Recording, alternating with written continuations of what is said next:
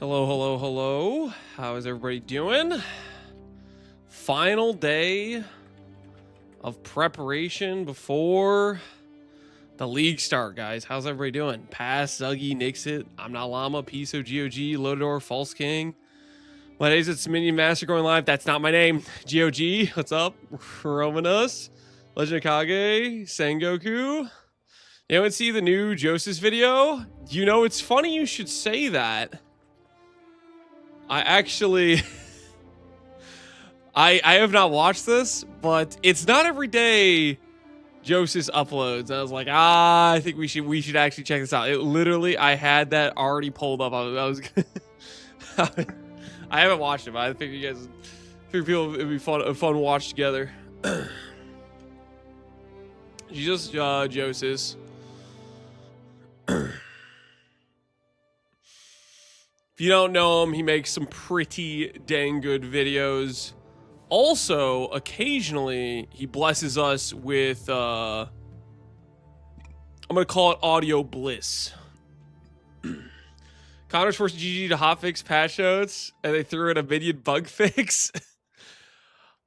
Oh, yeah. I haven't read these notes yet. I posted basically a video talking about some ways we can min-max the, DPS for our tame beast, and one of the comments like, did you see we got 30% more damage in a bug fix? And I was like, no. So I opened up the patch notes. I was like, what the hell?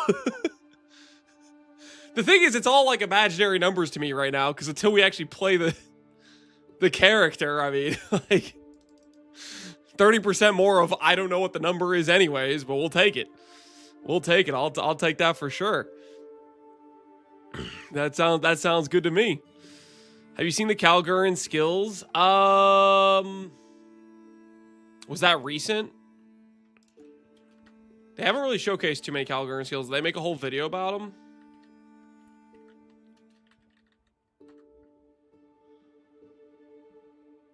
Ooh, 15 hours ago.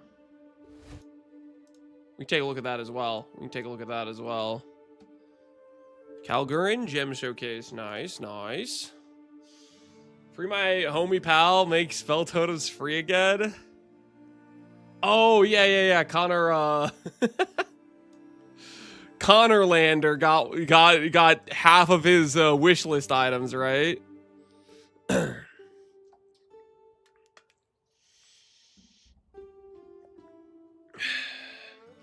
Connor showcases a build, GG nerfs it. Lance shows a build, GG buffs it. Nerf milk. What are you talking about? Still time for some more, yeah. It's funny because Connor also posted a video. He's like, I think it's 40 hours. They're not gonna nerf anything else. It would be peak cinema if they nerf him right before the patch goes live. They nerf the Chog. I still don't actually believe he's going Chog. I think it's just complete bait. I think he's just trying to prove a point or something. I don't even think it's real. The second note affects your bear build. What second note? Many skills which had no cost now cost 0 mana, meaning they can add additional costs. This includes default weapon attacks, item inherent skills, and any triggered skills from support gems. This does actually affect the bear build. It means we lose 5 rage per attack. Am I reading that correctly? Because Shaman has normally the rage per skill. I think it just means you need a bit more rage sustain. So you probably can't drop rage. You have to continue to use rage support is what it means. Okay, I'm just gonna go ahead and update and make sure they never take off rage from Maul. Because that should offset the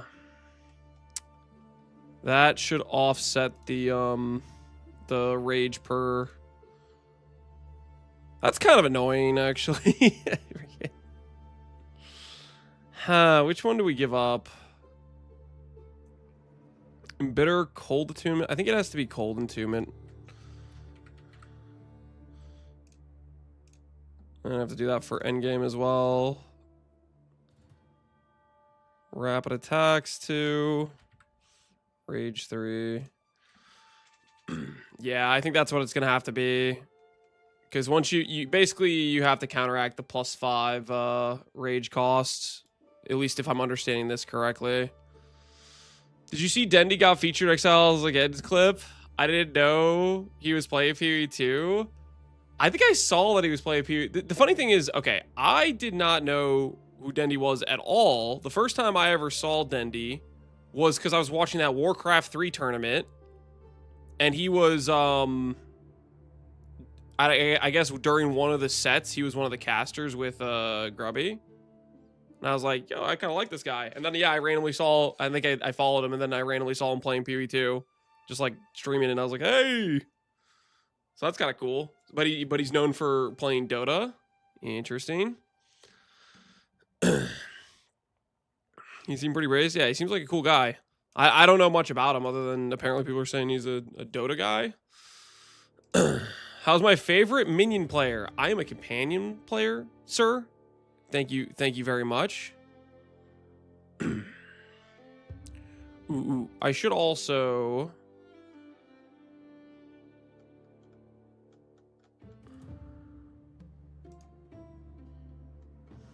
Maybe I'll add a little section here. I'm going to remove these. And I'll just have this section just say...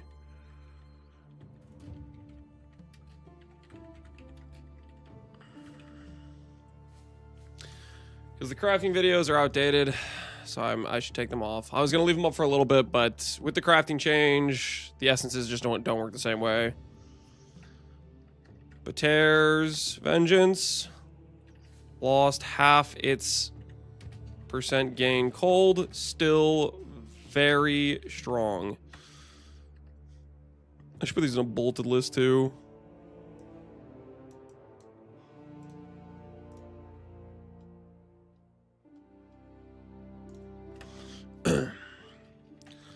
Magi Talisman went from 8 to 12 max rage implicit to 8 to 10.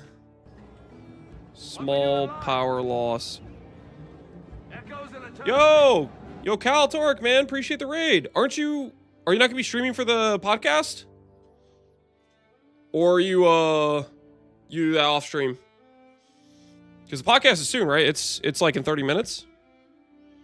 Hopefully hopefully I have the right day. Hopefully I didn't mess this up. I'm pretty sure it's today. In like 30 minutes. Unless I got the wrong time. Appreciate it. The only difference between minions and companions is if there's a pulse. I don't know what you're talking about. They're very different. They're very different. They're like 5 letters different. Okay, that's a lot of differences. That's a lot of differences. Magi Talisman. Many rune mods buffed. Many rune / bonded mods buffed. Example, life rune 40 to 60, 75. Went from 40 to 75 flat life. And bonded mod went from 10 to 20 flat life. Nice to see you. Hey Toastja, hey Toastja. Hopefully I didn't miss a message from Kall Torak. Or did he just raid and dip? I need some confirmation. I'm pretty sure the podcast is like 30 minutes. I'm gonna message it off Discord just to make sure. Can't respond in Twitch. Podcast is soon. I never stream through it. Ah, okay. Right on. Got it. All right. Rain dip. No. He said he doesn't stream through the podcast, but yes, we have the time right. I have a cheese delivery. What does that mean, Deadrabbit? I don't know what he's talking about, to be honest. I don't know what he's talking about.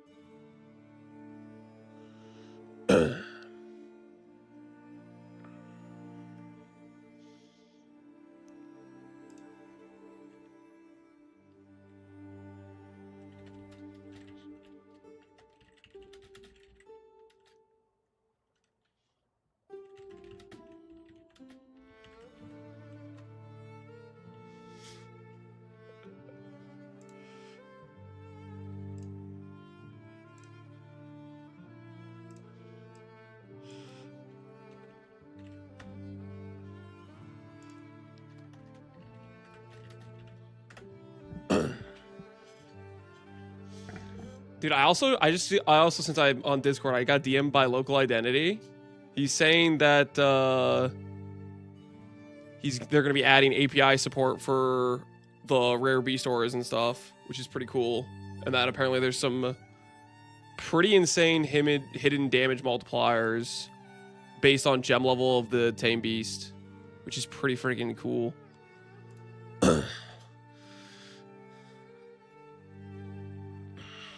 We're getting even more power. Trust. What's a good rule for selling disenchanting? I pretty much never disenchant. I think it's worth doing the forge bench for artificer orbs if you want to get those early. Personally, I lean on the side of just sell everything and move faster is usually my go-to. I think if you're really like optimal about what you're doing, I think doing the forge bench for artificial orb stuff is worth it, but I'm not so confident about disenchanting. I sell for gold usually is my go-to.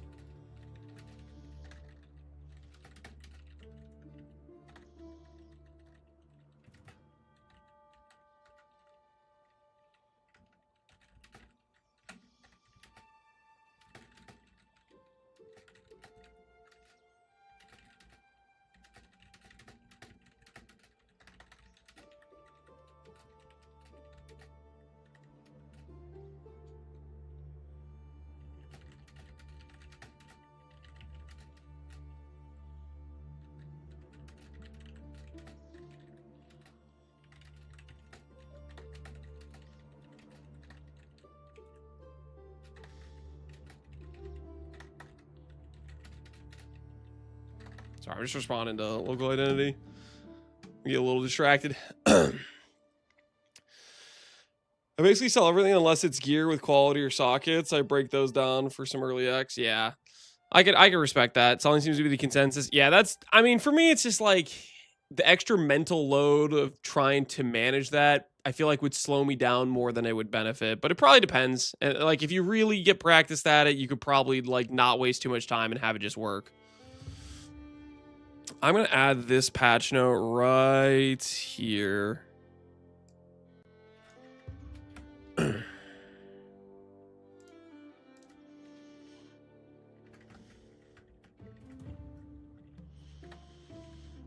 New patch note says 0 mana cost skills will now accrue additional cost through things like Shaman. Is it Well? Furious Wellspring plus Rage cost node. To offset this, I recommend always using support and have updated link choice on the MOBA. Okay. MOBA skill links.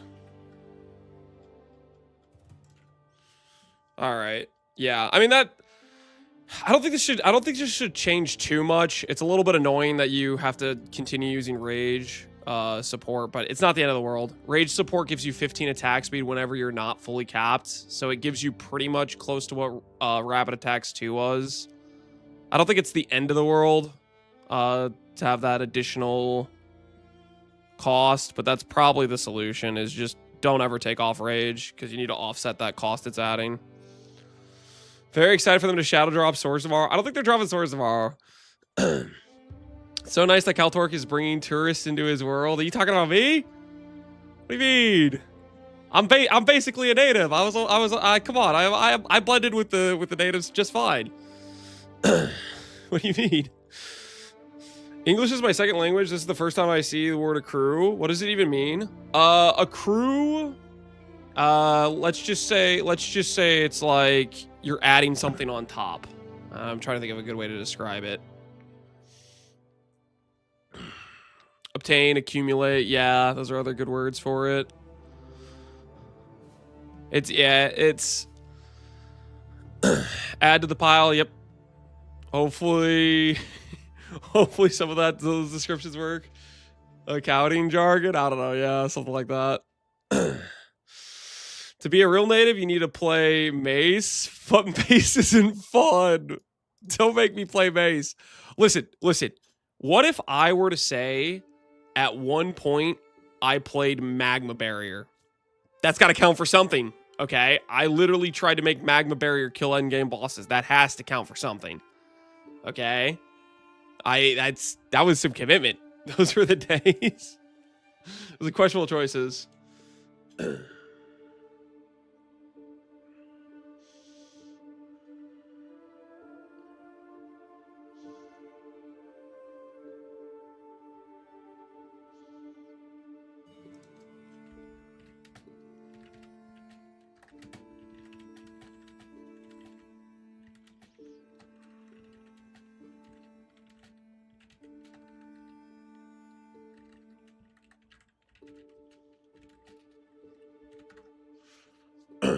All right, I'm gonna stop getting distracted by Discord.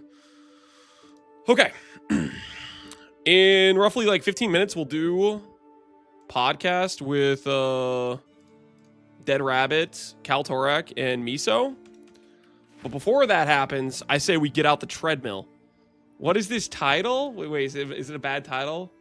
Pod with Kall, Torak plus Deadrabbit plus Miso, 2 p.m. EST. That's what do you mean? The YouTube video, Unlimited War Crimes. Oh, that's Josis. Do you know Josis, Deadrabbit? Are you familiar with his game? He's a good dude. Exile. Wait, hold on. You have to hear the start. Salutations, Exile. Salutations. Too scary? Hold on. There we go. Now he's fixed. In case you're new here, my name is Yosis, and my Path of Exile 1 builds usually look something like this. Hell, he's got a piano? Rolling Magma is a spell that bounces instead of chains. The Saboteur Ascendancy makes it bounce in random directions. Is he about to hurt my eyes? Place 7 Arcanist brands that automatically He's gonna hurt my eyes, isn't he? Magma. Brand Recall triggers all of our Arcanist brands, and we can trigger it automatically in multiple ways. The Saboteur Ascendancy makes all of our triggers happen twice, so each cast is not just doubled, but quadrupled. We even use the Eye of Innocence and Yamahu's Sign to create a cast when damage taken spell cast loop. At 5 per cast, this equates to 277 balls per second, each of which bounces 7 times.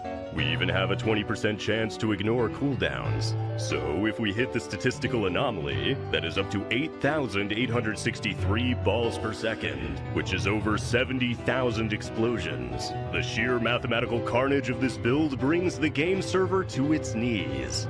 In this clip, I reduced the server to less than 1/60th speed for over 10 minutes. When the enemies are finally released from their torment, the server goes as fast as it can in order to catch up. He's gotta be stopped. During He's those a server 10 minutes, terrorist. I was inputting circular He's a character server movements, terrorist. so my character begins to spin at hyperspeed.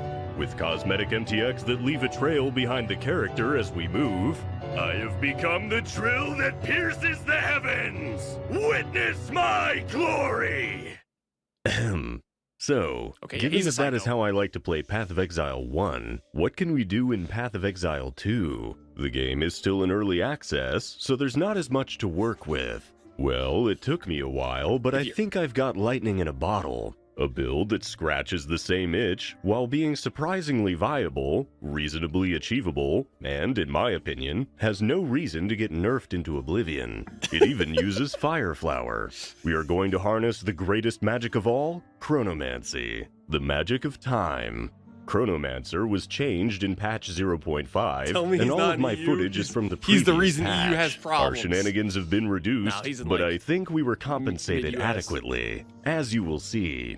We're here to have fun, and dying isn't fun. So we get over 100% damage recoup that applies to both our life and energy shield, stack a ton of both, and through the power of chronomancy, almost any damage dealt to us is simply rewinded. Sure, we spent about 90% of our build to get there, but we can spend the remaining 10% extremely efficiently. The Chronomancer Ascendancy allows us to spam powerful spells with long cooldowns. Unfortunately, as the game is in early access, there aren't any of those worth using yet. So what's better than slinging spells? Grenades. Cluster Grenade is a cooldown skill that spells seems suck. terrible when you first try it, but in the right hands it has the highest damage scaling in the game. Each grenade causes 19 explosions, with a chance to explode twice. We shoot 4 of them at a time. We anoint an extra cooldown so we can use it twice. I'm sorry. I just realized I thought I had background sound. No, that's actually just the video. Okay, my bad. We can snap our fingers to get all of our cooldowns back twice. But this isn't nearly enough. Mirage archers can use grenades. Each of them has 4 cluster grenade charges. Then, we can snap our fingers, and not only can we summon more, but each existing Mirage Archer gets all of their grenades back. What? In one rotation, we can cause 570 explosions, and snap our fingers twice, meaning at least 1,710 explosions, for No, a he's gotta total get of stopped. 1,149,750% of our base damage before we have to recharge. There was a time to stop, and we have clearly passed it. Let's keep going and see what happens. Path of Exile 2 encourages combining your skills to create something greater than the sum of its parts. Hailstorm rounds automatically reloads many bolts over time while we are shooting our grenades. We can fire them all at once, then use emergency reload, which has a cooldown that we can reset, to instantly reload and shoot them all again. For each bolt reloaded, we deal more and more damage. So much damage that we are free to use support gems like Ice Bite and Blazing Critical, which give temporary buffs that further increase the damage of our cluster grenades. Alternatively, we can use the new Redemption unique grenade launcher, spam other grenades until we get the buff, then unleash infinite cluster grenades for at least 10 seconds. As if that wasn't enough, the Chronomancer also gets Zawarudo! We can use our other weapon set and all of its passives, specifically to stop time as long as possible. It makes things much easier to hit. Champs. Normally, we have to aim so carefully. Imagine a wizard who stops time, summons shadow clones, and both he and the clones shoot infinite cluster grenades. Geneva suggestions indeed.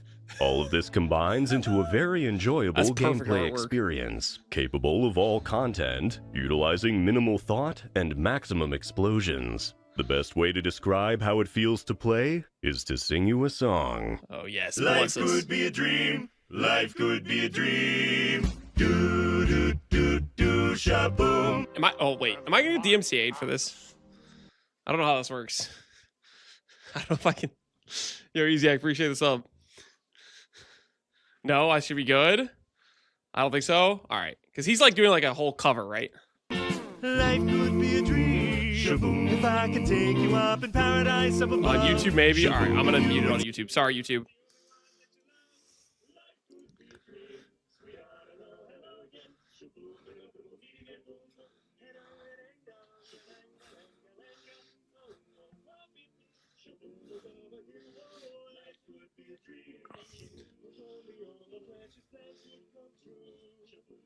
Our monkey will be much faster than that. He would be dead to our monkey, 100%.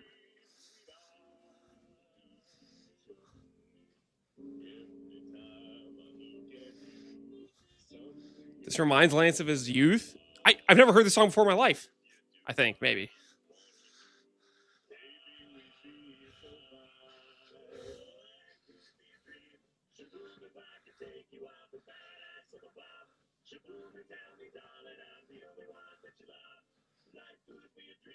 Can you give me an exact number for the amount of damage your monkey deals? I have no idea, Connor. Wait, how would I know that? What? It's gonna one-shot the Arbor, though. Trust. Trust.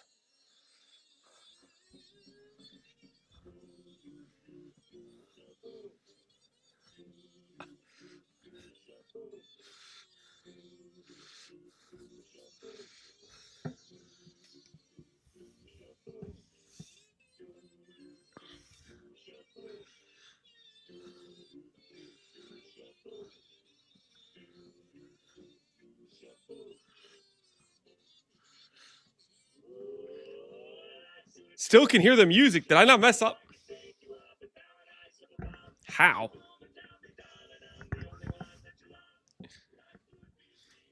Is it playing through my mic?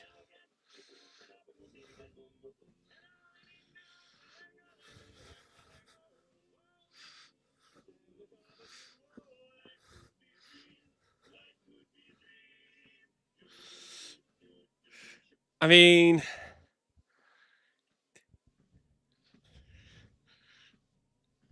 that's pretty visual cancer. Seeing Arbiter 4.9 million is sad, or you mean not? Oh, seeing it not with like the higher difficulty. Eye Destroyer is God intended. I don't know, man. I don't know. It's a little visually painful. You know what I want to see? One monkey slam Arbiter dead. Okay, that's what I want to see. One monkey slam Arbiter dead. All right, let's take a look at the Kall Gem Showcase. I'm Jonathan Rogers, Game Director on Path of Exile 2. Hi, Jonathan. The Ruins of Alderley contains remnant encounters that can grant you a huge... He's not going to teleport away mid-swing. My monkey is going to have like 200% attack speed. He's going to be swinging faster than the eye can see. Okay? Ain't nothing dodging the monkey. You're out of your mind. Variety of rewards. Among these are Kalguran skills, fusions of Kalguran rune shapes and Rayclast magic that are powered by your runic ward instead of mana. They also don't have attribute requirements, meaning they can be used with any class. They attack, all of his moves are attacks. You'll need to plan your ward costs around them, but with the right armor, and maybe a rune or two, you can augment your character with runic might, or even make a build dedicated to these new skills. Okay, what the hell was that? Runic Ward generation. All damage taken bypasses Runic Ward. Runic Ward regeneration rate is doubled, in case you need to spend it, I guess. 120 ward on a Rude Ward Chieftain Cuirass, okay. And he did Repulsion, Bitter Dead. Also don't have attribute requirements, meaning they can be used with any class. You'll need to plan your ward costs around them, but with the right armor, and maybe a rune or two, you can augment your character with runic might, or even make a build dedicated to these new Runic skills. Comet, and it summons squids? What the hell was that? Like little aliens? Might, or even make a build dedicated to these new skills. Oh, Raise chilling volatile orbs with Bitter Dead, that's Skyfall. which spends ward to create chilling cores to seek out your enemies and explode Volatile them, Dead? also dealing damage and leaving Bitter behind a Dead, rune okay, that deals I see. cold damage over time. Is there any good way to generate corpses in this game, though?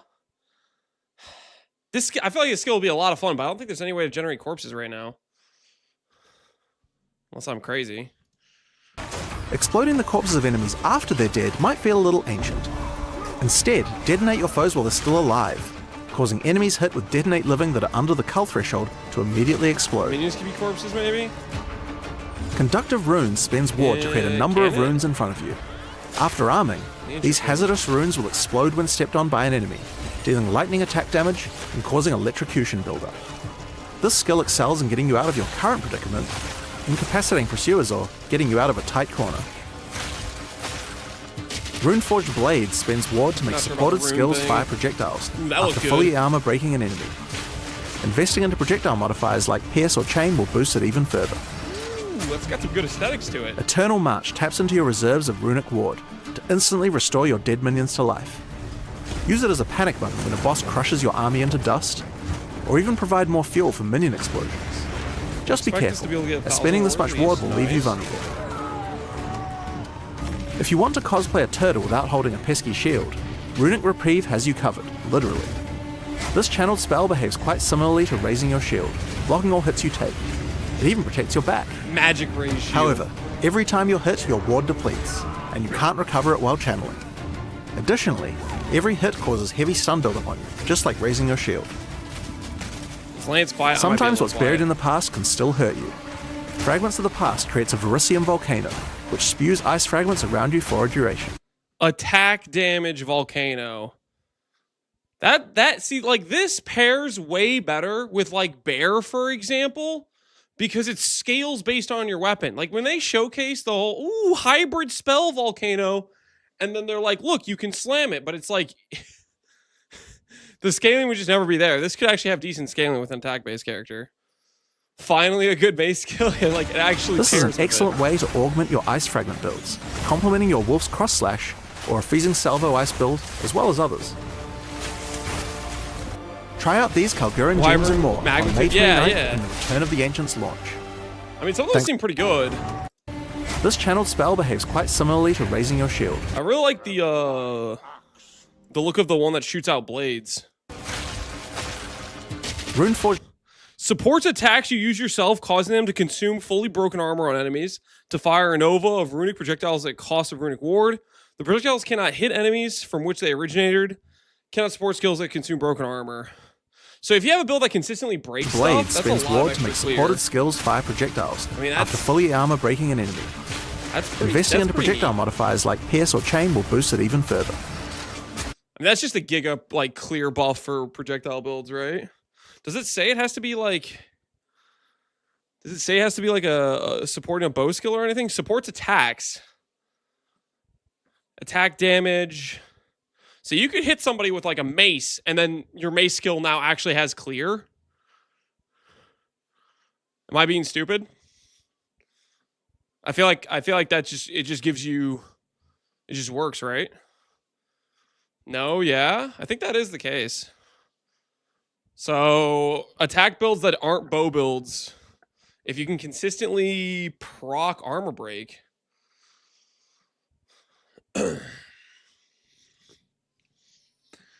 The buff melee needed is being turned into ranged. Yep, that about sums it up. That's the buff melee needed, is to get turned into rage. Okay, it looks like they're starting the call. I'm going to join the call for the podcast with Miso, Kall, Torak, and Deadrabbit. We finished the video. Let's join the call. I feel honored. Hello, I mean, hello? you're an actual league starter, you know. Yeah. So it is I it is see. an amazing league starter. Yeah. It is an amazing league starter. Chat, if they're Rabbit talking, playing a just let me know if any of them are Metaswing, quiet no and need shocker. me to raise their volume. No shocker. No shocker. No. None at all here. What up, Lance? Hey, how you guys doing? Good. How you doing? Pretty good. Let me get my camera. Let me find it. The thing is, Alright. I don't know how long I will go with the hoodie because it is like 28 degrees here, and I have a fever. Too. Wait, how'd you get that hoodie, by the way? What are you the favorite child or something? What is this? We begged. We begged. Wait, you all have hoodies. What the hell is this? We literally begged. This is That's how we rigged. got it. I just have a We freaking like begged. yellow shirt on. This is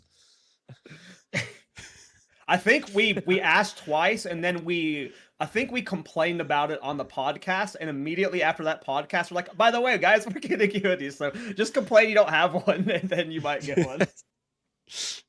I sent you a knock, Lance. oh yeah. All right.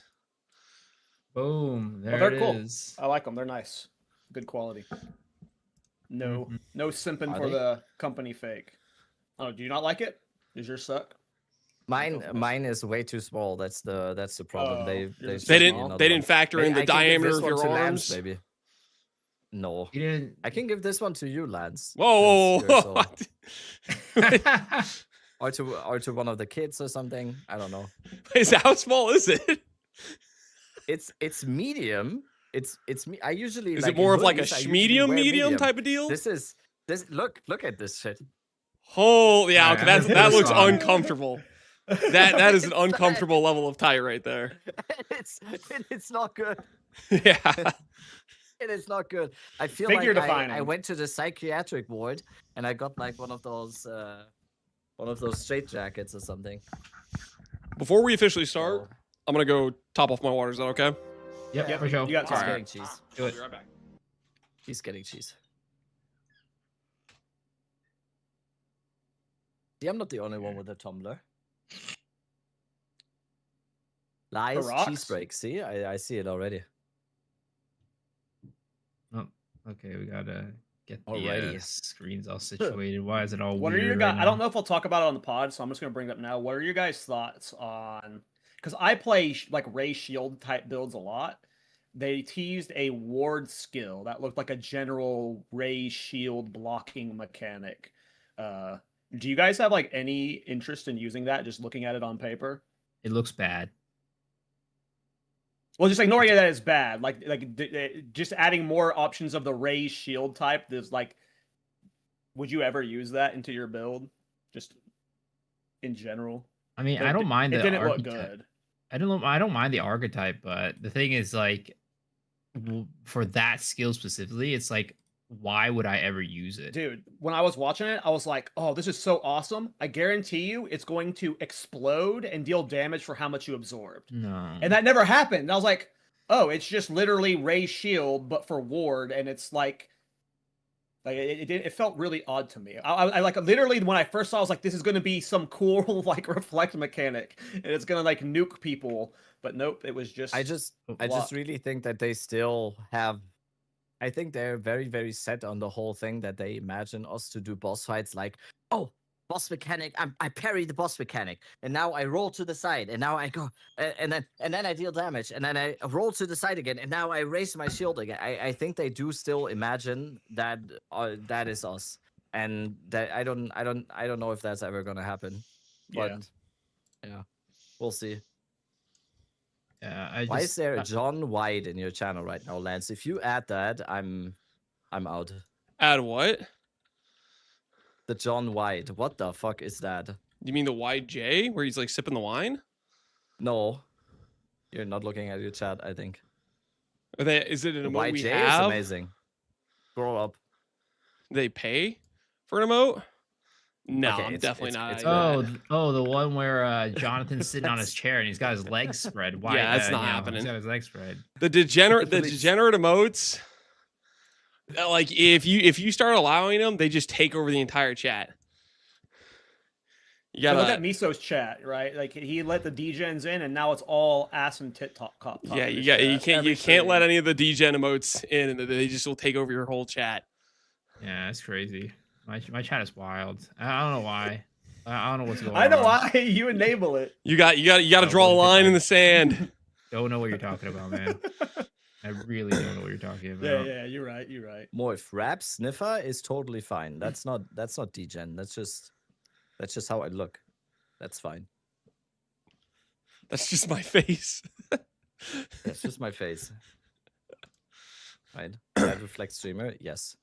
No, that's not true. I will Maybe try for to others. mute at times today. I will mostly mute, just in the case of me coughing. Do you feel like you're like on the uptick, like you're getting better, or is it worse than yesterday?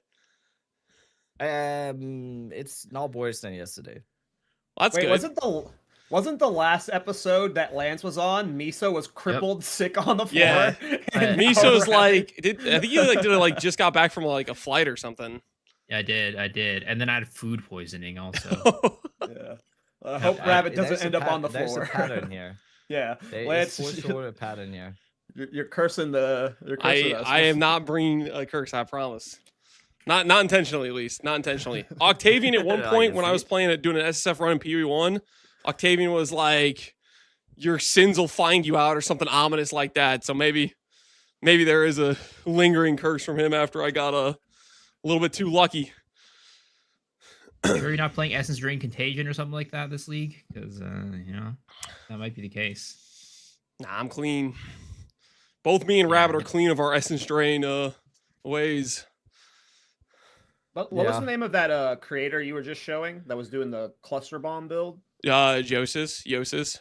Yeah. He's like his goal is essentially to destroy the GG servers. Basically, is what his general outline of his plan is. Whenever he makes a build. Yeah, that video looks sick. Stuff like that is when it starts getting that spammy. It's like this hurts. This is too much. Oh yeah, he was like, it was lag. The PoE1 video he was showing was lagging the game to where it took it's 10 minutes to do like unplayable. minutes. But that's his end goal. That's hilarious. Are we good to go? Yeah, whenever you're ready, dude. All right, I will bring us in. Okay.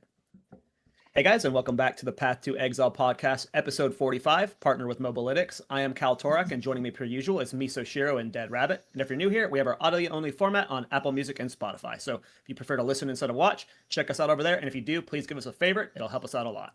This week we got Captain Lance back. Captain Lance, how are you doing, man? You are like, are you not tired at all? Weren't you just playing PoE 1 still like 2 weeks ago? Yeah. I just don't get tired. I just keep playing. Hell Just yeah. never stop.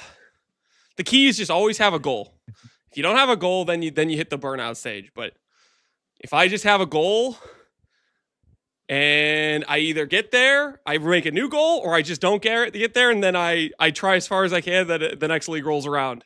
If I don't get it there, and keep on keeping on. That's why they call him the walking calamity, as shown right now, as he's walking towards us menacingly. Yeah.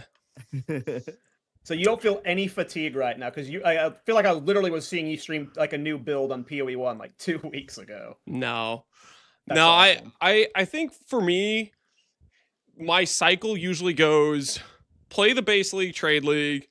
If I start to feel fatigue, like I have gotten too much loot, nothing really has any meaning anymore, then it's like, okay, maybe it's time to do an SSF run. An SSF run is like a fresh, just complete wipe, and all of a sudden, whatever burnout I was feeling is gone, because all of a sudden, I have things I can do again or try to achieve, and that's usually my backup plan, is do an SSF run, or sometimes Izzy will host like a gauntlet, or people will host private leagues and do any sorts of like resets. Helps a lot, and then this like dev cycle they're on with PoE 1 and PoE 2 is pretty fast now. So it's like a lot of times I don't even get to play all the things I want to play in the time frame, because it's just all the new leagues coming around for the next update. So do you get caught up in like the Pharisha style events too? mm-hmm. I've loved the Pharisha events. Let's just dive into it now. What are your thoughts on the PoE 2 cycle? I think Mark and Jonathan alluded to getting multiple economy resets, like multiple before 1.0. What are your thoughts on that? Have they ever done multiple resets like that before a patch?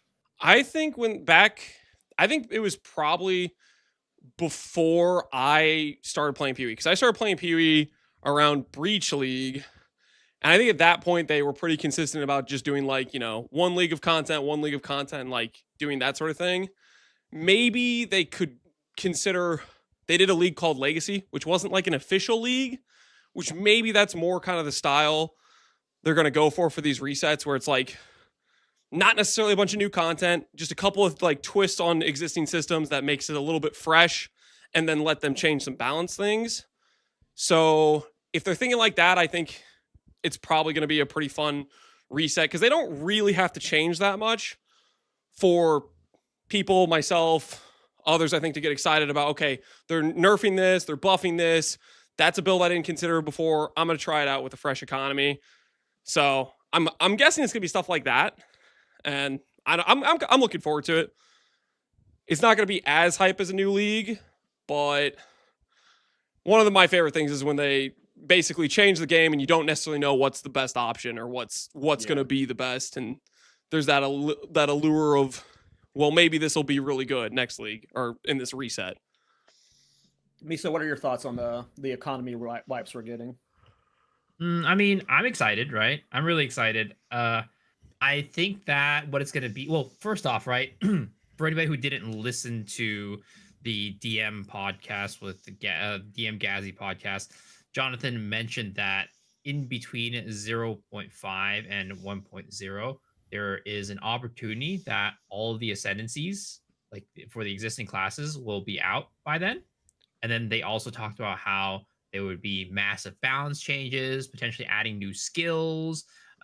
So things like that. It's like, wait a second, they're actually planning on adding major content updates between 0.5 and 1.0. So I think that's super exciting. And they're basically just like using those, I guess, the little mid-league resets, I guess, these event leagues as opportunities to introduce major balance changes that they normally wouldn't be able to, because that would be considered a mid-league nerf or whatever, and doing it that way. So it's really cool. I'm looking forward to it. It's like Lance says, it's not going to be as hype as like a new league. Like, I don't think a lot of people are going to be coming back for these mid-league balance changes, but I think that there's going to be a good bit of hype coming in, and some people are going to be playing and be like, oh, maybe I should come back and check out the new Ascendancy or something. Rabbit. Yeah, I think it's perfect because there's a little bit of a downside, I would say, because of course from the perspective of people like us that have opportunity to play the game as much as we do, it is of course amazing. Like when it comes to me, they could reset the league every month and I would still probably be very, very happy, and especially like these balance changes and everything. I do imagine that there's probably gonna be some people understandably upset a little bit as well, that they feel like, oh, I haven't even finished the game or whatever, and then they reset. But I think everything, and they have clearly stated so, is completely focused on 1.0 now. And if it just takes a little bit more balance patches, or they just trying some more stuff out, they alluded to like new uniques or like massive balance changes to uniques and everything. Everything is supposed to be focused on 1.0 now, and I'm all for it. Everything, anything it takes, basically. So yeah, we'll see. However, what it looks like eventually, we will see. Is the expectation is excuse me, still 3.29 should still be dropping before 1.0, right? Like they haven't said anything against that, right? Like, yeah, I would think that would be the case. Okay. Mm-hmm. I think people would be pretty sad if that wasn't the case. There's definitely some PUE 1 mains that would be throwing Yeah. a big old... There'd be some upset people for sure. Cool. Yeah, the economy resets are cool. I mean, I love fresh starts. I've played like all the I'm like you, Lance. I like hop on all the private leagues. As soon as we start getting Farisha events, yeah, I love fresh economies in like any game. Like especially in MMOs, I was always the guy that popped on like every private server for the fresh economy on wipe days and stuff. So it's very exciting when those happen. But I agree. Wipe day, Rust server. Yeah, wipe day on Russ as well. Yeah, they're always fun. They're always the hype days. I agree with Miso though. They're definitely not going to bring back in the last like everybody, but for us veterans, it's going to be really cool. Lance, what are your overall vibes on this announcement? If you had to rate it, what would you give it? I would give it a 10 out of 10. It has what my favorite patches have always been, have been patches where they add new endgame content, new bosses. Because part of me, what drives me to be excited about playing a new character is, can I make this character beat this new challenge? And, having basically every league mechanic get a new endgame boss, and some of them I'm pretty sure got their boss fights redone or heavily adjusted, like when they showcased the Abyss boss. The little clip they showed, there was like this move that did like a white flash across the floor, and it killed the character in the clip they showed, and that's a move that isn't currently in that fight. So not only did they do new boss fights, but I'm pretty sure they've changed some of the lackluster boss fights, which I think the Abyss boss was a glaring one where it was like, this is kind of just a punching bag. And it's nice to know that they realize that. They're like, this is one of the things where we got to up the ante and bring everything to like a more standardized level of quality. So just that alone makes it a winner patch for me. But then there's so many things on top of that in terms of like new crafting content, giving a lot of new specialized rewards, giving identity to each of these mechanics. You got uniques from Ritual. You got specific jewelry from Breach. You got the the emotions from Delirium. Like, that sort of stuff I love, where it's like, okay, I know if I do this mechanic, there's this cool reward that they've hand-tailored and made for it and stuff. So I think it's just going to be a banger patch. I'm really excited. Yeah. We're all really hyped. By the way, did you guys see in the notes today? This is like really random, but they're like there was something wrong with minion damage to where in the next patch, a lot of minion skills are getting 25% more damage on unique bosses. Like, how does stuff like that happen? That's I crazy. mean, Some builds just we keep have the winning. expert here, so They just keep winning, Yeah. dude. I'm not sure that one even applies to me because I'm playing companions, not really a minion, kind of different. I'm I not don't sure think that it would apply passion to even you, applies yeah. to my character, to be honest with you.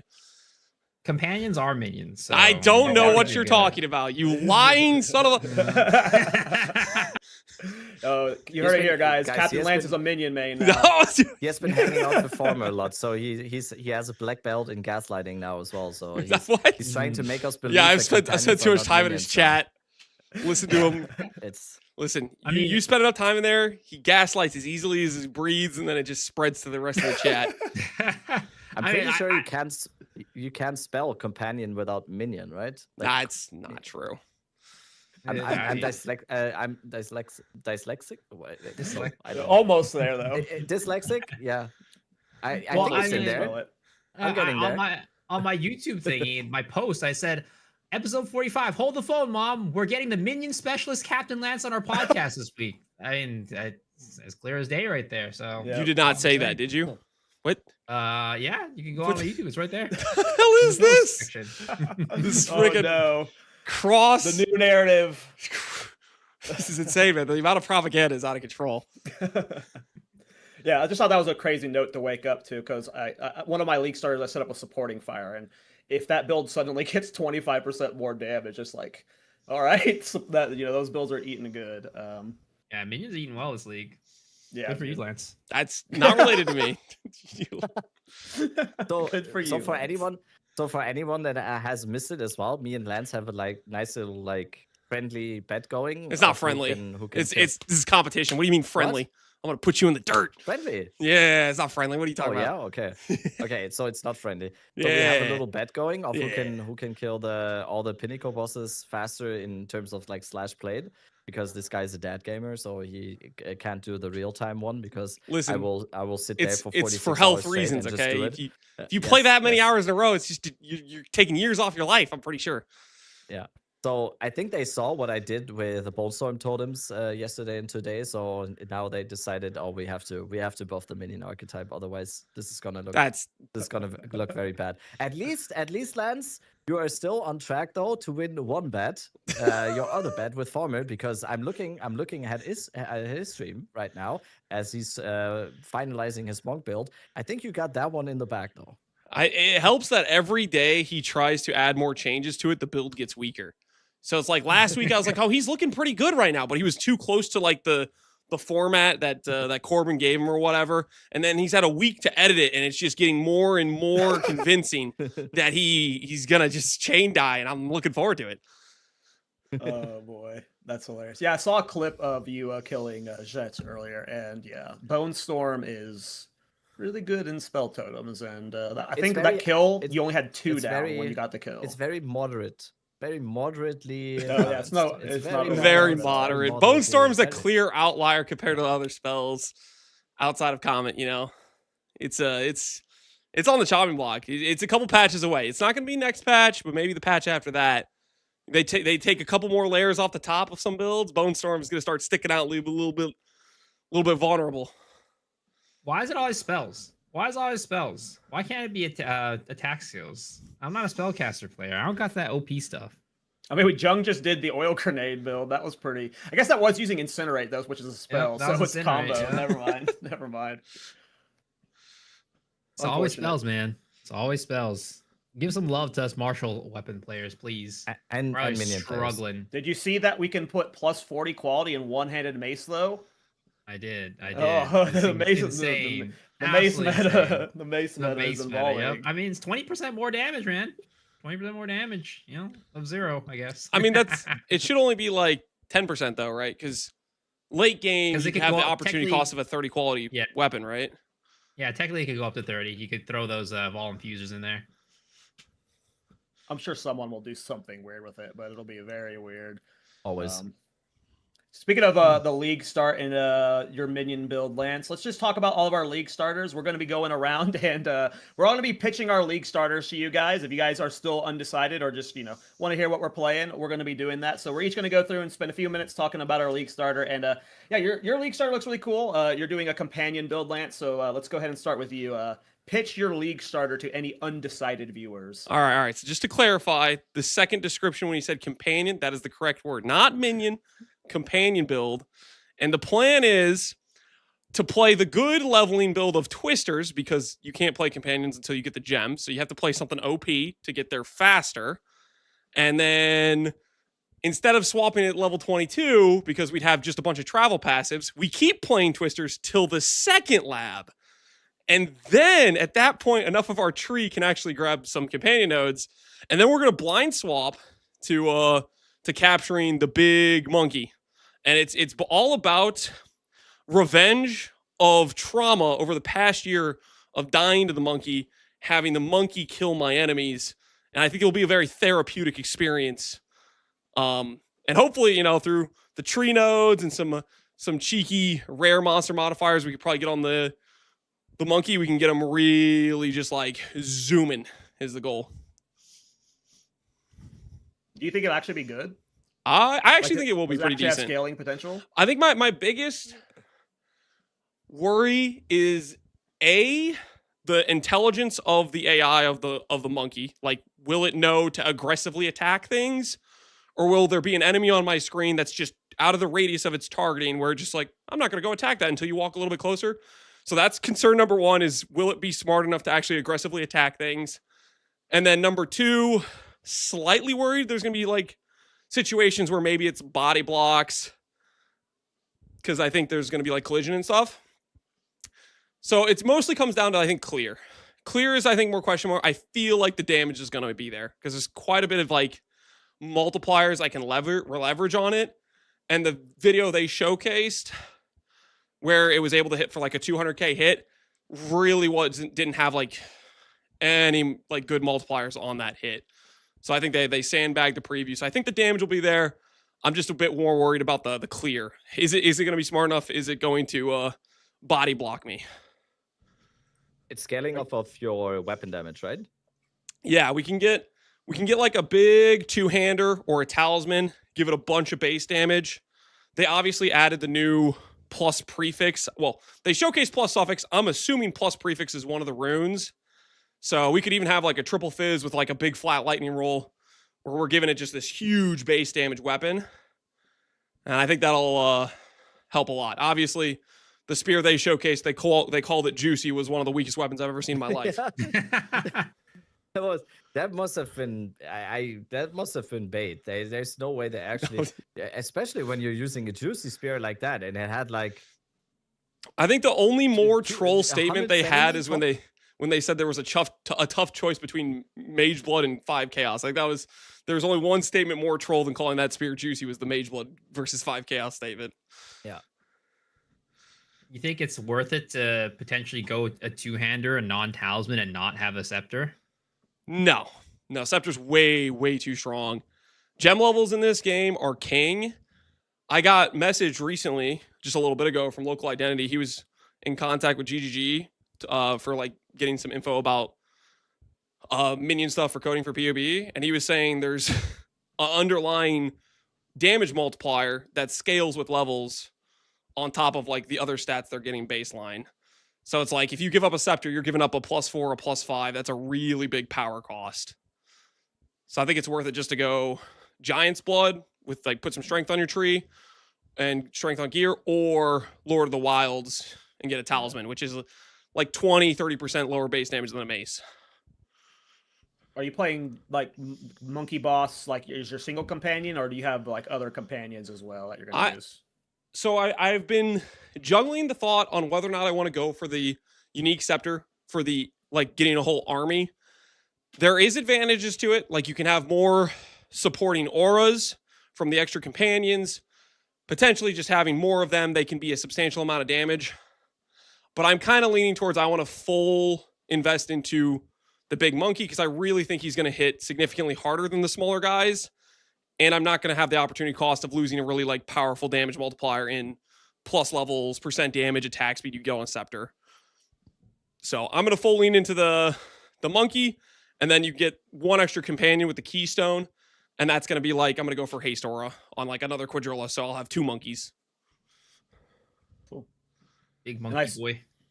I assume you're going to be streaming and then doing your standard daily, like this is the day 1 update. Yeah, for your build. yeah, that's always my go-to. Getting the all the info like last minute, it's like, well, I can give you kind of a skeleton tree of what our plan is, but until we have like the in-game able to play the character, so I like being able to just regularly upload like here's the actual in-game stuff we have right now, because it's hard to do something beforehand when we don't have the tree to like make a whole POB for people yet, which I think maybe we'll get tonight for on like some of this like POB potentially, and maybe on like Mobalytics and stuff. Nice. Mobalytics, by the way, just at least we have the integration now in Mobalytics. I don't know what it means. They launched it. I don't know what it means if it actually, but build? if you go onto a Mobalytics build right now, you can download the build file. I'm not sure like how it's already, but it's definitely a sign, like at the least, that it's gonna be coming. I don't know how good the integration is immediately going to be. I do expect that it needs to be some extra work inside of the game probably to adjust some stuff. I will definitely see tomorrow, but it seems that Mobalytics just rolled up that update at least. Where do you like if I'm on my build page, where is that at? It's on the right side, on the right at the top, on the right side, above the video. At least for me right now. Oh yeah, I see it. Download build fire, build planner export. Is it like near where the path of building code would be? Right on top, on the right side. Top right. I just see a Literally button right for above the focus video mode. Maybe it's Oh, only unlocked for people who have the yeah. Mobalytics hoodie. Yeah, it's only active for premium, Mobalytics partners, Whoa, what the hell? Screw you guys. I'm not sure. What is this? I have no clue actually. But I see it on mine. It's right above the video for sure.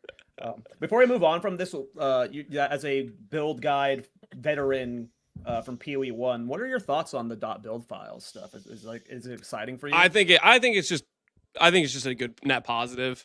If you don't want to use it, you don't have to engage with it. Even if you make your own builds, like for me personally, even though it's my build, I'm gonna use a .build file just so like in game it pulls up my support gems. I don't want to look through a list of 100 support gems to find the ones I want. Control F, you search everything. That's really, really convenient. And then for people that don't want to like have 2 monitors, constantly looking POB, look at their game, like I think it's a huge win. I think it's something they put off for a while because they always would say in interviews, they'd be like, well, POB already does it really well. We're probably not even going to have as good of a version, so why take the effort? But I think like this sort of thing is the reason for taking the effort is this huge quality of life they're giving to people that are following builds and people that even want to make their own build ahead of time, but just have it like organized in front of them in game so they don't have to keep looking back and like, what did I plan on doing? Oh, that's what I was doing. I think it's just a big W. I don't feel like there's any good argument that would go against it, to be honest. You know who's going to really benefit off of it? Speedrunners. It does. Yeah, it helps. That's true. Because they don't have to like scroll through the menus for like the skill gems. They just pop it in there and it's like, boom, got it. Everything's there. Yeah. I think it's also, it's such a cool call from Lance that I didn't even think of that. It's not only for people that wants to follow like Lance's build, for example, now, but also if you're doing your own build, whether you are like a content creator or whatever, or just a casual gamer, whatever it may be, you can just like do your own file for your own stuff to just keep track of your character inside of the game and just be like, oh yeah, maybe I'm going back on this character and I don't know, I haven't played on that one for 2 weeks and this is my notes for this character. I think it's that's such a I didn't even think of that because I'm so build maker, content creator, streamer brained. It's nice, man. Yeah, gonna be awesome. Big ad. All right, let's move on to the next build. Well, did any of you guys have more questions for Lance before we moved on from his? Wait, are we not allowed to showcase our league starters?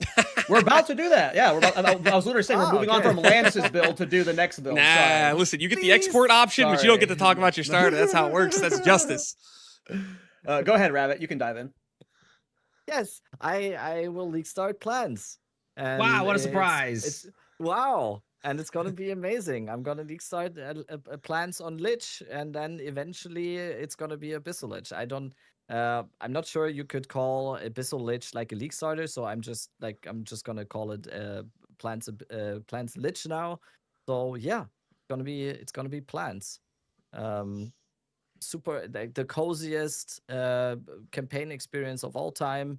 And then the main reason why I just love that build is I think one of the most stressful parts about league starting sometimes can be once you get to maps and on certain builds, and especially in my opinion, like the zoomer builds, bow builds. I think a lot of people will experience this with twisters and monk and everything. Is once you get to maps and you start to progress in maps, it's sometimes gonna be a rough time, and that's not gonna be the case on plants because first of all, we are a lich. We have 25% damage reduction right when we get into maps. We have a main clearing ability that slows everything by 45%. And then we also have an aura around us that slows everything by even, I'm not sure how much it is on Temporal Chains and Blasphemy, but slows everything even more. So nothing is touching us. We're just going to smoothly go into T15 maps and then go into the first Pinnacle boss content as soon as possible, Lance. And yeah, I'm excited. I'm excited for it. I've never I'll, heard somebody so excited to play the same build over and over again. Honestly, it's kind of crazy. I mean, you play the same builds over and over again as well, Miso. They're I don't know called what you're talking shitty about. builds. I don't know what you're talking about. Hey, but if you get it correct, right? They're not shitty. Is ZDPS is very different, all right? Yeah. They're designed okay. in a way to do less damage and not shitty. Because if it's shitty, that means that they were designed to be good but are Cool. somehow bad, you know? Okay. Oh, okay. That's a good defense. Rabbit, has anything changed between what are Energy Shield got nerfed in this patch? How does that impact your plants build in this patch? And is there any buffs that have overall happened outside of the average Kolgarin power gain that we're getting? So energy shield nerfs, I don't think is going to be that bad, especially for Lich because of the DR. Because we can still, I think most of the time, what annoys me the most is getting one shot by anything, and that is pretty hard to do on Lich overall because actually the amount of energy shield that we can get was only slightly nerfed with 10% on patient barrier. The removal of calibration I would count into that, and then probably the biggest nerf to the amount of energy shield that we can get is the nerf to viral ropes. That there's, I think, overall on the top end, there's 100 less energy shield on the viral base or something, or 30 energy shield, lot. and I think it goes up. Yeah, I tested it today actually on a viral base. From now at the absolute top, you would have with all the scaling right now when you have 10,000 energy shield now, it would be around 8,800 in 0.5. So that is it's a significant change. I don't think it's bad though. It's still gonna be amazing to have 15,000 energy shield and a recharge delay of 3 seconds. That's still, in my opinion, that's still gonna be hard to beat as a defensive player. There's no way. It was just way too busted before, and just because it's toned down now doesn't mean it's any bad or something. Overall in buffs and everything, I'm not sure. I think the most significant buff to Lich is probably that we have a bunch of jewel crafting now, and the jewel power creep is probably going to be pretty high, and the Lich gets 2 extra jewel slots.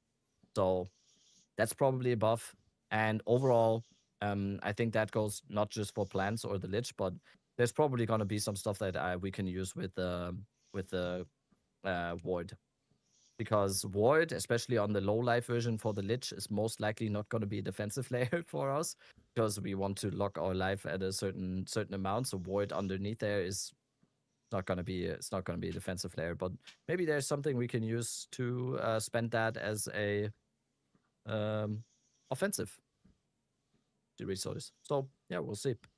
And then even if plans after a week, I'm like, oh, this is gonna be rough. This is gonna be rough, and I want to switch after a week. We're still on the witch, which is, in my opinion, the best class overall in the game. Any questions for the gardener before we move on to Miso's build? I mean, I just think it's ridiculous that Wild Surge Incantations made it through. Should have just been made baseline. So. I don't think it's Yeah. that ridiculous. Like in the grand scheme of things, there's so many skills that are a lot more overtuned than plants are. I feel like Well, it's plants not about are being overtuned. It's just it's one of those nodes where it's like, here, you can now play plants by enabling this. yeah, it's a tax, right? Maybe they feel without that node the plants are too good if you don't have to spend any point tax for it. I mean, they could just Maybe, like I guess yeah. take the node out and then make them the end result then be just Baseline. worse with the keystone built in.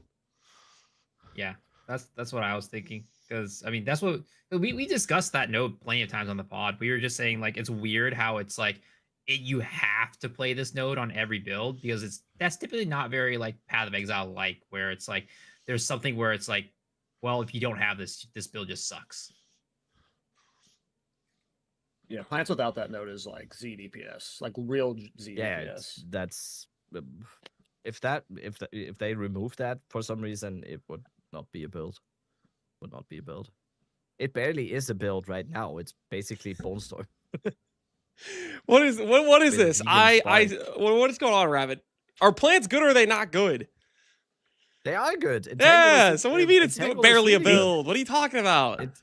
Listen, he's seen It's- so many it's people barely talking built. about stuff getting nerfed, and that he's just like he's trying to keep the calm around plants. This whole Yes. this whole thing where like certain streamers are just lying about what their actual true belief of what the thing is. Like, okay, let's just be honest with ourselves. Twister's is freaking good. So is Ice Shot. Plants are pretty good. We don't have to like pretend and say, oh, it's not good. Don't nerf me. I'm really excited about playing this, guys. Don't tell GGG, but this thing's actually sick. It's so broken. Then you're on stream talking to somebody. Oh, it's bad. I swear it's bad. Like, what's going on? We're tricking Plants GGG, is- you know it. It's never gonna be on the forefront of people saying like, "Oh my god, this is broken," because the single target is not as flashy as some other builds. But I have been a plants merchant for the second patch in a row now, so I definitely never say they are. I'm not underselling them. Not underselling them. Hey, at least you're not releasing the FUB gun files and trying to get cock nerfed again, which it did happen, and just so your bow build doesn't get nerfed. I don't even know what's going on. I just think it's entertaining. I don't have a glass of milk here, unfortunately. Otherwise, I would drink a glass now. Misa, go ahead and talk about your build. Yeah, I mean, my build is not really anything super exciting either, I guess. It's I talked about how Rabbit's playing plants again, but I'm playing Hollow Palm again. Woo, what a surprise. I mean, sort of. I league started in 0.3. I thought it was super fun, and they kind of brought it, like nerfed it to the ground in 0.4. And I'm hoping that in 0.5 it ends up being something decent, because face breakers look like they have pretty good potential to make Hollow Palm something decent. And for any of those who are wondering, face breakers are able to be put into a rune. Like the legacy of the Alder's legacy does work on face breakers now. There was a hot minute where they released the filter files and they didn't have it on there, but then they now added face breakers on there, and they also added High Seg's Claw, the one that the talisman that gives you the hyenas. They now added that too. It's a couple things slipping through the cracks, I guess. GG. Weird. They removed one too, right? Didn't they remove like Iron Did Grip they? or something? I don't think know. One got removed. A little bit weird, a little bit fishy there. But yeah, it's gonna be league starting Hollow Palm. Maybe we'll see if we can get face breakers earlier on. It's a level 1 unique, so I don't expect it to be super hard to get. Crossing my fingers. Hopefully, Dude, it's gonna be rare. It's gonna be rare. It's gonna be like a T1. You'd be like Dude, paying I 10 hope not, divines, man. 30 divines or something. Dude, oh my god, dude. I really hope not. I'm gonna be sitting at Finn just like spamming the freaking gamble button until I get it. I'm gonna go farm gold. I'm not gonna try leveling up. I'm just gonna go farm gold in Act 1 and just spam the gamble button. But yeah, I mean, I think there's a lot of potential there. I know a lot of people are saying like, oh, but it's a mace thing. But the unarmed damage is just like enough to make me like, this could be something. And then you just go strength stacking and potentially Way of the Stonefist is going to do something with the Facebreaker. I don't know what. It could be that they're going to change the decks. It could be they're going to change the quarterstaff. There's a lot of potential there. See what happens. And in general, martial artists, right, with the freaking Way of the Stonefist is like the world is your oyster. We have no clue what a lot of these uniques are going to be doing, and there could be something there that's just going to be like, wow, this is just absolutely busted. Because at a base, if anything, at a baseline, the stuff that does the rares, that stuff looks insane. People are memeing that one of the gloves that they showed on the showcase is like, yeah, this does more than the entire Gemling Ascendancy combined. So I'm really looking forward to that. Gonna be playing the skill that I'm using at the end is still up in the air. If anything, it's just default to Flicker Strike. But I really am curious about the new stuff with the Tempest Spell with Gathering Storm. I want to see. I do this every single patch. I try to make Gathering Storm into a clear ability. I've failed every single time. It just doesn't work. Maybe this time we'll be successful. Maybe there's something there with a bell. Who knows? Just build combo with the martial artist ascendancy node and then blow up the bells constantly, do big AoE. Who knows? Do you know if like if you get face breakers in Act 2, because you're live searching for it, you finally get in Act 2, do you have to go back to like Act 1 and like go re-kill all the bosses? I mean, I think it's gonna be retroactive. So like as Yeah. long as the bosses have their little Cool. head marked off, right? X'd out, I think you'll be fine. Yeah, that makes sense. But I won't be doing like for example, I'll probably be waiting until I get face breakers to go back and kill the optional bosses. Because I still do want to try to get to endgame as, at least decent amount of time as quickly as I can. Yeah. Okay. Cool. Yeah, it's funny because I'm league starting a unique, and it's funny how often I get comments that are like, "How are you league starting a unique? You have to trade for that." It's like, yeah, I trade for it. Like trade exists. That like you just like the old Whisper trade exists, and a big misconception that people have about async trade is you need to have Act 4 to use it. No, you use Act 4 to unlock Ainge in your hideout so you can sell stuff. If you're a slow person, or you're like slow person, that's bad phrasing. If you're slow at clearing the campaign, or you're like someone that's not on League Start at like 4 hours late, there will be people who have their async trade unlocked, and you can just buy from them. You only need to unlock the ability to sell. So, Yeah. Your bigger limitation is the gold at that point. Do you have the gold to buy it? Yeah. Which they did up the gold cost for weapons. 50%. What the hell was that? True. Yeah, I don't know. I don't know, man. That one was weird. Like, what's the point of that? I don't really get it. Like, are they assuming us to have temple levels of gold? Because this patch, gold's not a concern for me, because temple made me like have 100 million plus gold so fast. But that's not gonna be the case this patch, probably. I didn't do the temple like at all. Once I saw how it just going to like just printing stuff, I was like, that maybe quit the league. But I invested the currency I did have into some Hinekor locks, and I logged back in, and I'm like, okay, I'm gonna liquidate one of these so I can buy some stuff. One Hinekor lock was gonna cost me like 1.6 million gold to liquidate, and I only had like 800k, and I was like, oh, I can't even liquidate this. I don't have the gold. That's crazy. Gold cost in 8 game is crazy. Like if you ever do a full passive tree level 90 plus, it's close to 1 million gold. It's just like, why? I understand some limitations to trading, but the passive tree gets super expensive too. Yeah, which speaking of like, I'm pretty sure they're changing that, right? It's going to be free respecs for the tree. I think they said that for the Atlas tree. I don't think they said that for the main passive tree. Did they? Atlas. Yeah, you're right. I don't think they said If they did it for the main passive tree, that'd be awesome. I'd love that, but that would not happen. I was gonna say that speaking of uniques, did you guys see the little thing they snuck in there about Freythorn? Oh yeah, I unlisted the video. Dude, man, they nerfed the Freythorn arm. Yeah, the patch note. So I made a video like a week ago talking about how you could reset Freythorn. So if they did add uniques to Freythorn, you could potentially farm low-level uniques there. And then the patch notes today, there's a bug fix saying you can no longer reset Freythorn Well, it's not after even you no kill longer King of the reset. Mist. Sorry. It's not even no longer reset. I think that it just doesn't give uniques You anymore. can't even get it the first time. Yeah. Really? Is that what it is? Oh, damn. Kall, Yeah, I thought- you did this to us. What the hell? The video only had 10K views. I'm a nobody. Maybe it wasn't me. That's don't know. that's such a bummer though, because like I would have liked it to be, hey, you just can't reset anymore. It's like after Get you like get your first time, you one just can't- cool drop. At Yeah, the, it's like Yeah. Elder Maddox, right? Elder Maddox from in the Yeah. interludes. It's That would've after you do been- the first time, you can't do it anymore.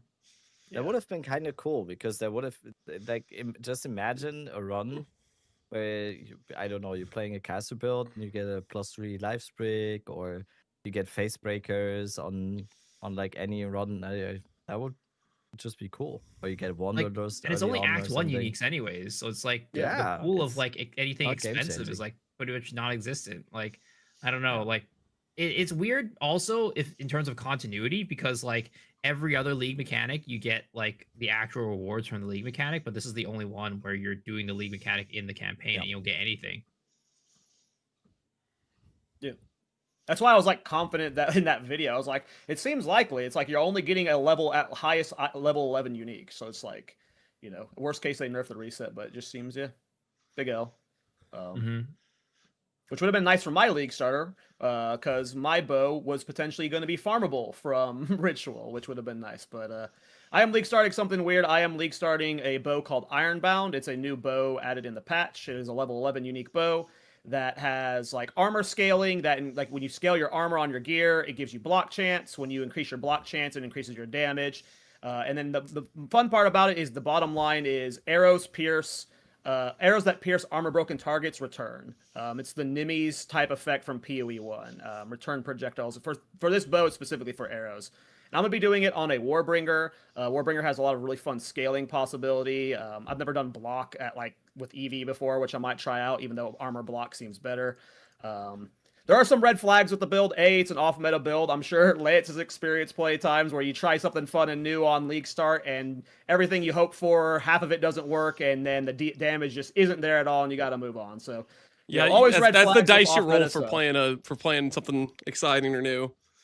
Yeah, it's just you never know if like there's bugs and stuff.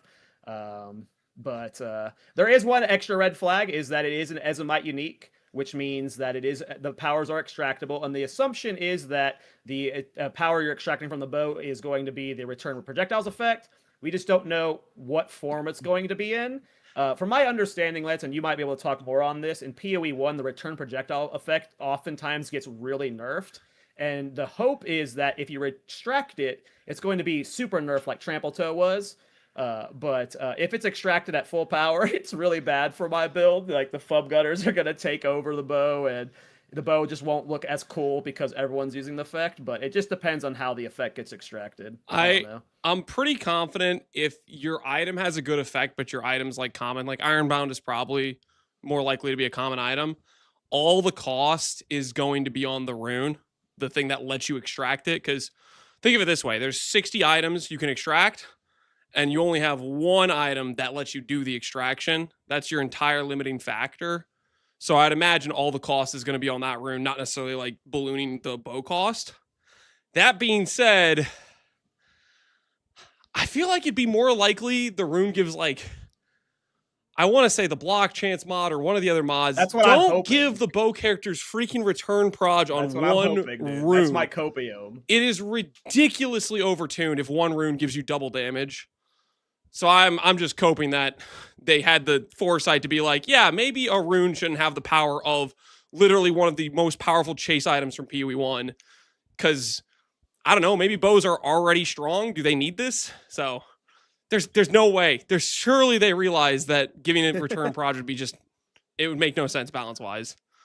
That's the copium we're all telling ourselves that are playing this build. Is just no, it would be cool because there is the mod that is you gain 1 to 4 physical damage per block chance, and if that's extractable and you can double dip that by putting it in another iron bow, then it has reasonable DPS. But yeah, it's just there's a lot of question marks. Now, do you guys think with the rune extracting system, is it going to be one set mod on the unique, or if it's like something like Iron Bod that has 3 potential mods that could be pulled? Will it be like, will there ever be any uniques that can pull like a multiple mods, or will always just be one mod per unique? I don't think. Oh, sorry, Lance. You go, Deadrabbit. I don't think so. They had Adonia's Ego, just as an example. They had Adonia's Ego in the list, and for Adonia's Ego, it's either 3 spells, 3 spell levels. I think 30% cast speed, plus 1 power charge, and like the minus 10 elemental res per power charge. So it wouldn't make sense if you could like basically if it would be randomized to 1, because there's a huge discrepancy here there, and one of them is probably way too strong. So I think it's a set 1, Lance. Yeah, it's also, I was going to say, because they give, it has a specific name in the filter. Like, you can extract it, you have the rune, you drop it on the ground, it says Legacy of Ironbound. That is going to be a very specific thing. It's not going to be like you could have 2 Legacy of Ironbounds, they have different mods, and then you go to stash them, and they'd be conflicting, they'd be different. So I would imagine it always pulls a very specific mod that they chose, handcrafted. They said, from this thing, we'll let you get this. Yeah, I mean, the way that they phrased it in the video too, it sounded like a specific mod. But I also think that Kall might have been asking about like, is there a possibility it might pull multiple mods? Right? Was that? Oh no! I was asking like if like you extract it one time, like if Fub's trying to get the extraction, he might have to extract it 10 times because he keeps hitting the block and the damage, and then eventually hits the return. I thought you were talking about like the possibility of getting multiple mods, because something like Quill Rain, for example, right, would be. I'd feel like it's kind of hard to balance it unless you grab also the less damage on it. Yeah, it's like impossible to be like, hey, this isn't just like the best in slot attack speed without doing something like that. Because I was looking at it, it's like I think the maximum amount of attack speed you can get on something is like 8% skill speed or something like that, or like 5% attack speed. So it's like if Quill Rain is 100% attack speed, it would really lame if that goes down to like 10% or like whatever, right? So I feel like for uniques like that, it would kind of make sense for them to grab like the increased attack speed and then also have the less damage line there as well. Quill Rain is specifically arrow speed, which I don't know if any bow mains are in chat, but I don't know if like have like projectile acceleration 3 where projectile speed makes it deal more damage. Does arrow speed from Quill Rain scale projectile acceleration 3's damage? Because that's projectile speed, and like arrow speed is like a different tag. So it should. If that scales projectile acceleration 3 with feathered fletching double dip, that's a lot of damage. You think that would? I wouldn't think that would do it. I don't think that's the line. I don't think that's, or you don't think it would. Well, I don't think if you had arrow speed, I don't think it would apply to the, like, usually they're really, really particular about their wording, and the projectile 3 is projectile speed. Yeah, that's why I was curious. Like, it would be huge if it applied there. That would be. My thought is that an arrow is a projectile, so projectile speed would mean that. Yeah, but I don't know. It's in game, so it's like testable now. But it's like Quill Rain's like a level 20 something bow, so no one uses it functionally in endgame. Yeah. But I also don't think they're gonna pull that line either. I think it's gonna be attack speed, but maybe I'm wrong. I think the counter argument to Lance's theory that they surely won't give us the return mod or whatever because it would be too powerful. I think the counter argument to that is we're getting one of the most broken mods ever on Trample Toe. Like, even though it is toned down to 10%, I think that is still going to be crazy. Because I always thought, for at least for clear builds or for anything clear related, just if Trample Toe wasn't, I think it's 10 or 15 movement speed, I think every single build would just use it for clear. And I think that one is gonna be pretty valuable, I think. I think the 10% to 30% is a bigger nerf than, like, because of how it cascades, like, that drop off, it hits hard. Like, you're gonna have to be hitting really hard to get the same level. There's some pretty high overkill damage we have in the game currently compared to. Oh yeah, you just have to be one of the, like, you wouldn't be able to slot it into like a an average build. Yeah, you can't take a mid-level build. You take some of the overpowered builds. You win and you win more. Cool. Let's talk about overpowered stuff with builds right now. The crafted modifier change, like crafted gear is super good, and we consistently talk about how like uniques just get outshined by rares, and making rares harder to craft gives a little bit more longevity to some of these uniques. Like it's inevitable that like mirror tier bows start showing up on the market, and like they just outscale everything, right? But you know, like as a non-crafter, I don't understand the implications of the crafting change. Rabbit, you're like my go-to crafting guy. What are your thoughts on the change to the crafted mod? It's so funny that you say that because You're the only one I know. yeah, that's that is probably the reason, because all the crafting I've done always was because I felt like I needed to, and I wanted to stay ahead of the curve and everything. I like the change actually, because I think crafting was too powerful so far, and I fully realized that is my opinion, and people might not like my opinion in that, but it's mine, and I will keep it.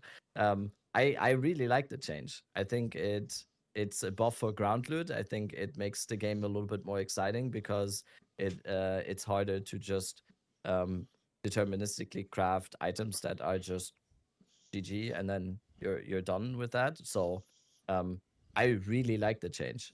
I do hope that crafting is still gonna be fun in a way, because and it's not gonna be a case where it's just like, yeah, you put that one crafted modifier on and then the rest is just slamming. I also, even though I like the change, I also don't hope that is the case, because I think for those that want to engage in crafting and want to get knowledgeable on crafting and everything, it can be super fun, and even for me it is super fun.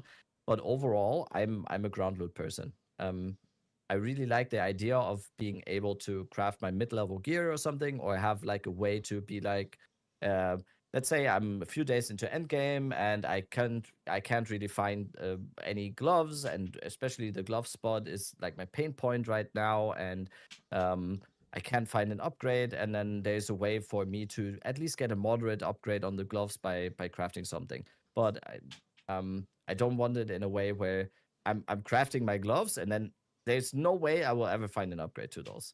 And so I really like the change. I don't think it's as bad as some people make it out to be, because we don't even know what the Kalgurian crafting is all about, and the Azumite crafting or whatever it is, because I think there's going to be a lot of powerful shit in that, and we just don't know. And I think there's a reason for them doing that change right now, because they have probably internally tested all the upcoming crafting that there is, and so all the hyperboles throwing around again, I think, are just a little bit too much with crafting dead and everything. Right? It's gonna be fine. We don't even know what's coming.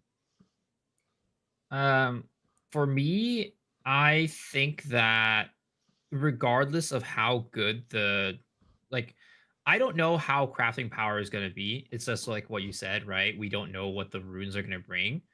And so far, they've only shown the 6 of them. They're all socket bound. So that overall brings the power level even more down of the items, if that's the case.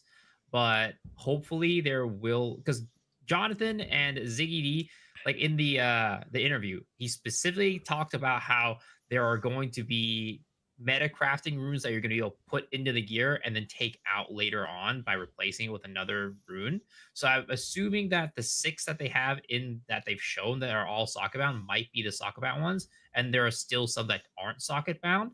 But regardless, I'm not really sure if I'm too happy with the changes with the crafting, just because let's say like a lot of the power does get replaced by the runes, then you're going to get a situation where you're a lot more incentivized now to go and analment off all of the freaking modifiers and just chaos spam. Like, I don't really like that type of thing, because like the way that the rune system right now for meta crafting works, it's inevitable that that's going to be the meta if it is that powerful. You're just going to go get all the mods off and then just chaos spam, and I don't think that's really fun. Thoughts, Lance? I'm kind of in between about it, because for the longest time, one of my biggest issues with PvE2 is there wasn't really much crafting you could do. It's pretty much you pick up an item off the ground, you exalt it 5 times, you have a bad item, you throw it back on the ground. Then they added, these essences, homogenizing omens, and that was like pretty fun in terms of like, okay, I can have a plan, I can make this thing, But at the same time, it was also like literally 2-minute crafts. If you had the correct resources, you could take an item from start to finish with this complete set of steps, and it was just too strong. So they took out homogenizing, which I was like, okay, yeah, that's fair. I liked homogenizing. There's a bit of thought to it, but once you kind of went through and solved the puzzle once, you solve the puzzle every single time going forward type of thing. So I was probably pro them taking away crafting power there. And then we're taking crafting power again for the essences. I think I'm okay with it because it's mostly the part where it's just straight up you're guaranteeing some mods and there's not much to it. So I think overall I'm positive because if we have crafting, I don't want it to just be a straight line A to B. I start with a magic weapon with Fizz. I do abrasion. I do the essence crystallization. I force on the gain mod. Then I exalt some random mods. Then I put on plus levels. Then I put on onslaught and I'm done. And it's a forced outcome. So I think I'm overall excited, hoping the rune stuff they added is going to give some shakeup to that craft. And I think it's going to be a bit of a bummer if the runes they gave us doesn't really give us much to go and we go completely back to Stone Age level of you get like kind of one shot at the item and you're dead in the water unless you can afford to do fracture into whittlings into only the rich guy can do it.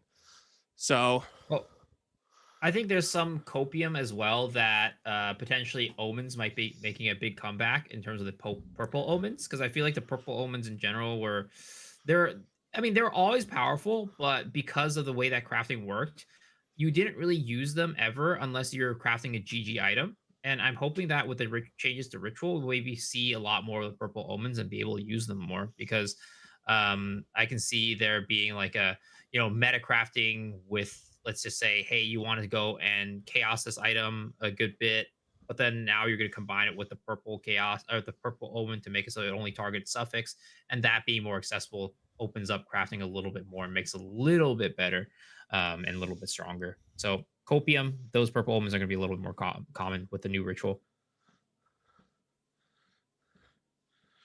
You're on some good stuff there, Miso. I don't think those things are going to be rare. They're going to be priced out of anyone who isn't like basically a mere tier crafter using them. I bet you that.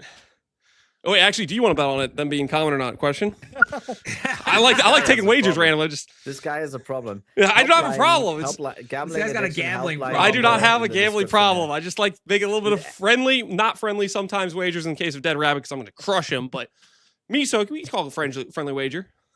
Hey, we can talk about that offline. What's your pick for the NBA Finals, Lance? My pick for the NBA Finals? I don't really watch sports, but I have heard things here and there.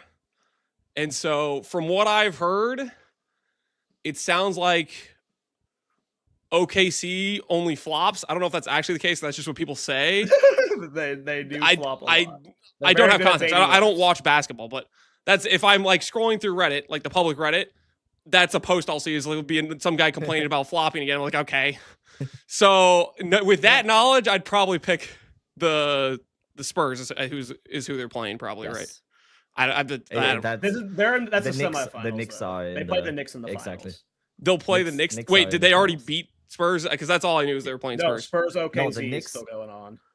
Yeah, the Knicks beat. I don't know how this is a basketball podcast now. No, the Knicks beat Cleveland, and then it's either going to be Spurs or OKC in the final with the Knicks. Okay, so I'm voting for the Spurs. I'm just going to assume they're going to beat the. Yeah, very good, very good. 1BOP.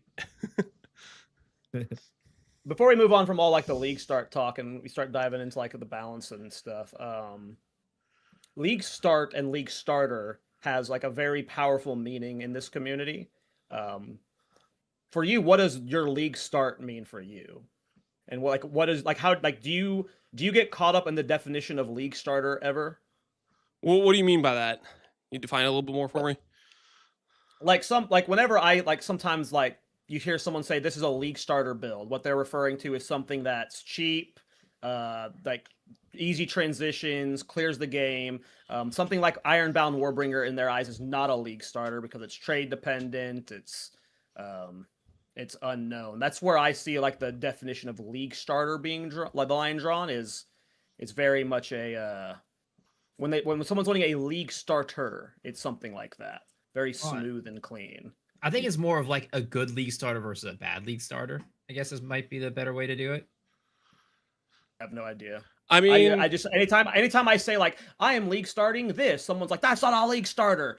Like that's where my confusion I guess is coming from. so there's a few things there. Number one is like when you're talking about people referencing uniques, you can or can't use them in a league starter. I think a lot of that is kind of rubbish. A lot of people that play trade just seem to want to not acknowledge that uniques are readily available. The biggest question mark is because Ironbound this is the first time I got introduced. You don't know if it's a T3 or it's a T1 or how rare it is. So that's just like, okay, I know it's risky. You're telling people, like maybe it's not going to be common. Chances are it probably is, but there's ultimately a risk there. I think as long as you're kind of clear about that, I feel like that's like completely understandable. And people that are upset if you have uniques in your league starter they don't understand that some of your best early power you can possibly purchase, and that's why you'd recommend them. As for good versus bad, I think it comes down to if you're making a build you're sharing with other people and you're saying you should play this, then like as a content creator, like I want to make sure if I'm telling people I think this is a good league starter, that I have some level of, I've tested it, I have some confidence in it, that I know it's going to be good. If it's just something where I'm playing it because I want to play because I think it's fun, I think there's nothing wrong with that as long as you're like openly like communicating like this is a huge risk. I don't know if it's going to be good or not. I just want to send this thing and see how it goes type of deal. I think people get all too caught up in the idea of it has to be really good. Like for me, PoE, even though I'm streaming, I'm doing it as a job, it's still ultimately I really enjoy playing PoE, and part of the fun is starting something that even if I don't know if it's going to be good, I'm just because it's exciting to me. It's something new. It's not something guaranteed, and that's part of the fun. So I feel like good league starters can always be something that somebody's just going to enjoy, and even if it isn't necessarily powerful, because it's a game. To me, that goes into the same vein as like the whole campaign speedrunning thing. Over the past few weeks, since the league has been so long, and I feel like over the past like 6 weeks or something, people have been really obsessing over campaign times and speedrunning the campaign. We've had like a few funny or fun little events where we were speedrunning in between like some creators that aren't really speedrunners and everything. So everyone's kind of focusing in on that whole thing a little bit. And I always say as well, like just the same attitude that Lance has towards league starts. As soon as the league starts, I don't care how long I will take in the campaign. It is like, especially in the new league, when we have a new league mechanic, and especially when it's like a league mechanic that we have right now, where we craft the runes on the Azumite things, and when we fight monsters and we have these combinations and everything, I'm not gonna be sweating my ass off going like, just finish it now and just go.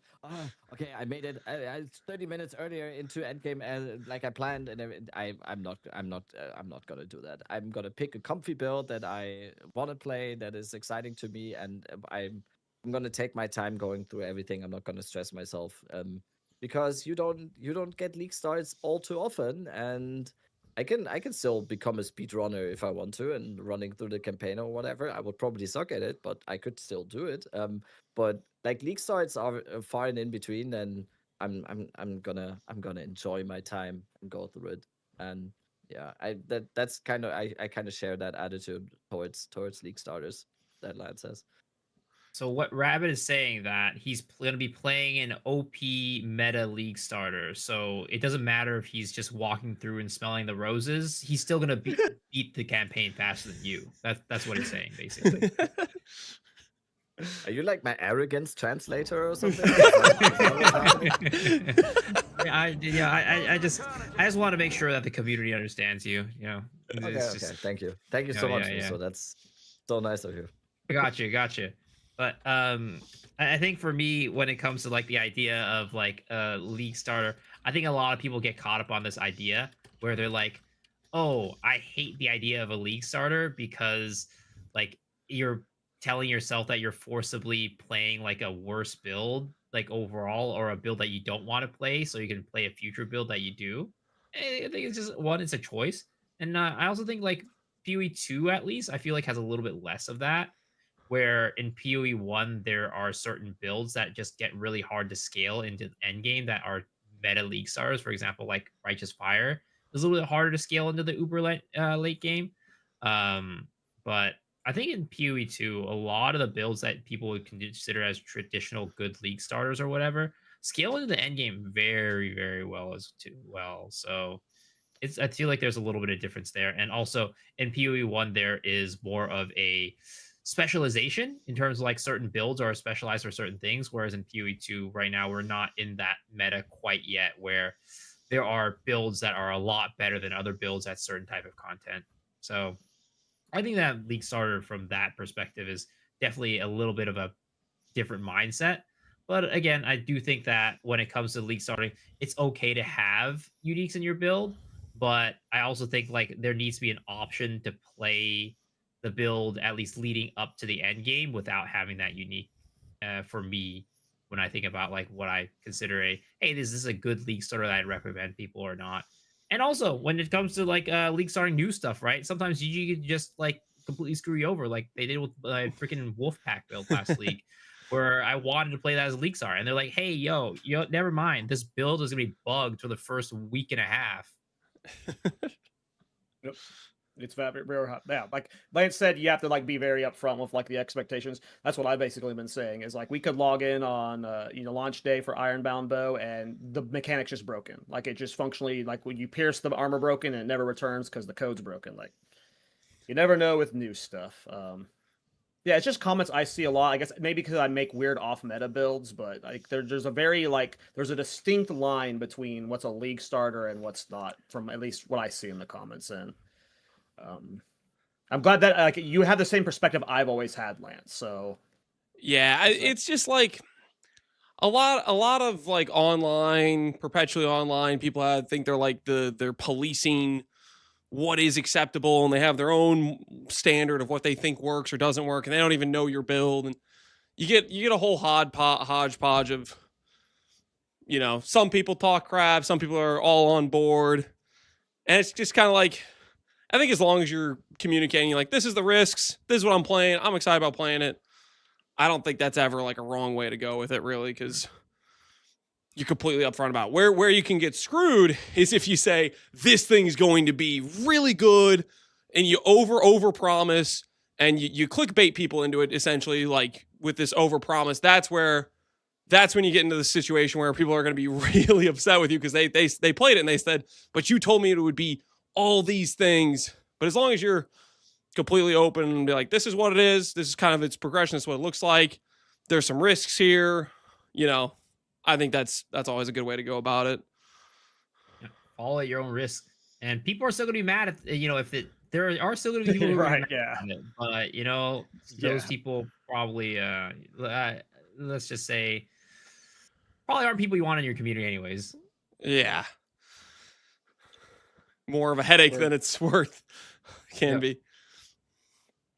All right, let's dive into the state of the defenses, and we got the new passive tree since the last episode. Rabbit, we talked about energy shield from the perspective of the Lich, but like, did they nerf a bunch of the energy shield recovery nodes too? How impactful is that on just the overall energy shield meta going into this patch? It is definitely pretty impactful. So overall, it was up until now, it was pretty easy to get energy shield recharge delay of, I would say with moderate investment, you could get it down to less than 2 seconds pretty easily. And with concentrating more on it a little bit, you could get it down to 1 second. And having an energy shield recharge delay of 1 second and then energy shield recharge per second of 2 to 4, maybe even more thousand, it's just that is ridiculous. That was always ridiculously strong because that's basically mana regeneration at that point, and you're using literally blue life like that. Right now, I did some math today, very shitty math because I'm bad at that, but I tried my best to do it today, and it should be with the same investment that got you down to about 2 seconds, you should still be able to get it down to about 3 seconds. And I think that is still fine. I have to say, and I tested today a little bit as well. I ran around with 10,000 energy shield with convalescence. That the skill that basically makes you be able to recharge your energy shield without being interrupted every 10 or 15 or so seconds with second wind slotted onto. And I was running around not having a single point invested into energy shield recharge delay. So I was at the 5 seconds. And I have to say, even on 5 seconds, it's kind of fine. Depending on the build that you're playing, especially if you're playing a range build that has some sort of CC a little bit around you, there is a lot of instances in the map where you are not going to be hit for 5 seconds. And I also, at the same time, think even as an energy shield enjoyer and as someone who has been using it ever since the game came out into early access, I think it's a good thing that you now at least have to be wary, at least a little bit in hyper-juiced maps or whatever, of your defenses. And that it's like, oh, you lost all your energy shield. I clicked the convalescence button. It's on cooldown now. I need to, for the next 2 seconds at least, I can be a little bit safe. As before, that was not a thing ever as an energy shield user. You were just running around with 15,000 energy shield. You never worried about anything and I just think it's good. Even as someone who enjoys energy shield builds generally, I think it's just good. And I don't think it's going to be as bad as people sometimes think it is now.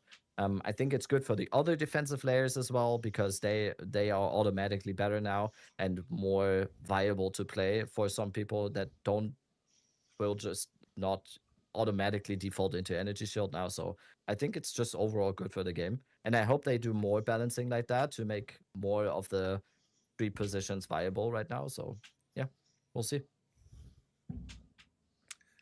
I think it's gonna be. I think it's gonna get nerfed again later on. I think it's still pretty far ahead of the pack just because of Yes. your max hit's insane, and there's so many situations where you're gonna go times without taking damage. It definitely will give you a little bit more hesitation in the situation where you can't just force your way through damage occurring on screen, but when everything only hits for 5,000 and you have 20,000, you can take a few hits and be fine. Whereas life builds, it's not as much the case. You always kind of have that limitation where certain max hits are just out of your threshold and you need to dodge. ES, you can get away without dodging. Yep. Thoughts, Miso? I mean, on day one of like the stuff happening and like all the ES stuff being compared, I always said like I think ES is still gonna be the top dog. I think just like the difference between ES and the other ones is gonna be closer, but I think ES is still the top dog in this current meta.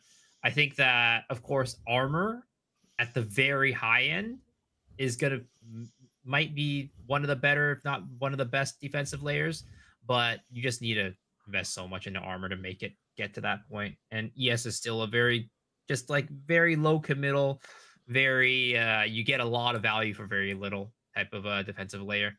And let's not even talk about evasion. Like I still don't think evasion is, even with like some of these deflect changes, you don't want to play evasion in hardcore. Like if you're gonna go into hardcore, like pure evasion deflect is still just a liability. You're just gonna die at some point. I don't think I've played a Ghost Dance build since 0.1. How big is the Ghost Dance change? It's pretty big. Like the fact that you don't get it back instantly, right, is just it's a big nerf. But you know, it'll probably be fine in most cases. But there will be definitely some cases where it's like this could have saved you if you didn't have, or if you had the old version versus the new version where it's like, well, I'm going to be dead right here. I also don't know. I'm assuming that Ghost Dance is going to be stacking in terms of like the charges. Like if I lose 1 stack of Ghost Dance, it's not going to like, it'll basically like, you know how like the leech change where they made it so it doesn't stack anymore. Like I hope that the Ghost Dance ones do stack. Because for example, like my Glacial Lance Ritualist, a lot of the survivability was on Ghost Dance because I would manually proc Ghost Dance with my lances. And that would heal me pretty like for a lot. Gotcha. It's funny. Last week we talked about how we wanted the Chronomancer to be reworked, and how Recoup was always going to be in an awkward spot because of how powerful the Recoup nodes were on Chronomancer. You ever made Recoup good on the tree, Chronomancer Recoup just becomes cracked. And they put a bunch of the Recoup stuff onto the tree to make Recoup better, but it takes like 30 freaking nodes to get all of it. It's like, it's such a hyper investment that even after the Leech nerfs, I feel like I still would rather play Leech than Recoup. Because you have to go, like, if you're playing a Warrior build, you have to go, like, you're obviously not going to go to Pliable Flesh, which is literally in the top right corner, so you're probably Megalomaniac or Anointing that. But you're at least going to get the top Flesh, the one that gives you the elemental and physical damage Recoup. So you're at least going to be pathed up there, and it's like 20-something nodes to get most of the Recoup stuff. Like, it just seems like too much of an investment, because then you're also having to like either stack either Sacrosanctum, so then you're getting all the ES stuff, or you're playing like Life Recoup, which you're going to need to invest into armor and life as well to make that okay. It's like, I'm not excited about Recoup. I might be like, it's going to be juice for like Infernalist builds, but for like a Warrior main, Recoup seems a little bit too hard to invest into right now. I'm thinking Recoup's going to be honestly pretty good with items like Sacrosanctum. It definitely has the situation where when you just compare it 1-to-1, if you're a Fizz build and you can just grab a couple Leech nodes and all of a sudden if you have good damage, you have good sustain, it's like, it's hard to beat that minimal investment with how much return you get. But with the way they're essentially attacking recovery sources across the board, they're going for Ghost Dance, they're going for ES Recharge, they did technically nerf Leech. It's still pretty good, but like, I think Recoup is poised to be one of the best recovery sources, like late game, if you can get it all set up where you just don't die type of thing. But yeah, it is a substantial investment for sure. Yeah. I also don't Infernalist think it's Recoup's going to be sick. I also don't think in general it's very possible to play Recoup in most situations unless you're running at least some form of ES, like either full ES or a ES HP hybrid, because I just don't think it's in most normal scenarios possible to scale Recoup and also scale that much life at once. It has to kind of be like, hey, you got to be playing some ES. Like somebody was asking, like, oh, isn't like Recoup evasion super powerful? I'm like, no, that would not work out. You don't have enough effective life pool. You don't have enough like actual just red life to be able to make that work. Yeah, you have to have a pool so that way it has time to actually catch up with the damage you're taking. Yeah. And enough life to like survive big one shots, because you can't recoup if you die. So exactly. I do think a good sign is the recent additions in clusters on the armor energy shield side, because they added a bunch of clusters that give you armor applies to energy shield. I think that's a good sign because it means that the pressure from the suffixes on your gear go a little bit onto the passive tree, which is overall, I think, pretty positive for that archetype. I just don't think it's enough. So maybe if they do it a few more times, by the time the Templar comes, maybe you can actually use it. But at least it's moving into the right direction. Because I think that is the only way that you can make it work, because energy shield is always going to be dominating once you don't have to because it's always going to have the positive for it that you don't have to give up any suffixes on your gear for it. As somebody armor who applies to shield or armor applies to elemental? It applies to LE. Yeah, that's what I thought. Did I say it applies to energy? Yeah, no, armor yeah. applies to elemental damage. Sorry. Armor applies to elemental damage. That's what I meant. I was going to say, looking at those nodes, as somebody who I literally made a character last week that was trying to be armor energy shield, I did a shaman with it. Me too. I ended up getting around, I think it was in the range of 10 to 20k ES with like 20k plus armor. It worked decently. And with that being said, like looking at the nodes they gave, I was not feeling like the nodes, they were good enough where it would actually end up like changing my tree where I would go to pick those nodes. I didn't think they were really strong enough. And that's as a build who was trying to do armor energy shield. And the funnier thing about that is, on top of that, one of the nodes I did want on that build, that was one of the better nodes for the build, it was Iron Slippers, which gives you armor based on your ES. That was one of the nodes I literally used for armor ES, got nerfed. And I was like, The hell? One of the That was better one of nodes the that kind of like few supported good it. news. That was like one of the good ones, man. That one sucked. Yeah. I can't believe they nerfed it. So it was like weird because they're like, yeah, we're gonna kind of buff this armor ES, and I'm like seeing the nodes, I'm like, these aren't really enough, and I don't really think these are even worth picking up. And then the one node I did think was worth it is got cooked. So Yeah, because you know, they nerfed subterfuge mask, so they had to nerf the other side too. but those things are just they're not created equal, you know. They're not. Subterfuge mask that's the one that's like evasion per ES. Yeah, it's ridiculous. But the It thing was is, your ridiculous. It's still helmet can good. roll 600 energy shield. Your boots Yeah, roll it's still 300. They're not equivalent Yeah. things at all. So it's like, come on. Yeah. Armor ES is not in. It's not awful, but it needs a lot more love. And yeah, I was flabbergasted when I saw that nerf because it was just like, damn, that sucks. I'm glad you said that the leech nerfs aren't as bad as people are making them out to be, because there's a lot of leech doomers. I was originally upset when I saw that fast metabolism was just like completely reworked. I was like, oh damn, overleech was just like, it's so important to surviving in some of these leech builds, but they added it to Val Pact, so. Yeah, you can still It's get the really big overleech quality of life always up type of thing. Yeah. I mean, I've always just been saying, like, the leech nerf was mainly to target the blood mage, like blood magic, like MP, like the health going up and down, up and down, up and down, up and down, up and down. And if you're not playing that playstyle, then for the most part, it should still operate very similarly. Like it shouldn't be that bad to where it's like, well, now leech is just dead. I can't play it anymore. Yeah. Okay. Yeah. Any other thoughts on any of the other changes? I mean, armor EV and armor in general just seems like it got big dubs. We finally got chaos applies the armor on the tree, yeah. which is super nice. So like as an armor main, I feel like this patch is like, it's going to be hard not to play armor builds because it seems like such a big level up. You were ranting about that one node. It's funny, Miso, since I saw you ranting about the node, the one that, what was it do again? It's you take 50% less armor broken, but it like had 15% armor gain on it or something. It was No, it had really increased slowing potency debuff. It's literally a typo. Yeah. Yeah, I've had like 4 people since we've had that conversation be like, "Oh yeah, this is so good for my armor sector because I used to always hate my armor being broken." So like that 50% is really nice for the people that do like high armor builds, but that slowing potency line, it has to be wrong, right? I think they already changed it. It was a typo. Did they? Yeah, it's reversed. I'm pretty sure okay. now. Okay. It's still a weird node, but it punishing you was super weird. That was like it was the It make highlight no of sense. people memeing on it because like why introduce this because no one would use it, but it was just a typo. Somebody messed That up. makes sense.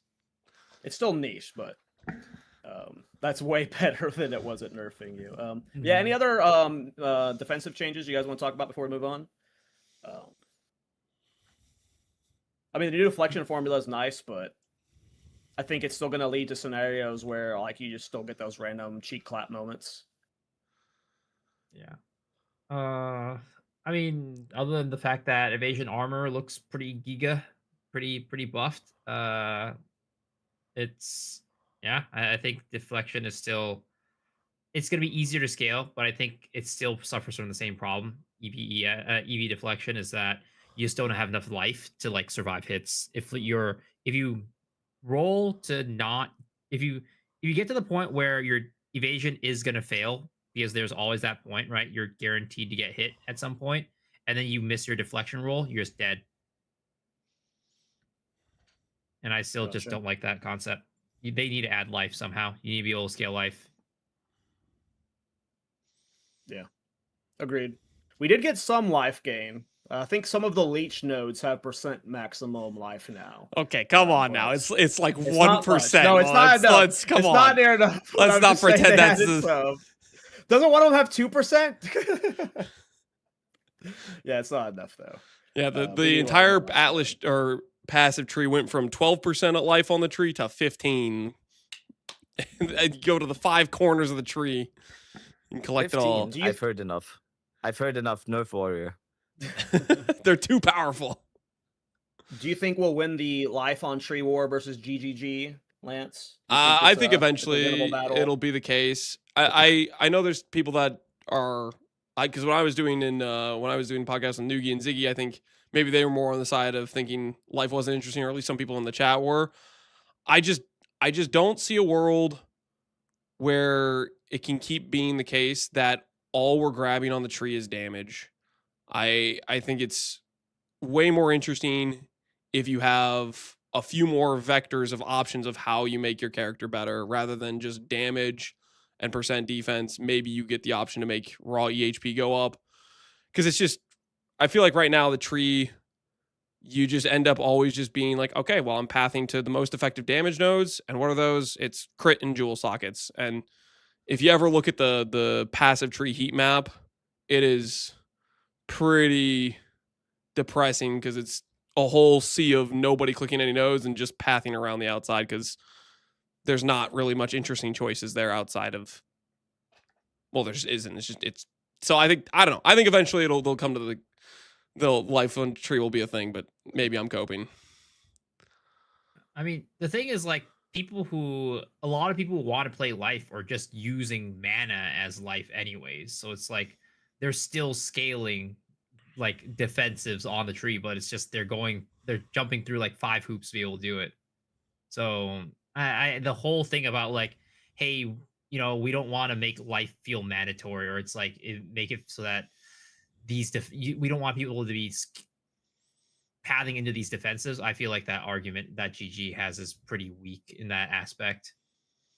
Yeah, because at the end of the day, you got to get the raw EHP somewhere. Because having something that scales your mitigation or your avoidance only goes so far. Because mitigation doesn't work on dots, avoidance doesn't work on dots, and then you have certain hits where if they get past your avoidance, you're dead because you do have no raw EHP behind it. Or in the case of armor, the bigger hits, armor is not effective against unless you're like really highly invested into it, and you still would be like, well, if I could get some raw EHP, then this armor would be more powerful and it'd feel cool to get more advantage out of it. Yeah. Agreed. Yep. I mean, I obviously want life buffs for sure. That's just my main play style. Other passive tree changes. We got a bunch of some new like puppet master nodes. So, looks like command skills got a buff. And then they reworked Archon. I don't know how many Archon builds you guys have tried, but I just think Archon is like just fundamentally designed bad. There's like no way you can get 100% uptime on Archon. And I feel like that's the fantasy you would want for it.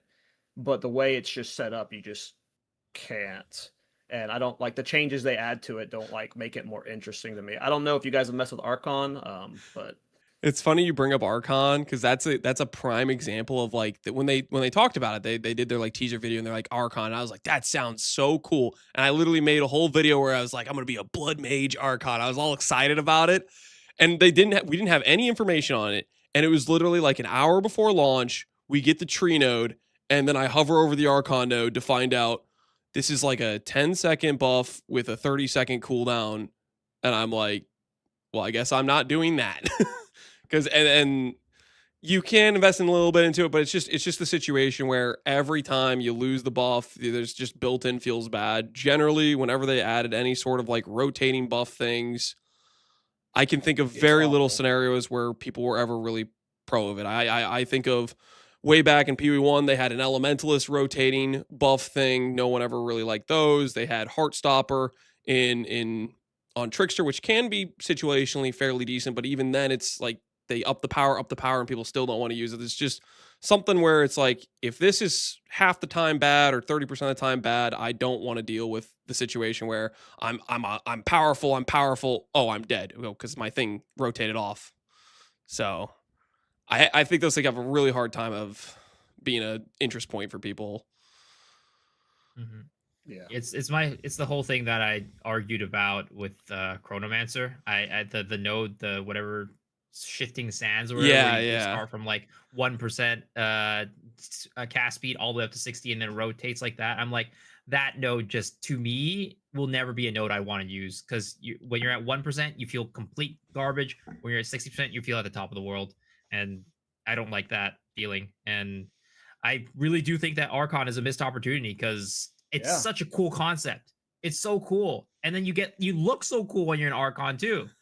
I really want them to expand on it and actually make it something that's viable, but at this point, it's just not. Thoughts, Rabbit?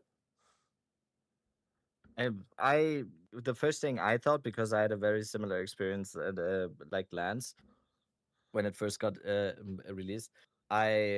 When I played Diablo 3, it was there was an Archon in Diablo 3 that was amazing. And that was basically the fantasy. You could be just a perma Archon and just zip around, like hover around the map and just laser beam everything. And yeah, it would be so much cooler. I think there's too many hoops to jump through, just like infusions, for example, and all of that. I think you guys kind of said it. The concept is amazing, and if they just give us more reasons to eventually get that, or make it more easy for us to get that at some point, it can be cool. But in the current stage, unfortunately, it's just having this conditional stuff. It's like what Miso also said. It's like the new Chronomancer thing of like, yeah, 20% chance to echo your skill. It's just that's always going to be worse than something that is just guaranteed. Or you want 15% base crit, so it's guaranteed that you deal more damage. Or do you want a chance to deal more damage? Everyone's always going to go for the guaranteed one. And same goes for Archon. Like, oh, you want 10% of more damage every 30 seconds, or you just want 8% more damage all the time. Everyone goes for 8% more damage all the time. So yeah, it just really bothers me that like the cooldown doesn't start ticking until you've lost the buff. So there's literally no way to get it permanent. It's guaranteed downtime. It's just guaranteed downtime. That is just like so lame. That is just like I don't want to do it ever if that's the case. Like the fantasy should be permanent, right? Like you don't want to be a Super Saiyan half the time. You want to be doing it all the time, and you can't. Like it's impossible to achieve. And then I also don't like the fact that it just like you don't. It's not a button. Like obviously sometimes people don't want more buttons, but like it can just proc at the worst time as well. So if you can't have permanent uptime plus it procs at the worst time, you end up with these windows of time where it's just like. It feels like absolute shit. Any other changes from the passive tree? Those are the standouts to me. Well, for companion builds, I'll talk about because I'm a companion build enjoyer. The nodes they gave for the companions are really nice. I gotta give them props. There's not a single companion wheel where I was like, this is just useless. No, like every single one of those nodes, I'm like, well, if I want to make them faster, I give them movement speed. That's a pretty nice point to be able to grab. Do I want to give them more AoE? I'm playing an AoE companion build. There's some nice AoE wheels. I like that. Can I give them gain damage? Like each one of the wheels are reasonably strong and applicable to I think a wider range. So I was like going into the companion, like when they said there's 19 passes on the tree, I was like, well, I wonder how good those will be if they'll even have it work out for our character. And every single one I was looking at, I was like, this is solid. I'm gonna end up grabbing basically all of them because they line up with exactly what I want to do, which is an AoE companion. I want to give it some movement speed so it's fast. And there's like some cool, neat stuff like the companions can get onslaught on kill, which I was like, oh, that's pretty cool. So I'm a big fan of what they did with those. Do you think they're enough for companion builds? Because like I was looking at Crip and he was like, yeah, this is not enough. To me, I think it completely depends on baseline power of the companions. Because like let's say you were to go to Act 3 right now, tame a beast quadrilla. That thing currently, as the game stands, does no damage. You could put 1,000% minion damage or companion damage on the tree, minion damage on the tree, whatever, and you could grab every single one of those nodes, have a 300-point tree, and it still would be bad. It completely depends on how much baseline damage they're giving these things, I think is really what it's going to come down to. I think the nodes in the tree are like, if I was playing a regular build, I'd like, let's say that instead of those nodes saying companion on them, they just said, here's some AoE, here's onslaught on kill, here's gain damage. All those nodes I would pick up on an applicable attack build if they were for an attack build. They're good nodes. It just depends. Is the baseline power of companions good, or is it? It's like that's what it's going to be up to, I think. You're never going to beat the minion allegations. It doesn't matter. It doesn't matter how many builds I make. I'll play. Let's say I play 10 builds in a league, and I play one character that's actually a minion build. I play, but I'll get the minion jokes the entire league after that. And then I play a character that isn't a minion build, but he's using like some buffs. For example, there's a shield in PvE1 that gives you crit chance per specter. And then you can get some specters with some auras, but I was playing a trap character. And the entire time I'm playing that character, they're gonna be like, minion build, blah, blah, blah, blah. It's like, well, I'm trying to use a cool interaction here. I'm trying not to do the same thing you've seen 100 times. How many times can you look at a Wrathpith build and go, that's interesting? Like, I'm just trying to try some other things out, and no matter what, you're going to get crap for it. So it's like, yeah, it is what it is. Rabbit, Miso, anything from the past tree you guys want to bring up before we wrap up today? No? Okay. Well, it was well, I awesome mean, I having- do have a Oh, go ahead. build. I do have a build. Oh, let's go. Build of the week from Miso. What are you showcasing? Yeah, I mean, since we're in League Starter territory, right? We should talk about some cool League Starters we found, right? I don't know. But I found a cool League Starter, and it is by one of the GOATs, aka FaZe Plays. He made a volcano build that somebody showed me on stream the other day. That seemed really, really cool. It uses the what is it called? The ball lightning stuff, right? The ball lightning with the flame fire infusions to do a bunch of like dot fire damage, but also the ball lightnings at the end explode for big damage, which is really cool. But then he also uses what is it called? He uses shockwave totem with volcano for single target, and it both just looks very flashy and cool, and also is pretty good with single target damage because of the volcano stuff. I don't really see all that many volcano being incorporated into builds, so seeing something like this is really awesome. It uses Sire of Shards to increase like the projectile stuff, Quill Rain. Like it's just, you know, overall very, very cool. Probably going to eat away at your graphics cards, let's be honest. Like, it's going to destroy your computer, but looks wise and, like, you know, ability wise, everything, it seems very, very solid. Very good League Starter. And it is one that does revolve around unique, but it's Sire of Shards, literally a tier 3 unique. Gonna be very easy to get. So it's really awesome. I like it. Very fancy. I would definitely put this in the category of, like, when you look at League Starters, pretty much 90% of them are all the stuff we already saw. This is like, I don't think before this I've seen people play Volcano at all. And not only is he playing something that people aren't playing, it looks like it's actually pretty strong. It's freaking looks sick. Looks sick. One I've of the seen like GOATs FaZe one or Plays. two volcano builds, but they were not like this. This is awesome. Mm-hmm. And Volcano is getting buffed in 0.5. Is it? How's it changing? I think base crit got, I think it went from 7 to 12% base crit, I think, which is pretty big buff. Might be wrong though. Cool. Yeah, that's a sick build. Sick League Starter.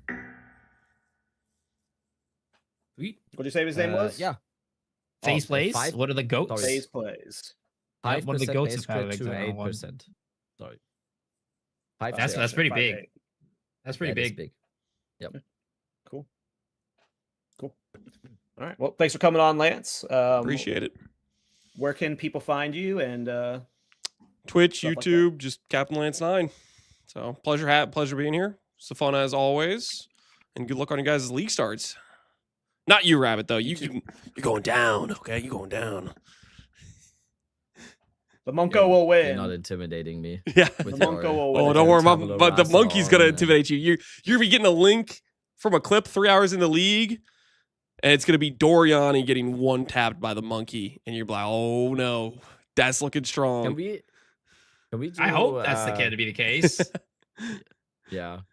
We can do like some updates once in a while if you want, like 30 minutes of smack talk in the Discord or Oh, something. I'm down. Hop in a after we Discord make it call. to endgame. Talk a I'll, little smacks. See what's going on. Yeah. Yeah. That's gonna be nice. I'm just gonna ask everyone that lives in Lance's vicinity just to lay bits of cheese everywhere outside. So he's gonna be. I'm he's not gonna a be in his mouse. room and be like, This He's is gonna not be like, going to "Oh." work on me. oh, there's a. So that's gonna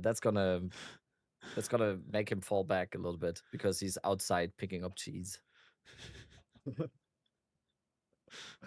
Alrighty. I don't get the cheese. I don't get the milk comments either, but you know, they're all there. The cheese and milk will be spammed all day. Miso, let's take it away, man. Yeah, for sure. You know, find me at Miso X Shiro on Twitch, YouTube. Gonna be league starting, Hollow Palm martial artist. Probably gonna do some face breaker action there at some point. Once again, gonna try to do Gathering Storm, Bell stuff. If you guys are interested in seeing how that goes, come hang out. Twitch.tv/Miso X Shiro, and of course YouTube gonna be there too. Yes. All right, Rabbit. Yes. Also, I will also stream the league start. I got sick like 2 days ago. I woke up with a 38.9 fever this morning. So it's perfect. I'm going for the Jong Ron strat right now. I'm getting sick before league start somehow. Yeah. I will. That's. Very happy that I'm playing plants now because it's just gonna be chill. So hopefully I can just go for 30 hours and then just lie down or something. And maybe we can already have the first Pinnacle boss killed in the first stream. Lands. We'll see. Well, yeah. I'll be asleep during that time, peacefully, not getting more sick, rejuvenating, waking up the next morning stronger than ever. I mean, the league start for us Europeans, Lance. The league starts at 10 p.m. So it's like. I would play like 2 hours and go to bed if it was 10 p.m. What? No. That's brutal, man. I have to go 24. That's crazy. Hard We'll pass. see. We'll see. No, it's gonna be fun. Yep. Awesome podcast, boys. And not just to these three, but to everyone watching. Best of luck on your league start. This patch is going to be so much fun. It looks like it's all the things we've been looking for in the end game. So I hope you guys have great starts with your builds. If you're looking for people to watch, the 4 of us will be streaming and creating content over the launch. So come hang out. And yeah, we'll see you guys next week. I think we don't know the guests next week yet. So you'll find out next week. Bye. Talk to Rabbit about campaign skip. Peace.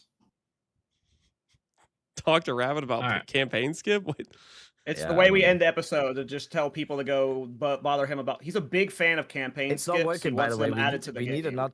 we need a new joke because no one is actually doing that. Can we just say like our podcast on Spotify or something? Well, they're not going to do that either. Wait, Rabbit, you're actually Glad- pro campaign skip? Very No. pro. That's crazy. Very Yeah. anti. Oh, It's okay, insane. okay. I was gonna say, I was like, No, he's lying to Very you. anti. yeah, I was I mean, like, maybe there's the- no way someone would say I want ground loot to matter more and also be a believer in campaign skip. Like that cannot coexist as those two viewpoints. I think maybe the new tagline should be "Go talk to Captain Lance about minion builds" or something like That's that. not. You don't that's a don't good make one. that a tagline. I'm just a guest. You can't be doing that every time. What do you make sense? What the Antagonizing our guests. Wow. Okay, I'm gonna dip immediately. I need to. Yeah, get some All rest. right. Get some rest. Deadrabbit. I'll catch you guys Lance, are all you gonna keep later. streaming? Thank you guys. Thanks, Lance. Have a good launch, man. Yep. I'll see you. And are you gonna keep streaming, Lance? Yeah. I'm gonna Okay, I'm stream not for right at into you. least a few more hours. Sounds good, Miso. Sounds good. Take care. All right. All right, guys. That was the podcast with Miso, Rabbit, and Kall Torak. Hopefully, you guys enjoyed it. It was a good time. It was a good time indeed. I missed the entire podcast. Really, Eloise? You missed the whole thing? Yo, appreciate the raid, Miso. Compromise campaign skip, but we start 8 hours later. No, Connor, is this because of what happened to you last night? Dude, that you got into the clip channel with that. I was watching that live. It was some of the best hate watching I've had in a while. Like, it's fun to hate watch Farmer, but that part where the tutorial was blocking you, I'm gonna find it real quick just to show people. Just to show people. I'm gonna find that clip because I saw it on the I think Exile again had clipped it. The clip channels, they got you, man. They got you caught red-handed. Let's see, where was it? It was right here. Right here. What? Get a load of this, guys. This was last night Connor's stream. Like the most infuriating thing something can say to me. Okay, not this one. Hold on, this is the wrong one. Oh, is it this one? Here we go. This is peak. Practice run. I probably should. Tomorrow morning prep? Hell yeah, God, easy. kill me. If I do a practice run right now though, like, will I have time for my soul to recover? Is that enough? Is that enough time? I can't do a full campaign. I can do like a little bit. This is a man who I wants a don't- Can I campaign skip skip. this? How do I skip this? No, stop it. I don't care. I don't want to do the tutorial. God damn it, how do I skip this? I already did that. I already did that. F off, I already did that. Stop. I literally... Oh my god, I hate you so much. Don't even bother playing this. That was the most peak campaign run I've ever seen. It was, what did it end up being, like a 6-minute Miller? He was stuck on this red wall for straight up like 3 minutes. It was beautiful. I don't know what the hell was going on there, but my word. Let's just say there's a reason Connor is pro campaign skip now. Sunlock fight tutorial. The thing is, watching that, I was cracking up out of my mind, but I would be the same level, if not more tilted at that. Whenever like the tutorial stuff like won't go away and is like blocking you, that would infuriate me as well. I would be losing it the exact same way if I had it like not allowing me to continue and trying to like tell me what to do. I don't know. Is that like, so you ended up figuring out, was it like some option? I probably have like previously ran into that issue and then like changed it in the settings or something. It was because it was my first run on a new computer. It was a full reinstall. Okay. So there's like, was it a setting or was it literally just because it was like your first run on the computer that no matter what, you're going to have the tutorial pop up? Go into options and disable it. It's in options and it's in tutorials. Yeah, I must already have it disabled because I probably got annoyed with it at some point too. The escape screen. Not even in the options page. Okay, I only see options. The screen you're on? Options, microtransaction, log out.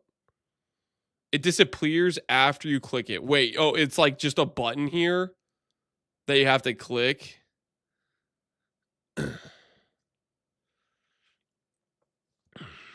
That's funny.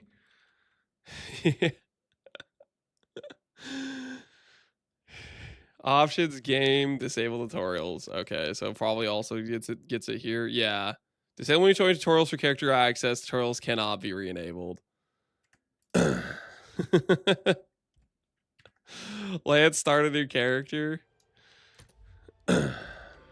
You'll see the option. Does it always pop up?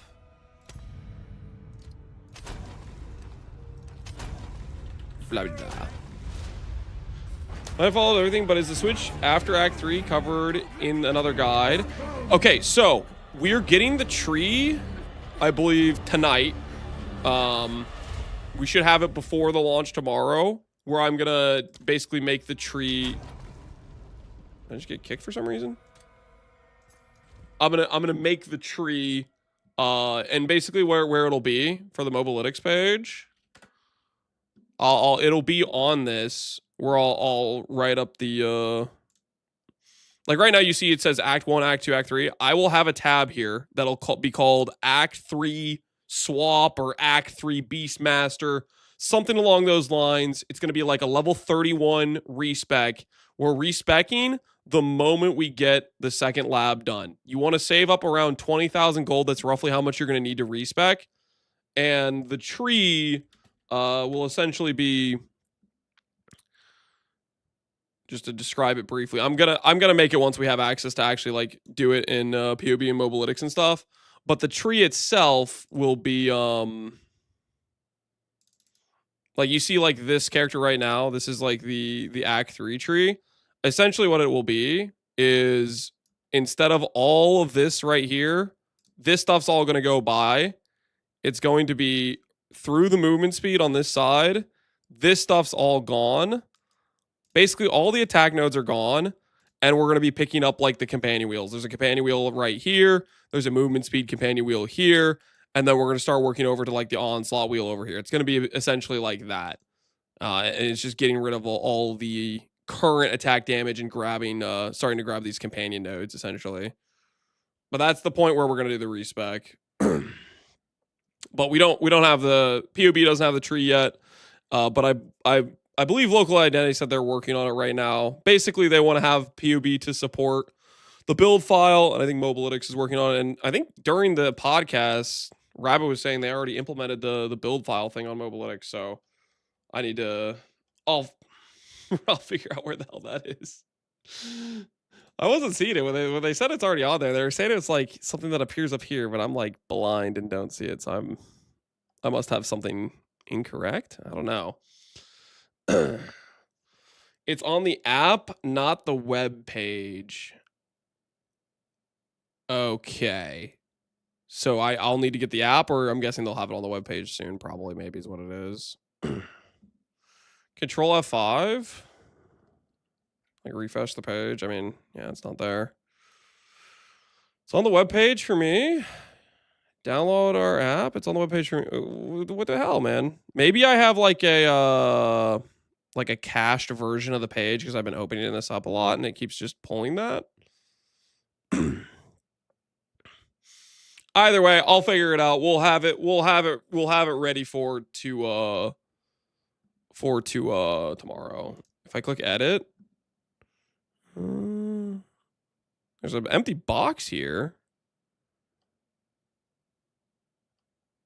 I don't see anything on the edit side for it, so.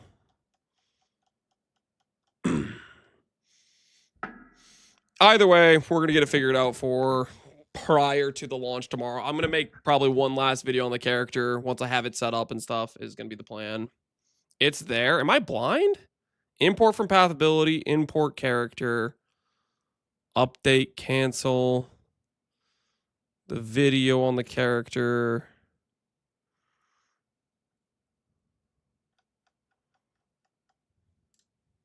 Do you think MA gets a glove node?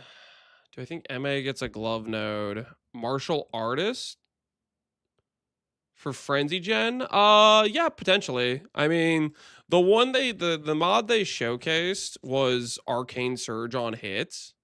Was the mod they showcased. I think it's off. It doesn't ask me for tutorial. I think it's when you do your first character, maybe, that it offers the tutorial thing. But the mod they showcased turning into Power Charge on crit was Arcane Surge on crit or something like that. There might be some other mods that are like on his stuff. Let me look at the unveils for gloves. Let me pull it up. Take a little look-see here.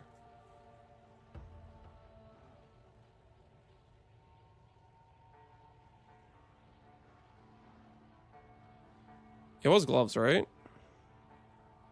I click gloves. Gloves.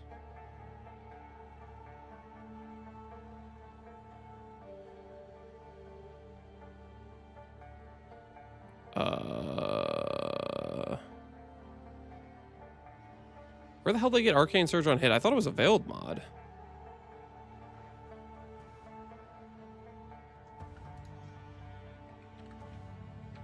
Oh, I'm just blind. Yeah, so potentially, maybe, for example, they have chance to apply incision, chance to poison, chance to do this. There's a potential that maybe some of these other mods could transform to a frenzy. We don't know. It's kind of just like, we know for sure the Arcane Surge one was one they turned into a Power Charge on crit. So have you already answered? Just tuned in. When will you have the tree after Act 3? I'm waiting for it to get selectable on Mobalytics/POB, which right now I don't know if they have. Oh, well. It literally has the tree. Wait, let's just do this right now. Let's just do this right now. We have the tree, boys. We have the tree.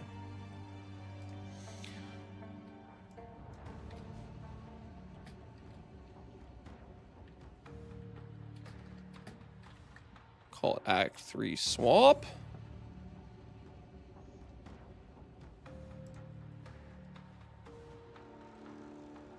Okie dokie.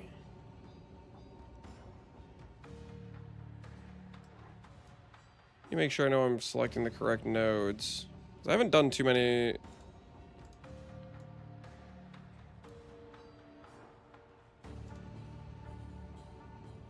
I'm guessing it's just pulling the nodes from my, Oh, it's because I have this selected.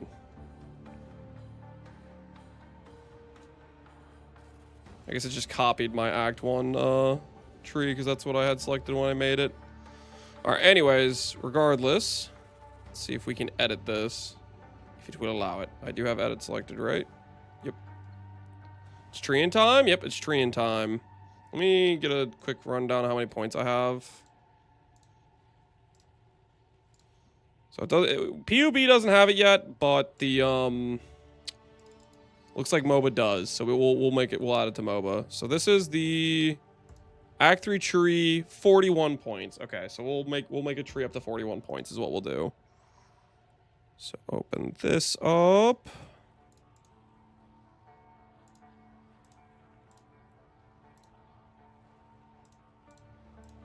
Left click doesn't work for allocating. Oh, okay. It's right click for unallocated. All right. So we'll go up this way. We'll be through here. Yeah, dude, that's so nice, man. It's nice movement speed.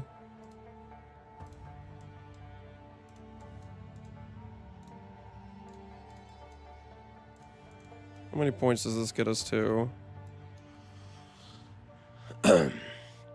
Today's the day Harambe was killed.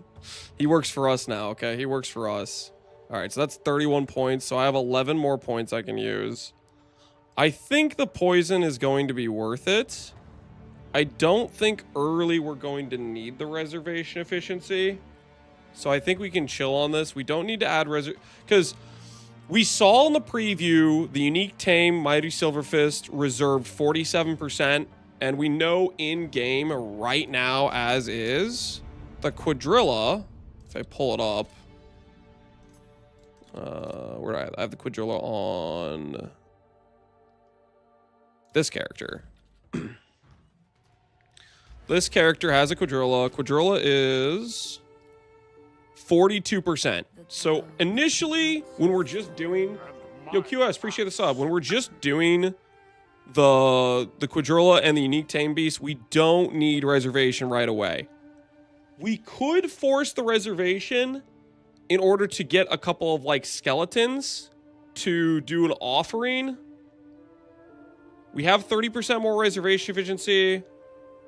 This will be, I'm going to play up by ear. We may or may not need this in order to activate like a pain offering if we want for some extra speed and damage. We do want that for single target.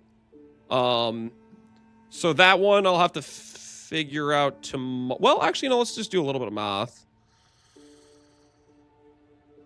30% more reservation efficiency. It would start out at around 90, assuming the numbers aren't different.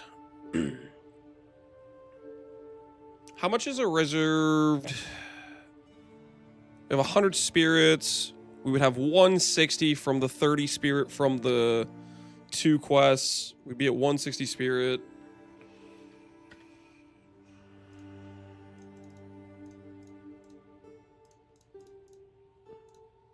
I'm not doing this math correctly, but we should have enough for one skeleton without any reservation points. Because skeleton is how much at this point? How much reservation is a skeleton? Skeleton is 31 spirit. That should be plenty of space to do one skeleton to be able to activate Pain Offering.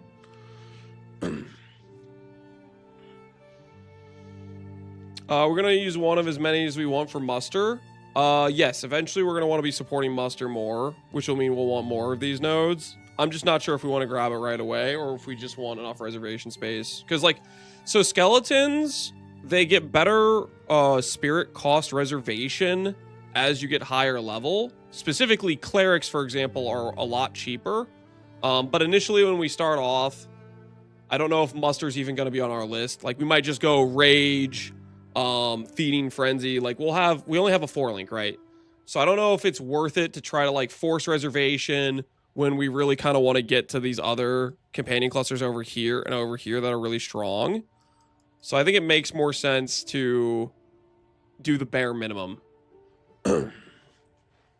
7% more for every minion seems good. 7% more is good, but the difference between let's say having one skeleton on the field for Pain Offering versus having a second skeleton for 2 different types, I don't know if this would be enough. This, like, all 3 of these nodes might be enough for 1 more, but at that point, Muster's only... Wait? No, Muster would be 35, because we have the bear. We have the bear, so we'd have 5 at that point. Either way, it's basically a question of you're grabbing these nodes if you're trying to fit in the +1 skeleton. Which I don't know if I care about forcing that issue until we have Cleric. Because once you consider Cleric, you're getting to the higher level, the baseline spirit reservation for the skeletons is lower, and at that point you have another 40 spirit. That's the point where you go from, let's say, having 4 to having like 6 or 7. Not intentionally doing the brain rot thing, but literally that'd be around how many different types for Muster.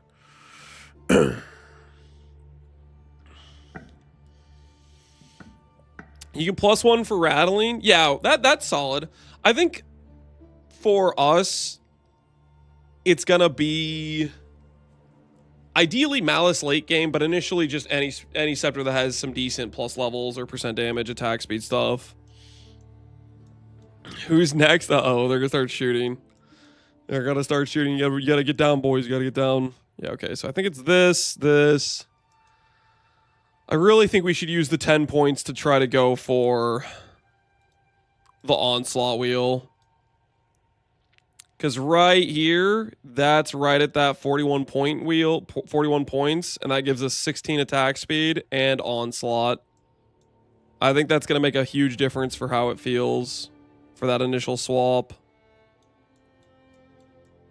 To prioritize just getting to these power nodes earlier than forcing the issue with the reservation.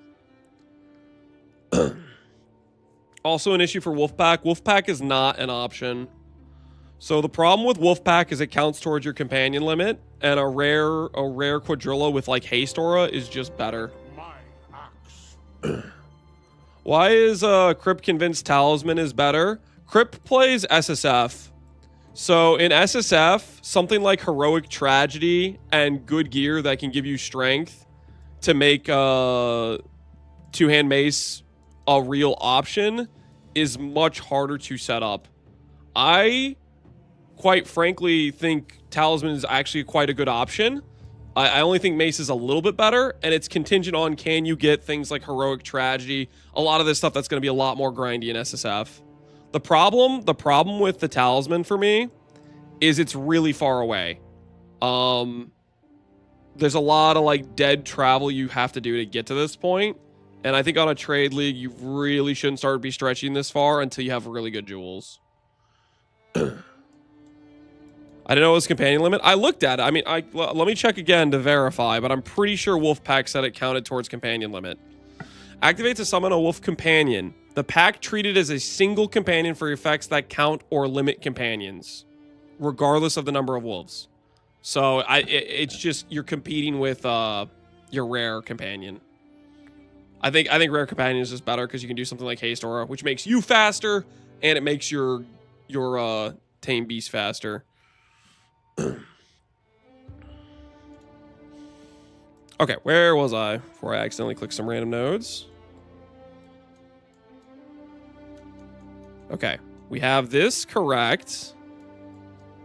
I think this is the play. I think the play is getting this solid gain damage wheel, 40% chance to poison, plus some 16% skill effect duration. Now, what I do want to do is I want to set up some support for weapon set. So to do that,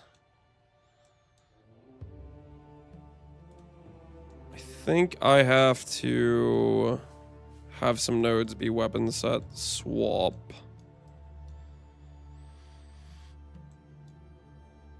Let's go ahead and do... How do I Is that how I do that? Yeah, okay, I see. Let's weapon 2.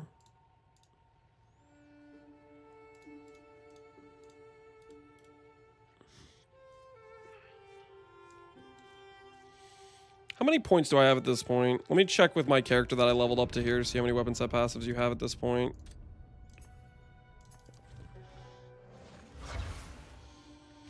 I'm getting excited for the parry tech. I think it will honestly be not that bad. Like I'm a parry hater through and through, but realistically, the effort required.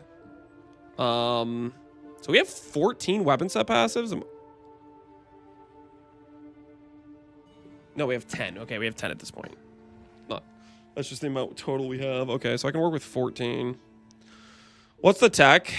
So parry makes enemies take 50% more damage from attacks. It baseline lasts 2 seconds. Here, I'll log back into to showcase this real quick. I have it on my character here.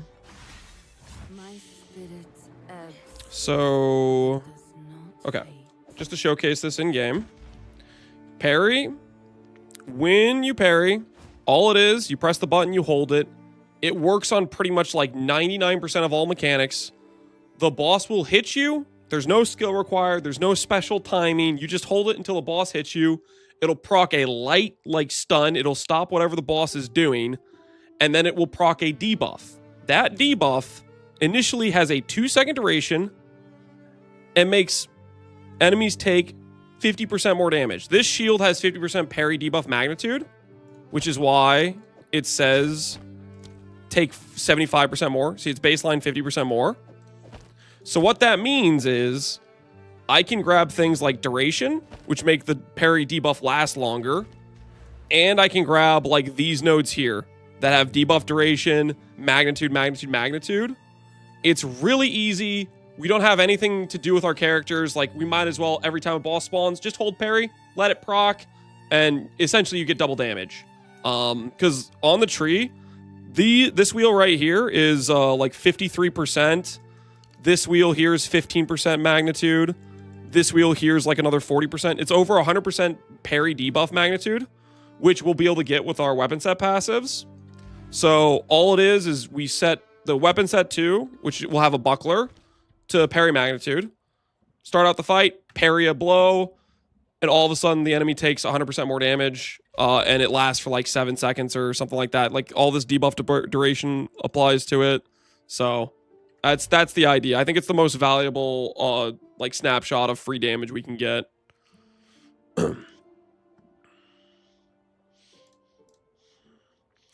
I plan on doing your build in Hardcore SSF. Do you think it's going to be viable? Hardcore SSF is very much dependent on if you're viable for Hardcore SSF. I think this character is going to end up being quite tanky because you can go into things like the loyalty gem, the bear intimidates for reduced damage taken. You have this here, but it's more or less, are you capable of playing Hardcore SSF and properly slow rolling, gearing up your character, that sort of stuff. I think that's going to be more of your limiting factor, I would imagine.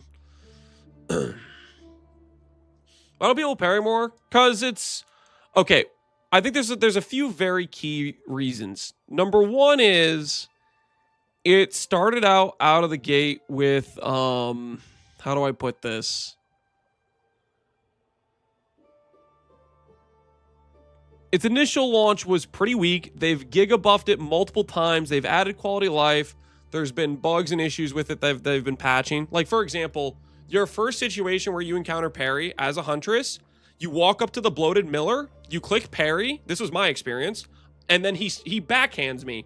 And the backhand, for some ungodly reason, was not parryable. There's literally a patch note where they patched it so it is parryable. So, like, my first experience with parry was like, I thought it was a skill issue. I thought, like, oh, maybe I'm doing something wrong. He's just doing a little slap and I can't parry it. But no, just that skill for some ungodly reason wasn't parryable. So your first impression of parry is, I don't know how this thing works. There's maybe a skill issue or something, but it was literally just, for whatever reason, that attack was coded as not parryable, when in reality, 99% of the game is parryable. So it's like first impression thing. They've buffed it a ton since launch.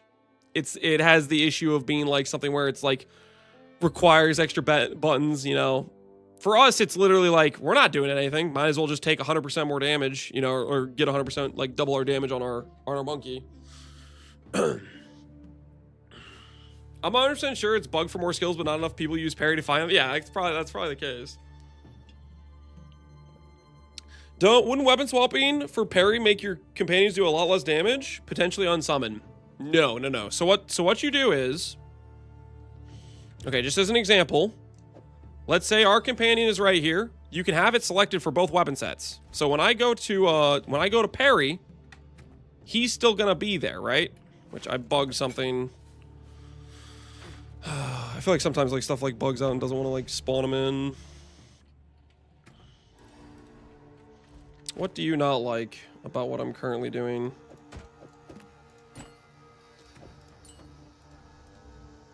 I bugged something.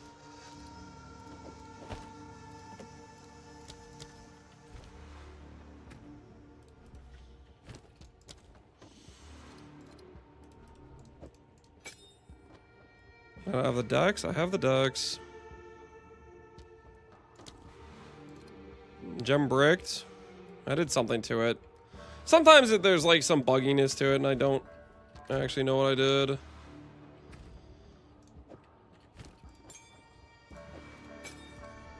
So I just have to log out and log back in, maybe is what I have to do. Right click to activate. I know, I'm clicking right. You hear that? That's me right clicking it. You know, like. It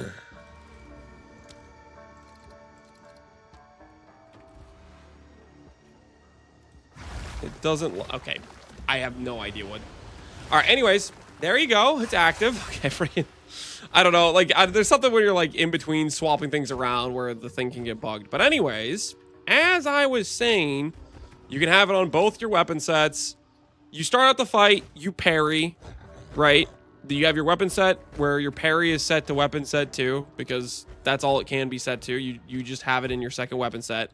And then after you parry, you do something else. You, like, maybe you throw down a frost bomb, maybe just any other skill you have set to weapon set 1. You can even manually swap your weapon. Whatever extra thing you want to do. The boss will be parried. It'll last for 7 seconds or whatever. And all of a sudden you have all your damage nodes allocated. There's no opportunity cost.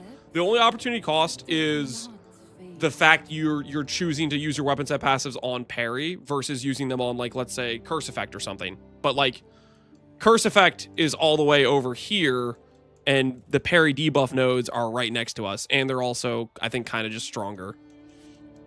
That's your opportunity cost.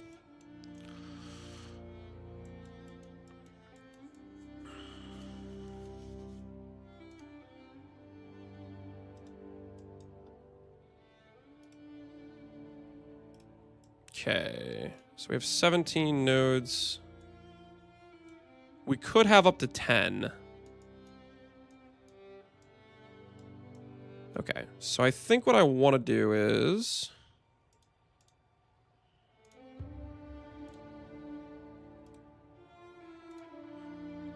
I don't want to, like, swap reservations. I think we do want these to be regular nodes. And we're going to want these ones to be... weapons at 1 nodes. Same with these ones. You don't care about swapping movement speed in and out.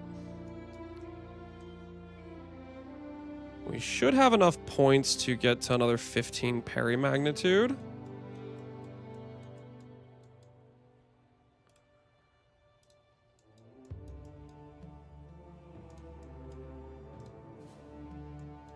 Just barely not enough.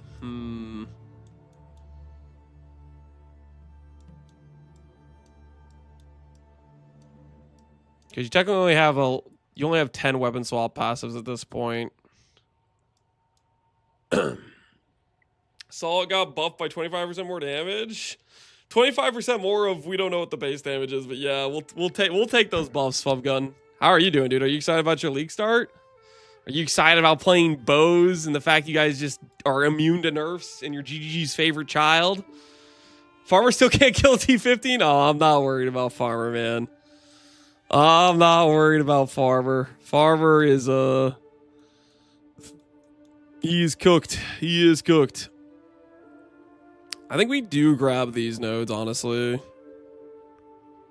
I don't really want them to be dying out of the gate, so I think we need some level of tank nodes. Like this. Just right out the gate, some res.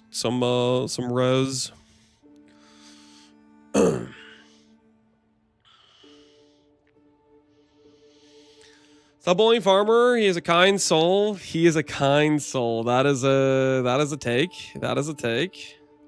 A kind soul. All right, let me add.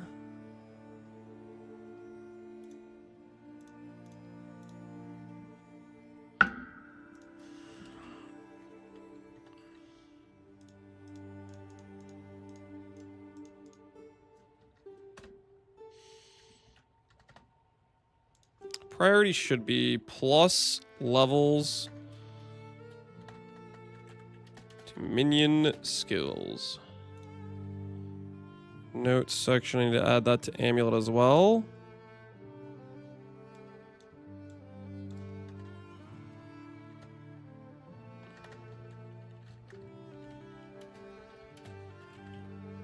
Okay. I'll put that on the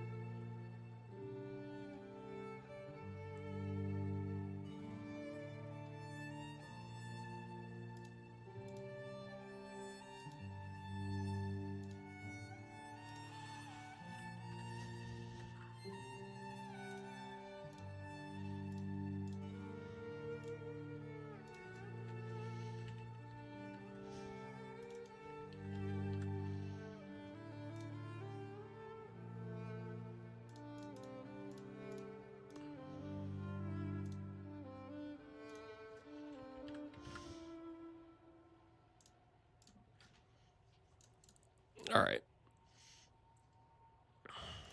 And stats we want on this are ally damage. And we want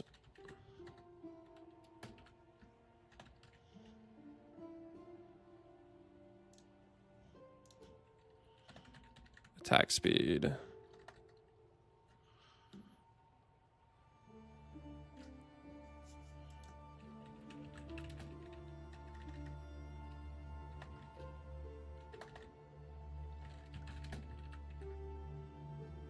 Where is this?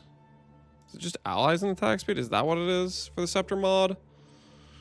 Trench Timber early game with the upgraded version. Yeah, if it's affordable, Trench Timber is solid. I don't know how rare it is, but if it's common enough. Do you think this build could be good for SSF? Do I think this build could be good for SSF? Good as any other build for SSF.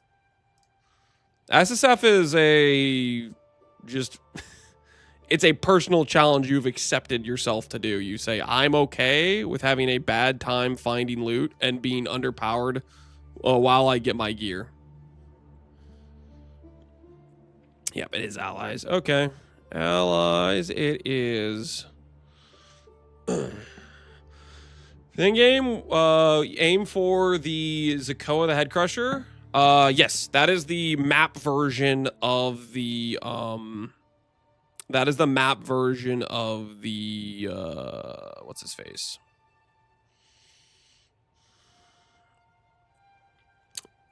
Mighty Silverfist. Yeah, we're gonna put the priority on the amulets, the helmets, and the scepter.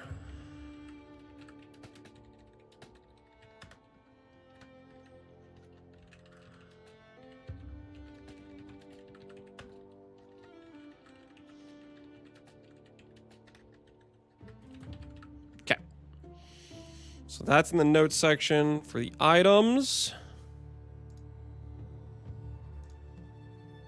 And I'm just realizing now I have this. I have this reverse. I have the weapon sets reversed on what they're supposed to be.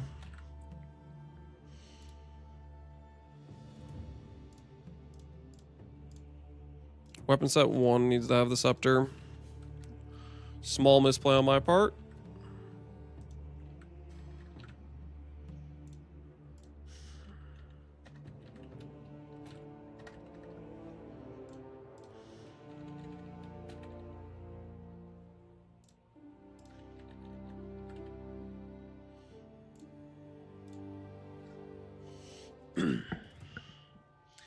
Is 16% skill effect duration really worth the 2 points? You're talking about the node that has 16% skill effect duration and 40% chance to poison. I think it's worth it for a few reasons. Reason number 1 is it's not like I'm spending 2 points on 16% skill effect duration, 40 companion. I'm spending 1 point on 4% gain damage. This small point here, one of the best small points we're gonna get throughout our entire run. So it's not like we're paying a 2-point tax for one good node. This is a good node in its own right, just because 4 gain is a lot. You don't have any other sources of gain outside of this wheel and the one over here, which means it's extremely powerful for a 1-point pickup. And then 40% chance to poison. I'm just kind of curious if that'll do any relevant damage. Like 16% skill effect duration will apply to the parry debuff duration, so it's got some use there. Technically, if I have this on weapon set 2, it won't apply, so eventually late game, we're going to want this to be a part of our normal points, but our early tree, this is just one of the wheels we can sacrifice right now. But the other reason is 40% chance to poison might actually be, like, decent. So, I think it's worth grabbing early.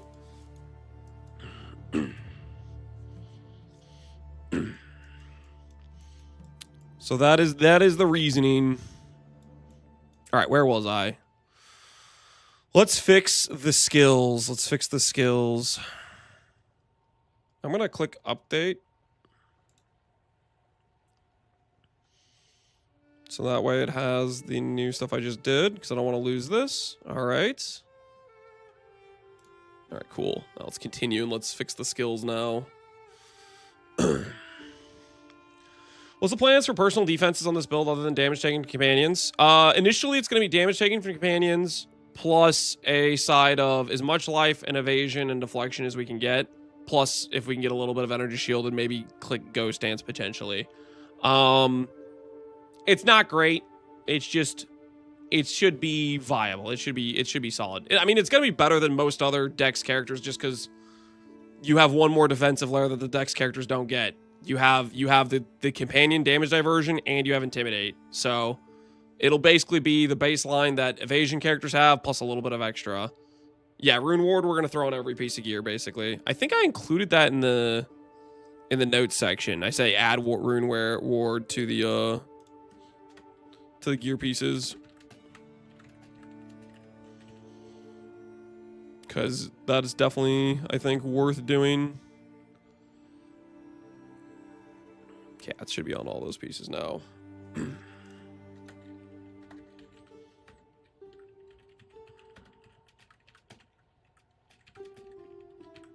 This no longer matters at this point because we are on to the part where we don't need flat damage because we're no longer playing spears.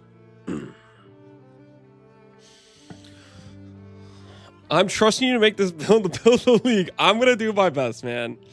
We're gonna do our best, okay?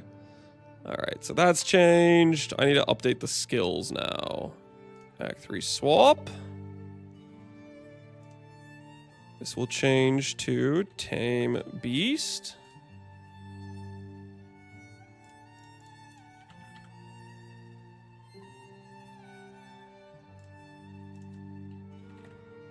Okay, let's actually just do a little look-see to see what low-level support gems we can actually go for. Like if we were gonna set this up, I want to see what we can do for a 4-link.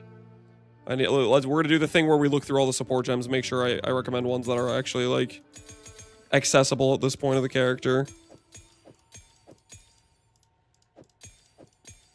You're gonna want to be saving whatever extra level 1 and level 2 support gems you get throughout the run, because this is the point where you're gonna need those excess ones. So don't spend them on stupid things Just use the baseline things you need to have the twisters work, and all the extra ones just put in your back pocket. So Muster needs a tier 3. Muster's pretty good. Rage 2 needs a tier 4, so we can't be Rage 2. I'm pretty sure tier 3 drops in Act 3. Why are Act 1 and 2 so sluggish? I mean, it's more of a, like, do you have a good character? That's why I've been, like, preparing and practicing doing twisters, is just because I want to get through that as fast as possible to get to the build I want to play. Feeding Frenzy 1 is a tier 3. So there's a lot of tier 3s. So we're going to want to save our tier 3s when we get to Act 3 then. Not use any of them. Because I think it's Rage, Feeding Frenzy. Never Sings Poll Questions Never Get Old. What kind of damage do you intend to do? Emotional damage doesn't count. Fire, cold, lightning, physical chaos. Classy stuff, man. Classy stuff. Classy stuff.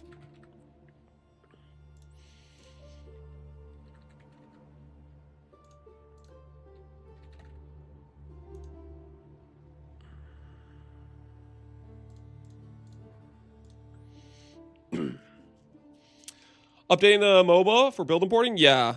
People are saying they can already do the build import, but I didn't see it yet.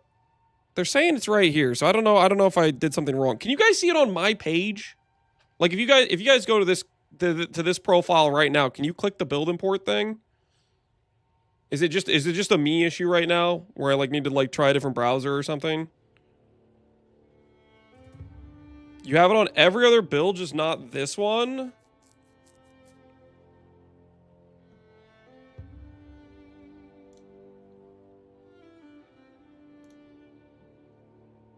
Ooh, okay. So it's on the Meteor Bear. Ooh, it has how it works. Integrate skills, equipment, passives, and necessities directly from your game. Follow these steps to use the creation guide. Download the .build file. Save it to your PC in this folder. Open in the game planner. Oh, sick. Okay. Cool.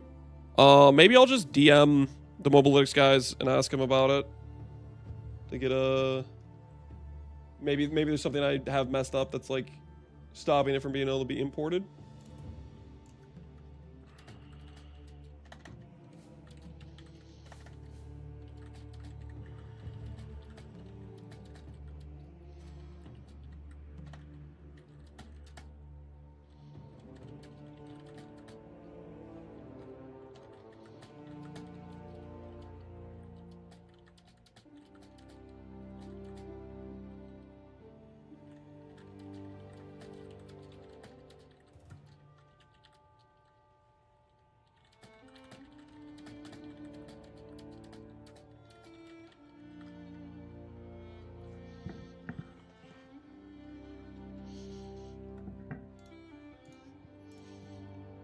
All right, they'll probably get back to me. They're usually pretty quick responding.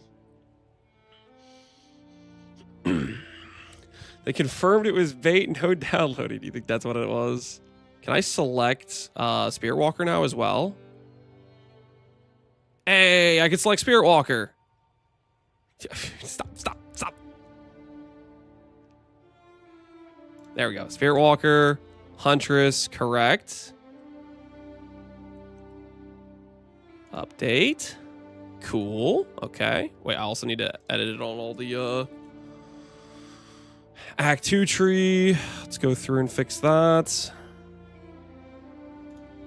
Okay. Act 3 tree. We'll have this. Act 3 swap. We'll have bear and we'll have unique tame. Cool. Bait walker. Dude, Sphere Walker's gonna be good, man. Just wait, man. Just wait. The monkey's got to be one-shotting. Finishing the guide. Yeah. It looks like the Mobalytics guys got it up and running for the build file system and stuff, and they have the new tree. So it's probably just some setting I messed up when I set up this page. So I'm sure they'll get back to me and they'll be like, you need to change this, and then it'll appear or something. I'm guessing it's gonna be something like that. Not like too complicated stuff. Okay, go over to here. Let's continue changing some of these.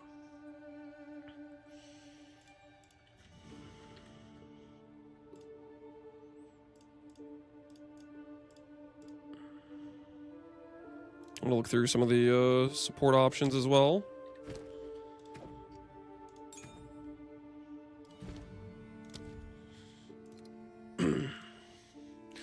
I want to play skill Glacial Lance. Do you think it would be okay on the new Monk Ascendancy? I don't see why it wouldn't work with the new Monk Ascendancy. I'm not too familiar with Glacial Lance, but the new Monk Ascendancy is very generically solid for attack builds, so I don't see any reason why you wouldn't be able to do that. I think it would just work.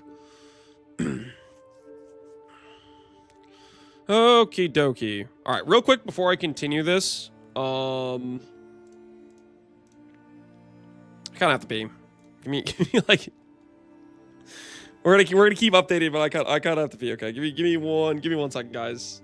But it looks like we got the tree, and we can actually start getting it all set up for the build file thing, which is sick. Get some water too. Get the water topped off. All right, I will be right back, guys. Give me 1 sec.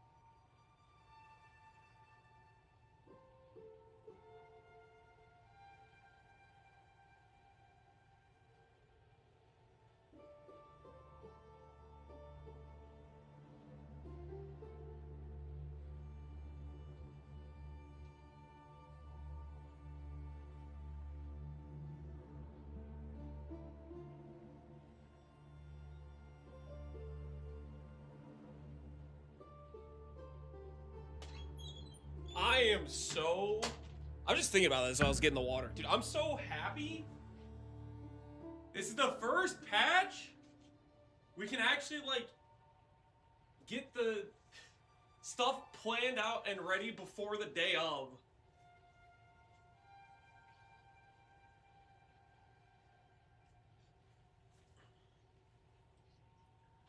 Because every patch previously, it's always like the last day, we get a scuffed data mine, and it's like a scramble to like want to play the game, but also want to like try to get some functional guide information done for it type of thing, you know?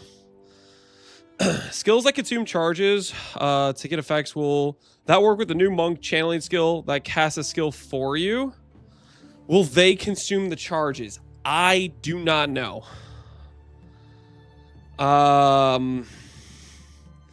That's so I'll give you some examples. There are instances of things like this skill that we've had in the past in Pee-wee 1. Example I'm thinking of is General's Cry. And the way that thing worked is I believe it got the benefit of as if you spent the charge without spending your charges. But that's a completely different situation. They could have coded it differently. So I don't know. I do not know. I would imagine they wouldn't benefit from the charges, would be my guess. But I could see it go a few different ways. Hope it's like this again. It's so much better than they've given us beforehand. Yeah. For anyone that wants to follow guide or make a guide, this is very, very much a better situation, yeah.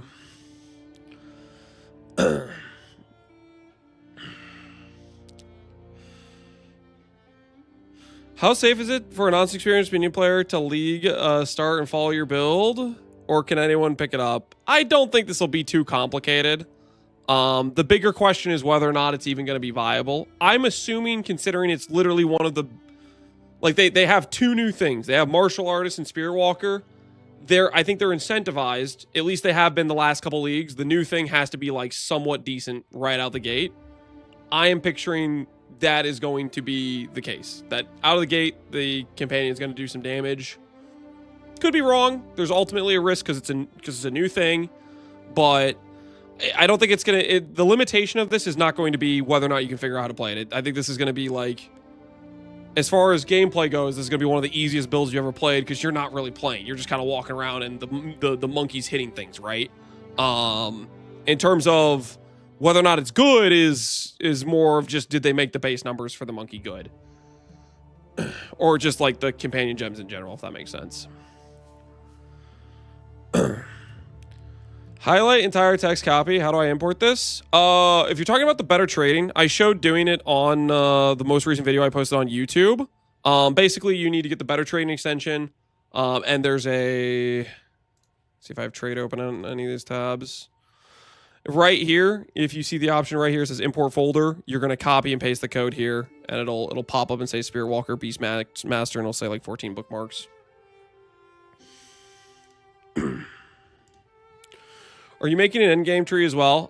Yeah, we're gonna make since we have the tree, we're gonna try to like plan it out a bit how we would do it up to probably like 90-ish. Yeah, we're gonna try to figure that out. I'm starting out with the Act 3 swap.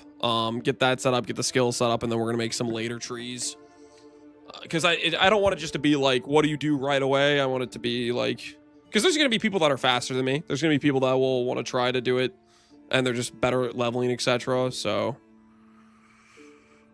I would like to make the tree go up till basically like you're in endgame maps, hopefully. And obviously, I'll like actually playing the character, I'll end up making changes to it, but it'll be at least like a framework to work off of.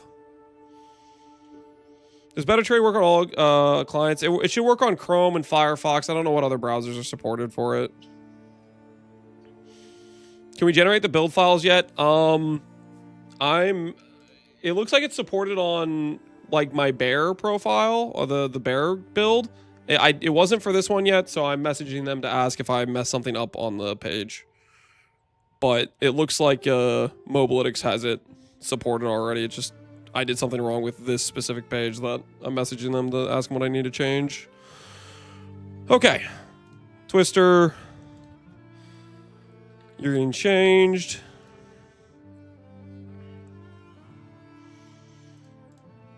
Let me see in game. Do I like the support gem choices we made? Last gasp, I don't think I care about. Loyalty, I think I'm going to put on the bear.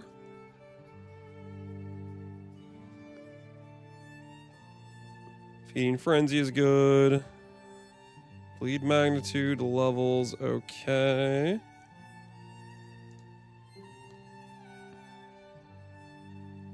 Keep the buckler the whole campaign. Yeah, just a normal buckler, or if you find a buckler with like life on it, it'll be slightly better for you. It doesn't really it doesn't matter too much. You're only using it for a half a second to proc the parry to then do something else. Late game, you'll notice I have included on the buckler search list. There's two bucklers that are unique here. They're both pretty common. but there's one that has 50 debuff magnitude. This is 25% more attack damage taken. Or this one, which procs 10 critical weakness stacks. So either one of these, I think, are really solid. If they're cheap or affordable, grab one of these and your parry will give you basically some extra damage. So that's what that's for. But you can use a regular buckler up until one of those becomes available. What time are you ending today? Probably around 8 o'clock. I'm going to play Apex with my brother before the league launch. Skills target maintenance restore skills within 6 meters if possible. So deflection, potency, magnified AoE, last gasp, fire attunement. I think it might just be the same supports for the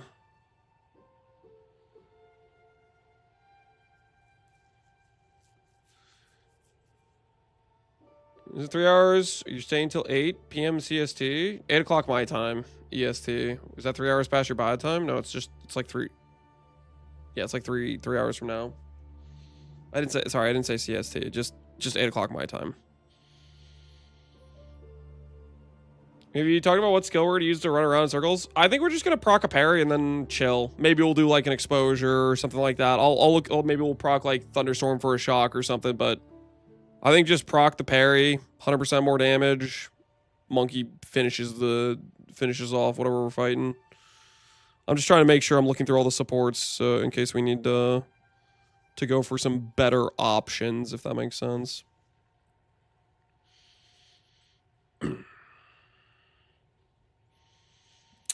Armor break. We can get break armor through Mark, can't we?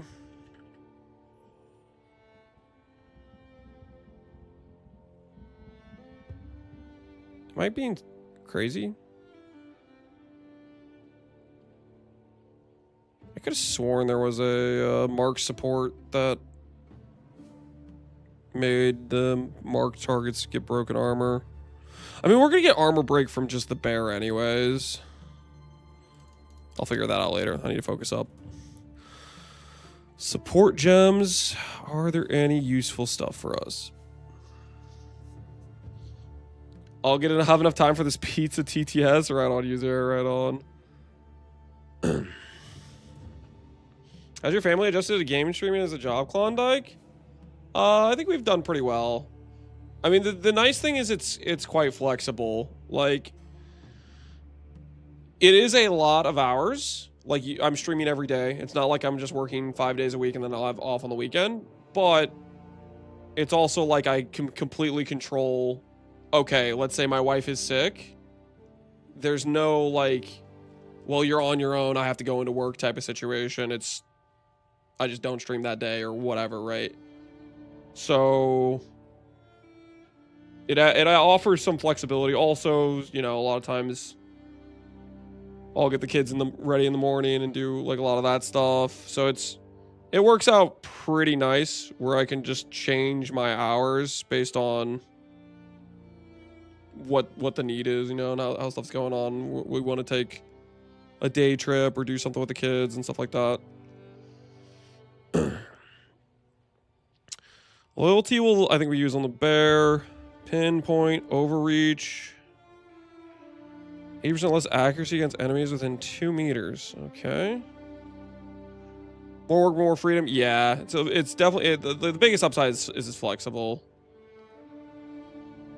Mark of Death to make the mark break armor. Okay, yeah. It's like, I know I saw it at one point, but I was surprised when I typed break, it didn't pull up.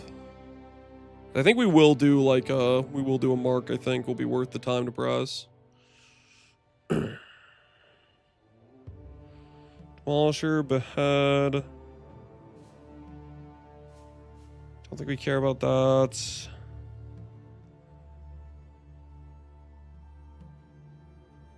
Feeding frenzy's good. Is it worth going for the new companion scepter? I think you got two options. Either you're full focusing your unique companion, in which case you should stick to a rare scepter, which that's what I'm going to do. I'm going to prioritize the monkey. Or if you want to play a zoo build where it's not necessarily your main damage as the unique companion, then you go that Sylvan Scepter. But I'm right now I'm of the belief that I want to like prioritize a rare scepter and focus on scaling the monkey.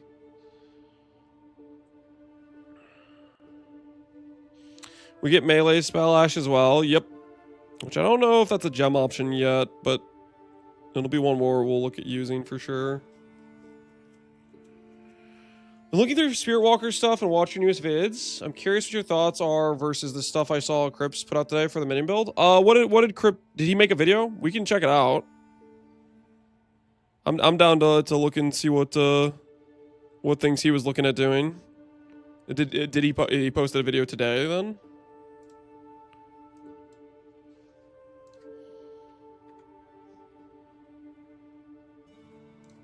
Crip Barian. Should you play SSF 2 days ago? Spirit Walker. Here's a video. Let's take a look. I'm gonna mute the background sound. We'll keep working on the stuff after.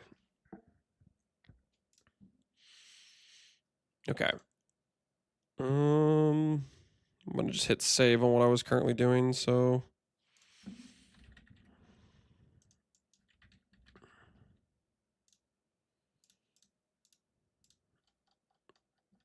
So I don't forget where I'm at. All right, let's take a look.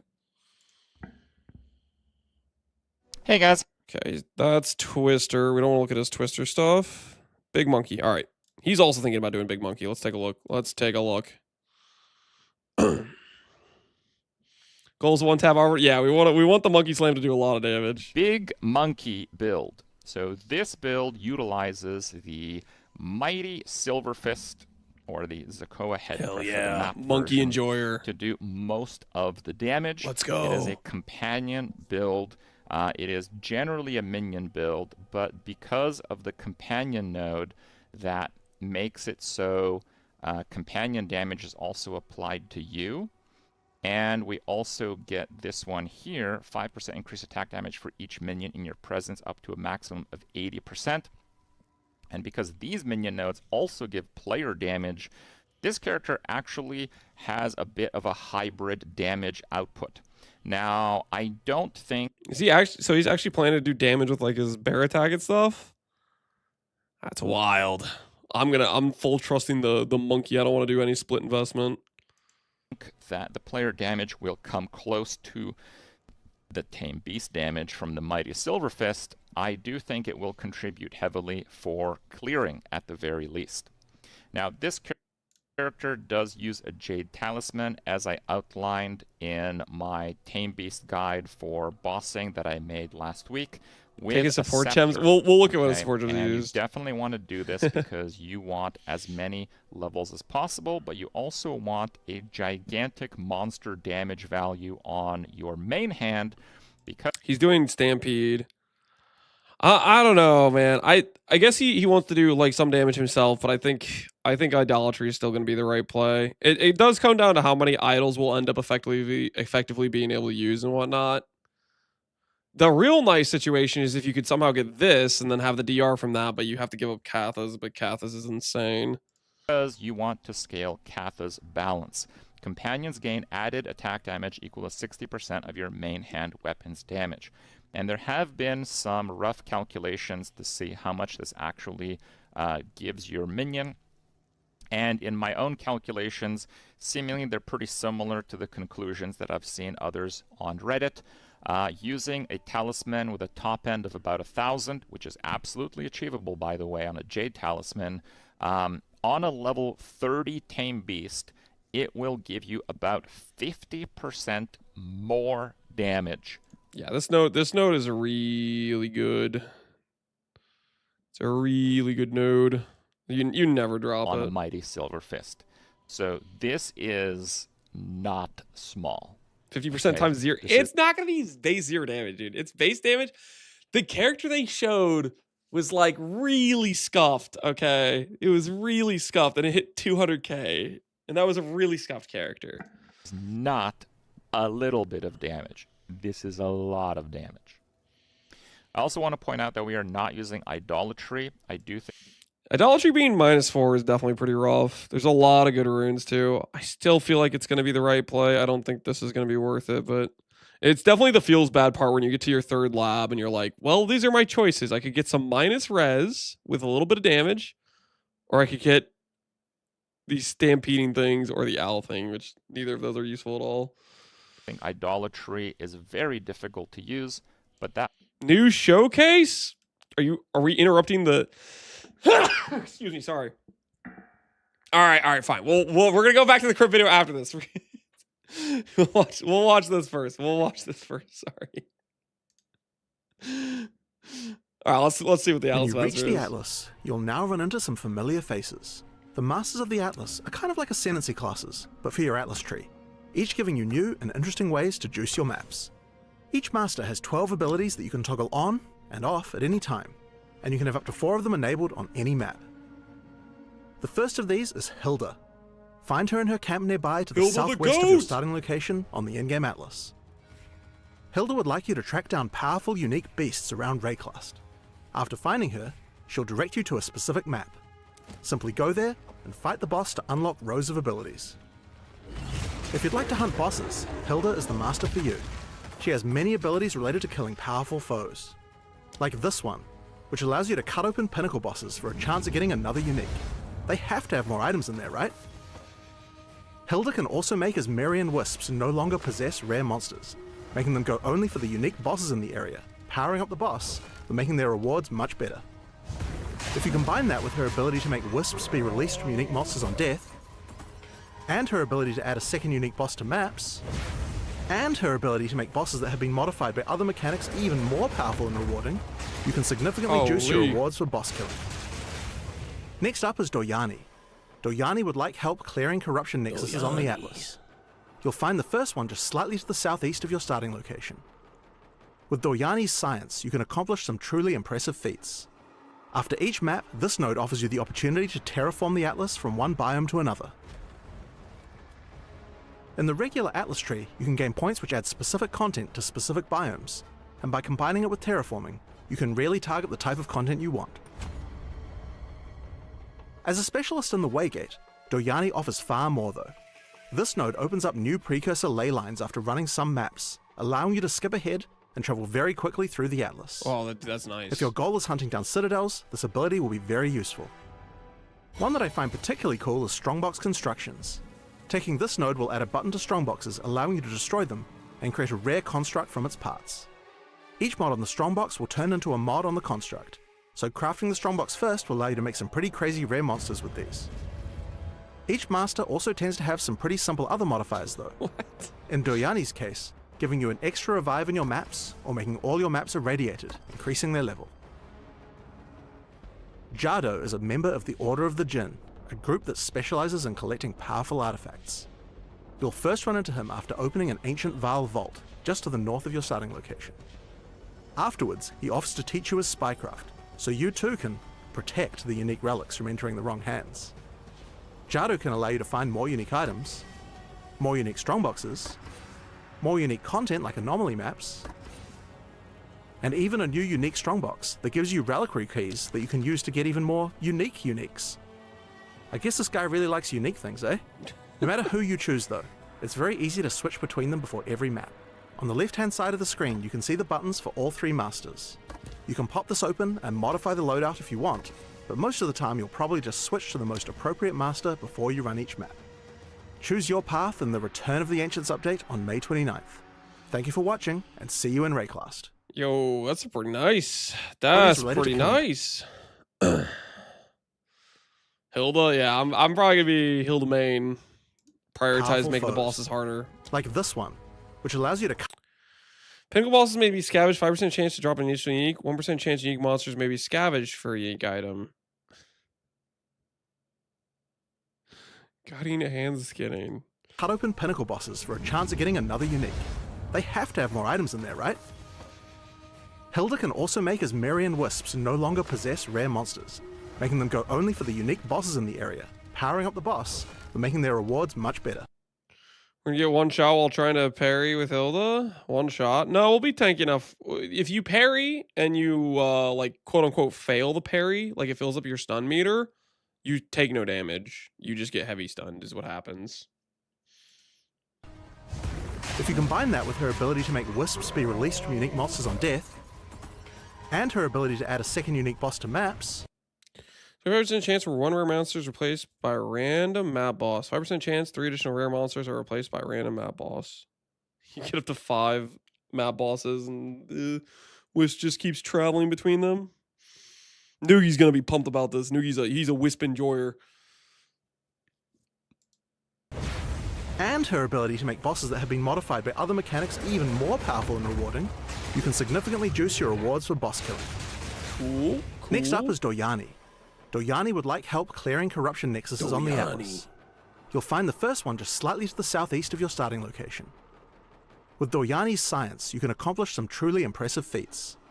After each map, this node offers you the opportunity to terraform the Atlas from one biome to another. In the regular Atlas tree, you What the hell? Precursor terraform, which can be used to alter adjacent maps. Atlas from one biome to another. In the regular I'm like lost. What's changing here? Is this random? Yeah, I don't know. Maybe it gives you a random thing. It doesn't. It was a mountain.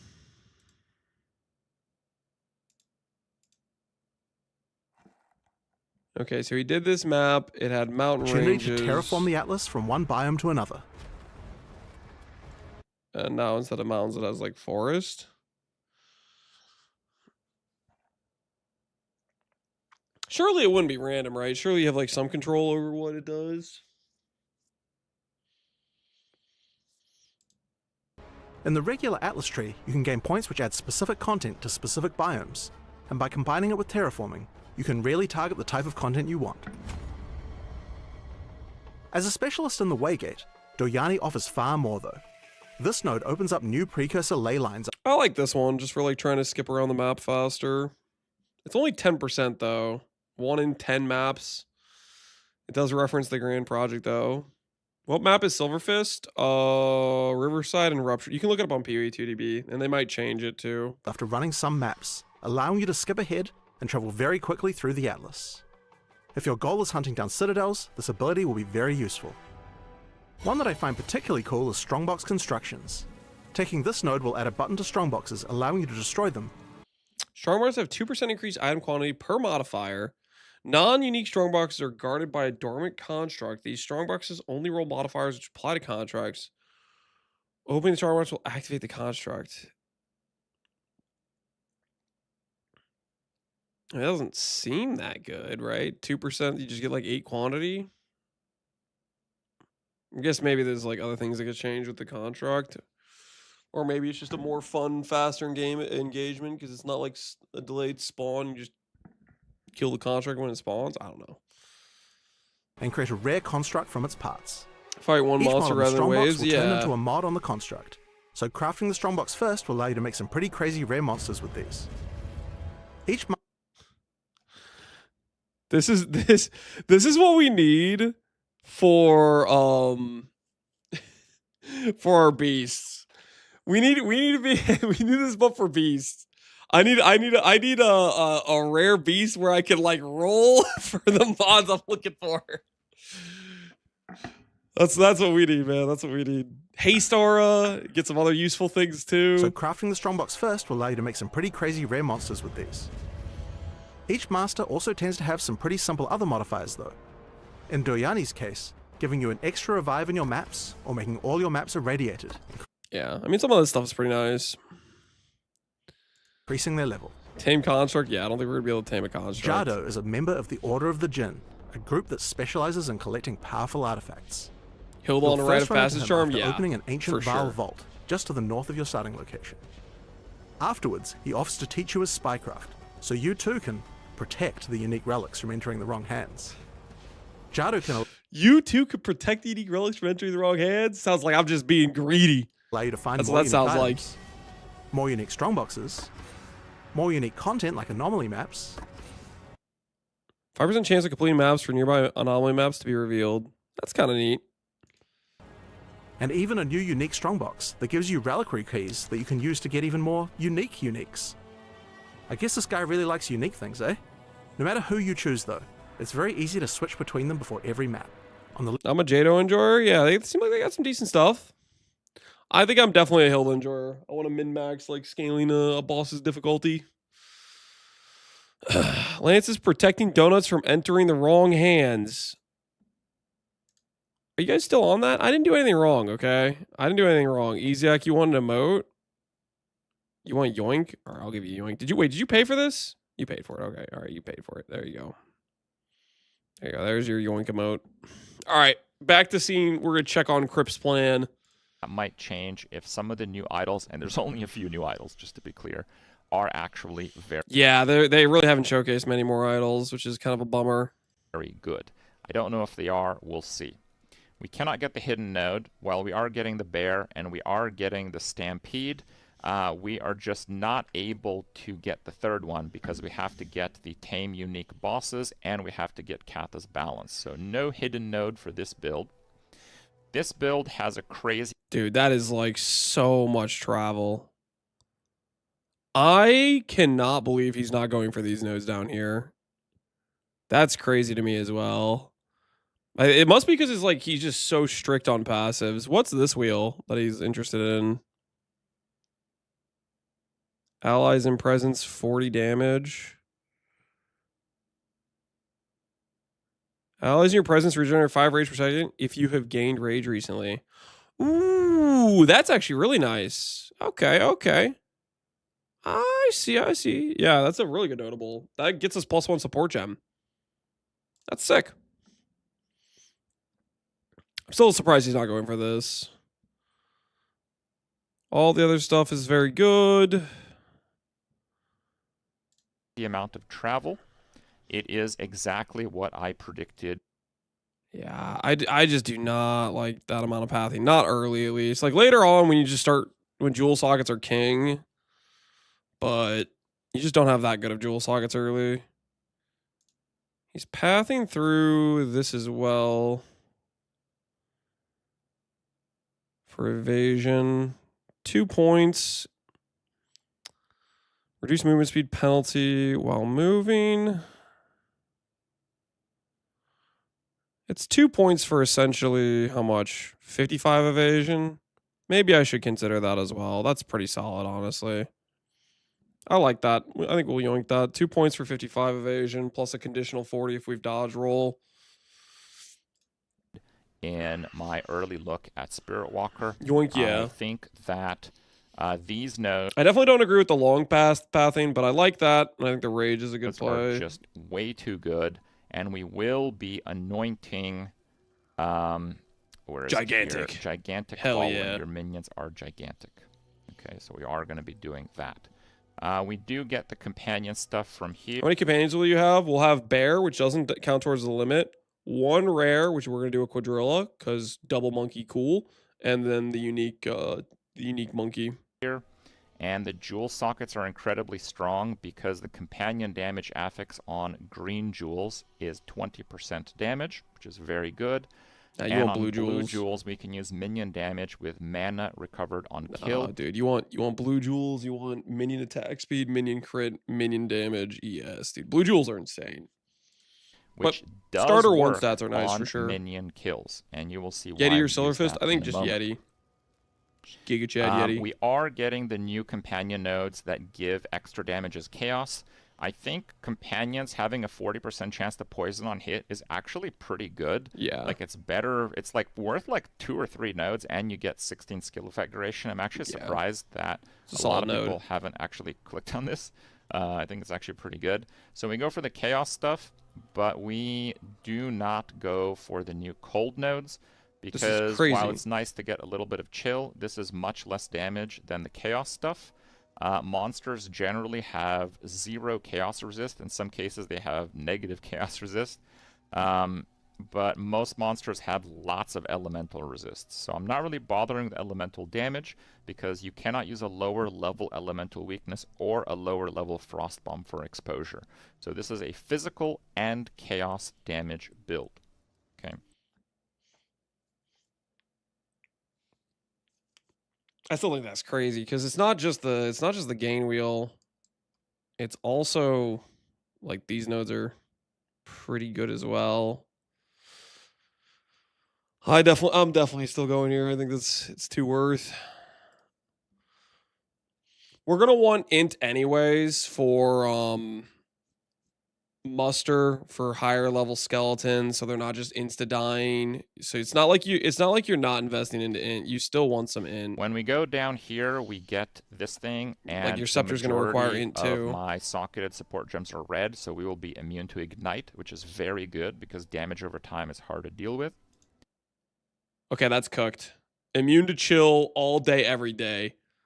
Immune to chill is like when you get it, life is just good again. Fair enough. You want to die a little bit less, respectable. Maybe he's playing hardcore, but immune to chill. Dude, the amount of times you run chill ground maps, you have monsters that put down chill ground, like that crystallized immunities. I cross heaven and earth to get crystallized immunities for chill immune. And we have Gem Enthusiast. Not on a minion build? No, dude. Like, anytime you run any chill anything, it affects your running. It makes your character feel slow. Like, it's just... Which is pretty easy to I'm unlock a in the chill setup. immune So we get believer. 5% life, 5% mana, 5% movement speed. And we are using Iron Reflex. Ideally, we use Evasion Armor, so we could juice it a little bit before we... Okay, that is crazy to me. That is actually crazy to me. Because I'm pretty sure conversion, this evasion rating is just useless then. Can somebody correct me if I'm wrong here? I'm pretty sure conversion, if you convert something, you don't benefit from the increases. So like he should definitely get rid of these nodes if he's gonna go Iron Reflexes. We convert it. That's the it's so trippy because it's completely opposite of PoE1. I still like these early nodes, but I don't think I'm gonna go Iron Reflexes. But armor is fine as well. PoE1 knowledge, I am but yeah. using the Warlord nodes. So allies in your presence regenerate 5 rage per second if you have gained rage recently. Yeah, that's This is good. Completely insane because it'll give 30 rage to the Mighty Silver Fist for 30% more damage. And we also have those for minion damage as well. Okay, is there ever a world? I mean, we're here, right? We're already here. We do want to go here. Dude, the middle lane is just so many more passives than the top lane. Because it's like let's say we're here. It's like we could make the argument for going Jewel Socket, Rage, Jewel Socket, right? Jewel Socket like this. But it's like this middle area is so many freaking passives. Let's just compare this real quick. This is 77 passives. What is it if I just didn't go through the middle? Is it just going to be less passives?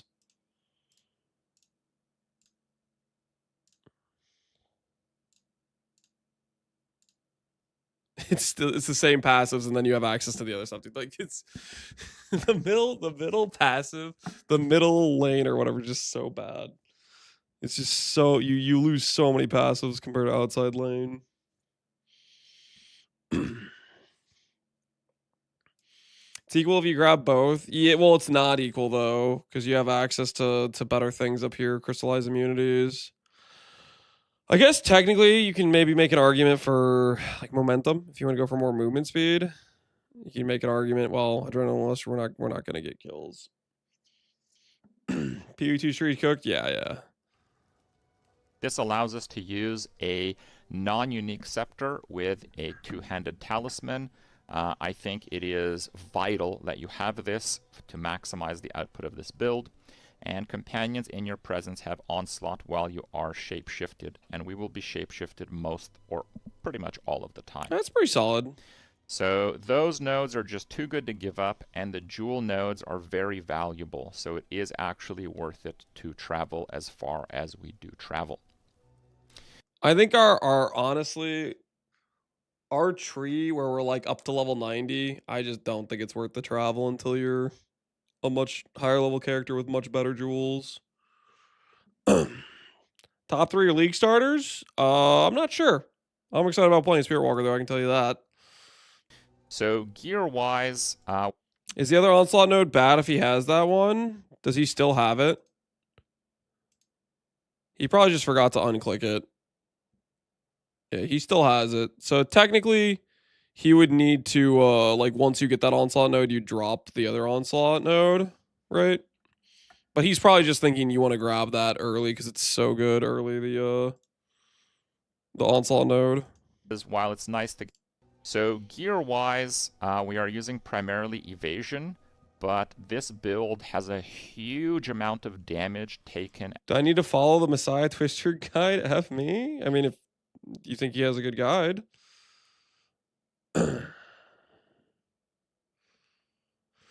Bear companion is free, but how do we get to have 2 more? The baseline limit is 1. You click trusted kinship, that gets you to 2. As mana. And this is because it's very easy to get your mana back, and it is just an incredibly good defensive layer. While we have some evasion nodes, we are... Is he using like some mind over matter stuff? That's so funny. We were literally talking about that on the podcast. It was like, oh, you can't get life on tree. You just start forcing mana in for one way to get some raw EHP. Using armor. So this evasion becomes armor. We won't have that much armor, but armor sucks against big hits anyway. The idea is if we only have just like a modest amount of evasion or armor, it's better to have armor. Because a modest amount of evasion, you're pretty much not going to dodge very much. But a modest amount of armor will actually give you very strong resistance against small and medium-sized hits when you're mapping. It actually is pretty valuable. It'll feel amazing going from 60 to 100 with only clicking 5 passives. I don't think it's 60 to 100, but it's like 20 points of travel. It's a decent amount. Valuable. So while we are using evasion and armor, we're primarily trying to get life and mana on all the gear pieces. So we get life and mana there. You can even get a lot of mana on a scepter. Life and mana on the amulet with minion skills. So we have 16% damage is taken from mana before. Very he's good. Talking about gear priorities, or he's going for raw The EHP. wolf stuff is good and it's combo. The wyvern stuff is just good and it's not really combo. And the bear stuff is generally total garbage. So how does that work? Well, what the hell? Did you say the bear stuff's total garbage? Yo, Crip, what a that's crazy. Bear's a good time, man. He is a hater, certified hater. The bear has by far the best default Fight Crip. bonuses. No, I love Crip. The wolf Crip's, has Crip's 30 based. movement speed while not But sprinting. also at the same time, hating on the bear is crazy. The wyvern has some energy Old versus related old. I'm not energy old. related stuff, and the bear has 10 armor per level, so it's about 1,000 armor. Hey, he's using Pain Offering. We're gonna be using Pain Offering. Good stuff. Good stuff. I think it's like 30% of armor applies to elemental damage and additional rage on hit. So we want to be in bear because we have some armor from our armor and evasion on our gear, but an extra 1,000 for free, and having that at least some of it applied to elemental hits. Yeah, it gives another 30. Very applies that way. useful again It's against very small nice. and medium hits. So we want to be in bear. Maul is also the default attack. Dude, I'm so surprised they didn't do the patch for the free aura thing. I thought for sure I was gonna see a patch that said no more free auras. This one was definitely very surprising to me that they didn't have that. For bear. Oh, and now we can 6-link our scepter too. So we can nerf milk That's on why it, it's balls. on Don't here. do It's it. a free attack. It doesn't cost anything. Legend goes that Crip's the reason we got regular seasons. Apparently, early on, he told Chris something like, more people show up when I stream regularly. You should do the same thing with leagues. Yeah, I do remember Chris talking about that anecdote, that's pretty freaking cool. So we're using Maul to gain lots of rage and leech lots of life. And Life Leech 3 makes it so your life leech is not removed at full life. This is very important because we do not have that much life investment for our companions, and we have leeching life from your hits causes your companions to also leech the same amount of life. If the auras aren't fixed, will you use them or stick with Malice? I think I'm going to be tempted to use them because it's an access point to recovery that applies to you and the companions. I think I might be leaning. Well, the thing is, we can get 10 crit weakness just from the parry shield. So I might look at other options to get crit weakness than Malice. This is a major survivability layer for the minions of this build. Okay. We use Skeleton Clerics. Ideally, you're going to want to use 2 Skeleton Clerics because we use Pain Offering to sacrifice 1 to give our allies minion damage and minion attack speed. This is a really big bonus, and you want 2 so that you can sacrifice 1 and use the cleric will res the other offering one. effect supports? Now, because we don't really have like 160 int, I don't really expect, probably you're going to get like about 110 int. You're going to have a lower level of Skeleton Cleric, so they're going to be pretty vulnerable. You have to be pretty careful with them, and we also have to use Brutus Brain on the Pain Offering because it's going to have like no HP. Brutus Brain makes it invincible, which is extremely you only get one of those. Case. For my weapon swap, I have a shield instead of a talisman. I think you want to have your boss tame beast on only 1 weapon set, so you can weapon swap ×2 to reposition it. This is a very popular tactic for Infernal Legion, but because the beast is responsible... You should go, dude, you should do parry, man. I'm surprised he's not a parry believer. Responsible for so much of your damage. You really Man, I was want talking to so much smack control about where parry it's because going of to end up in last its week. positioning. And because we're going to use a weapon swap just temporarily, we have some skill slots open. I like using shield charge. You don't have to use a shield. I like using shield charge and shield block, honestly. So, lots of stuff is possible here. And we use the Vivid Stags to shock, basically. And we will be able to shock because we do a lot of damage. We don't hit very frequently, but we hit really hard with the player. Like, the player will do significant damage, and you will leech significant amount. Hold on real quick.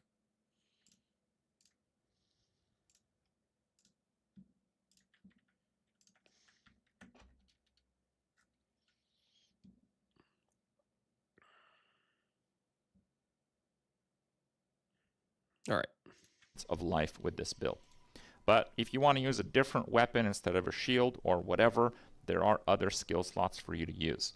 Just keep in mind that you can't really use any auras with this build. If you do get a crazy high spirit roll on your amulet and your scepter, you will be able to consider War Banner, which will give your minions 25 more damage and some attack speed as well.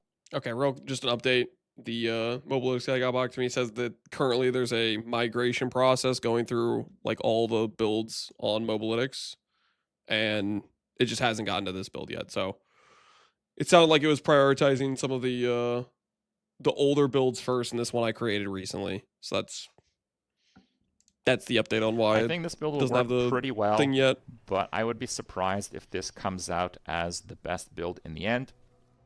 Also, the main disadvantage for this build is finding a boss with... This is going to be a long part of it, is fishing for some good mods. But dude, just picture it, man. Just picture it. Extra crits, hasted, like temporal bubble, like some crazy combo of mods.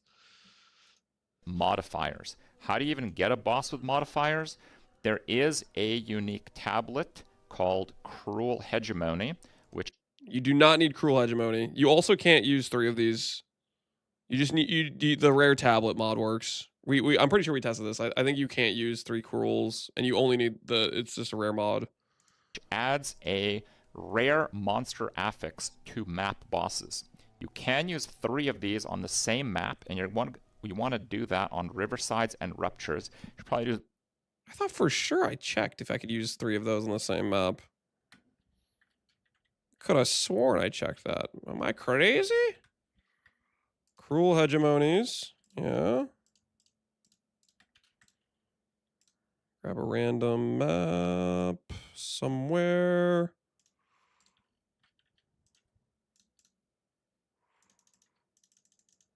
Alchemy Orb, Exalt Orb.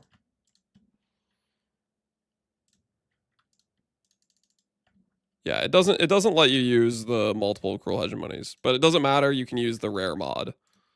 This one works. Just the unique have one additional mod. You don't need Cruel Hegemony.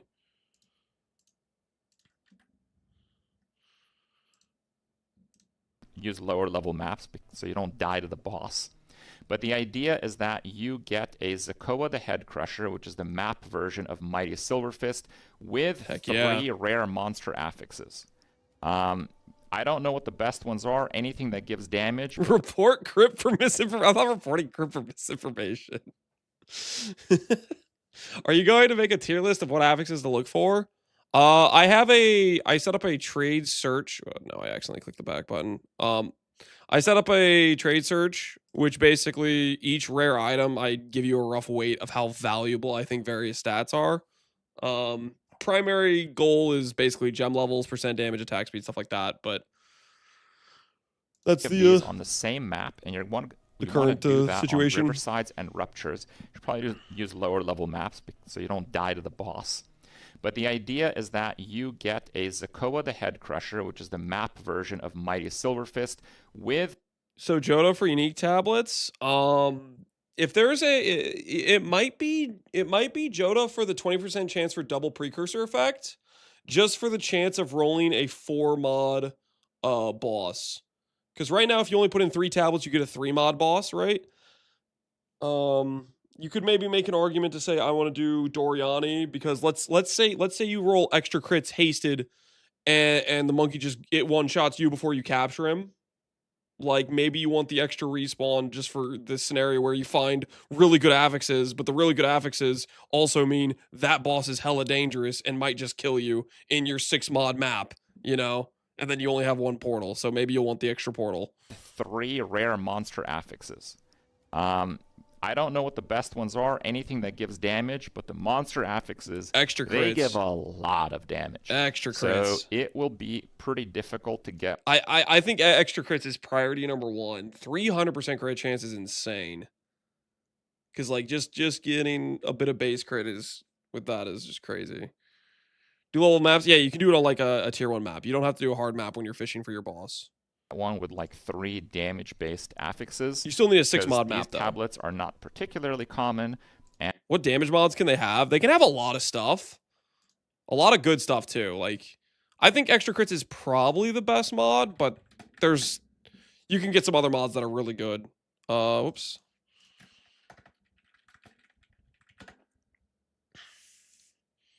Just as some examples, you can get up to 40 gain.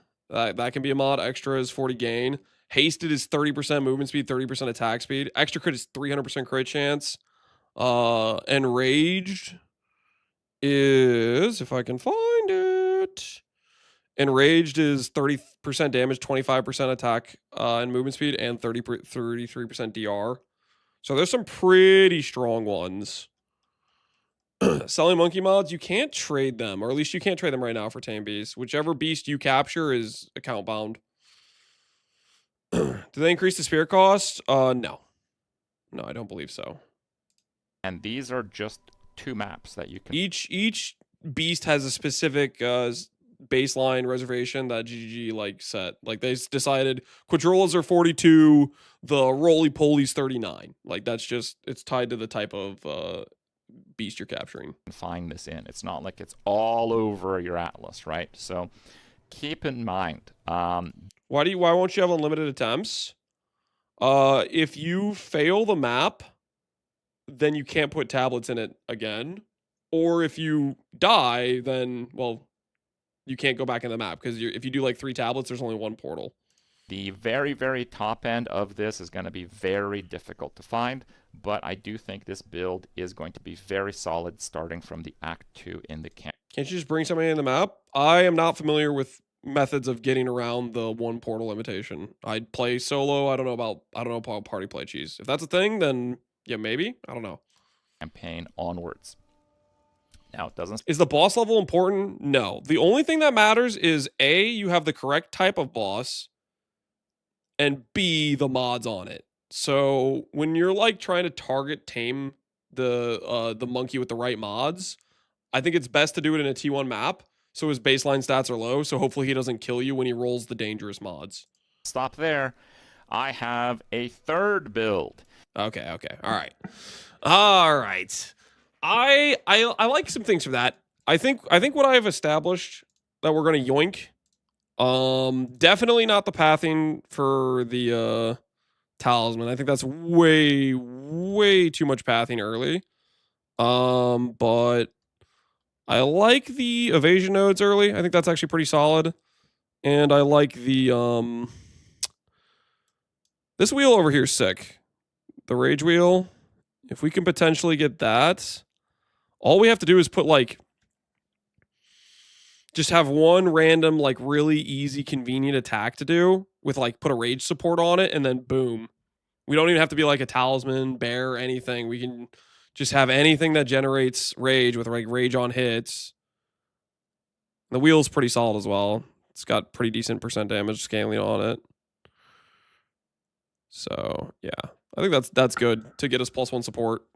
Chill immune, yeah, I definitely don't agree with that. I mean, we'll definitely go chill immune, and I'm definitely more of a believer in Giant's Blood.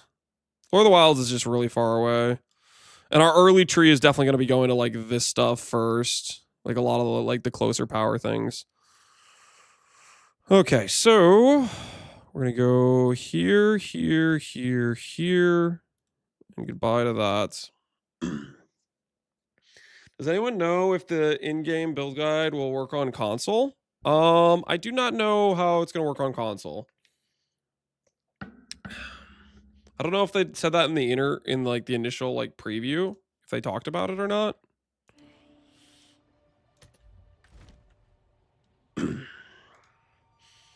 That I am not sure.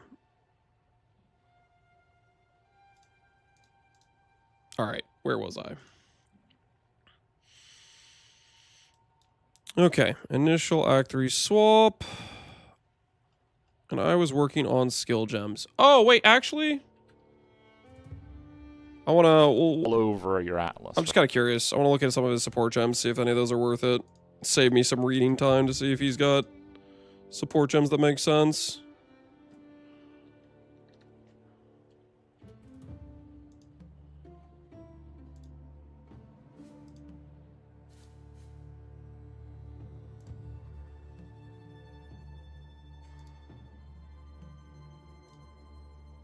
Get the Should pause it and look at some of the support gems he's looking at. Bleed 3, bleed 4, heft. Heft does not work with the gain mods. I'm pretty sure. Okay, let's take a look. Heft is more fizz, right? More maximum fizz. Don't necessarily like that. Bleed 4.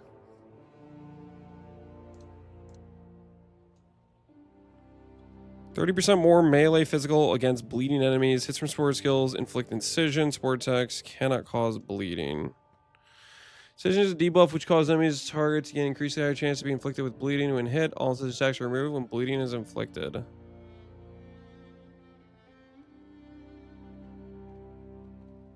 Yeah. I don't necessarily like that either. I feel like there's just better supports. He's not going muster. Like the other thing about the talisman is it kills half your spirit, which makes it a lot harder to add extra like skeletons. And he's going wolf pack over a rare tame, which I definitely want to go rare tame over wolf pack.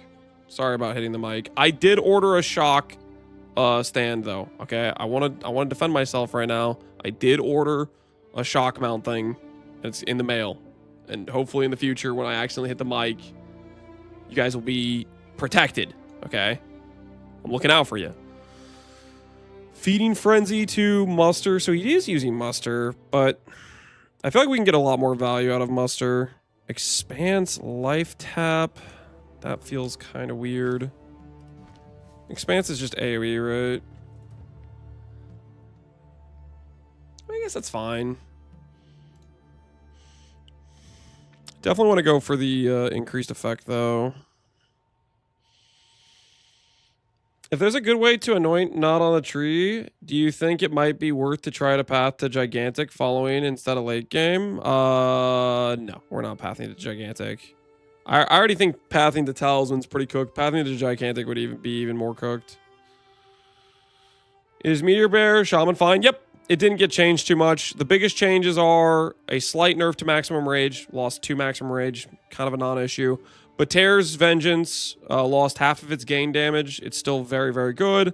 And then the most impactful change is they made it so the additional rage cost will apply to your maul, but that just means you need to keep using rage on your maul for the entire like playthrough of the character, which it's not that big of a deal. Like my end game setup was using rapid attacks 2, which is 25 attack speed. Rage 3 gives 15 attack speed when you're not on full rage, which will be most of the time when you're swiping and stuff. So it's just to make sure that maul isn't. It's like to make up for the fact maul is going to cost you some rage. Combination of skeletons. Yeah. Combination of some skeletons to make muster more valuable. What does heavy swing do? Heavy swing. Heavy swing. Less attack speed, more melee fizz. Yeah, I just don't think we'll end up going into like these like fizz specific ones. I think devalue our gain mods, and there's other supports that are already pretty good that we can go for.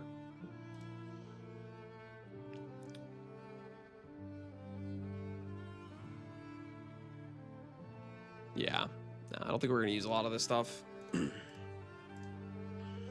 We'll definitely be taking a very different approach to what Kripp is doing for sure.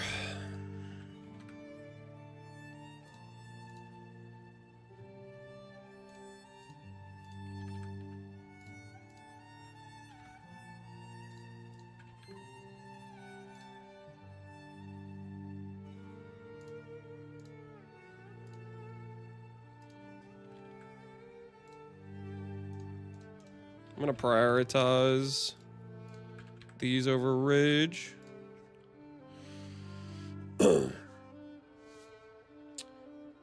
Were Fizz main with Katha? Not exactly. So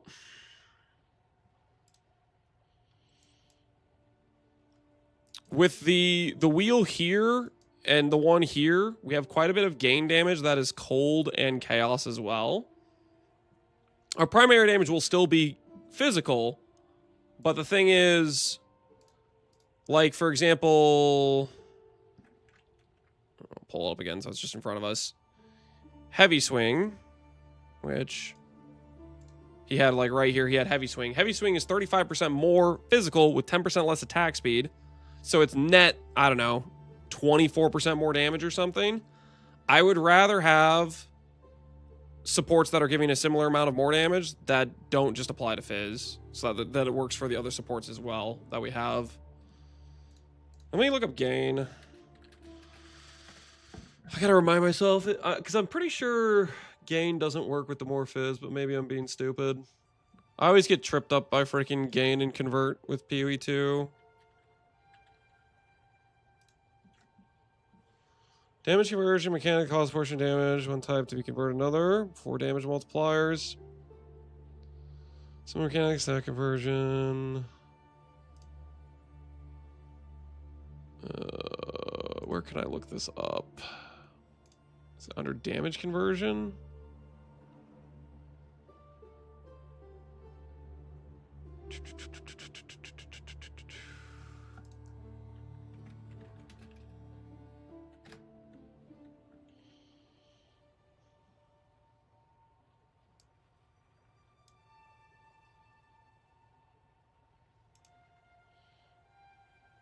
Conversion has value based on total value rolls out like regular conversion. This process occurs before any increased or more modifiers. Yeah, so if we have the gain chaos, if we have the gain cold, and we go put a support that says more fizz, the more fizz will not apply to these gain mods we have. Or if we have like the rare monster mod, gain 40% is extra, it significantly devalues when you're considering the gain mods. So I don't think we want to go Fizz specific because of that. Sorry if I hit the mic again. It's not intentional, I swear. It's not intentional. You gotta believe me. Okay. Can I choose?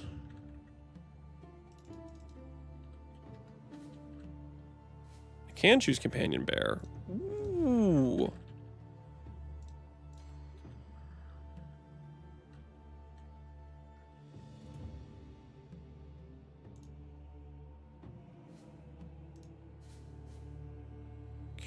Okay, war banner.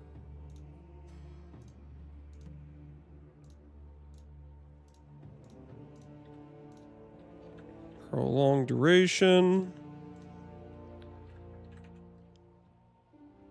Steadfast. Between Bethers and Heart of the Well and maybe Essence on weapon, you can have like 80% gain as. That cuts down heavy swing to like 10% more damage support, which kills your attack speed. Yeah, it's... I don't think that's worth for us at all.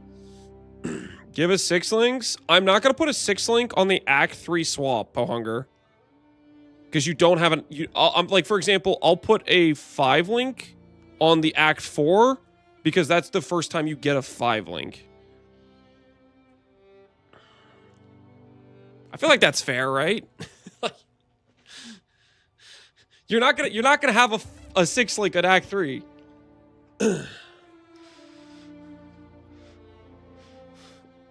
Are you Italian? What? He wants it now? I have a 6 link after killing Brutus, Miller, whatever. Alright. Well, happy for you, but I'm trying to get realistic links based on what's currently available, okay? For what, like, things we want to go for. Let me make sure Pain Offering is even available this early on. Pain Offering is a level 5 gem, so we can get Pain Offering at this point.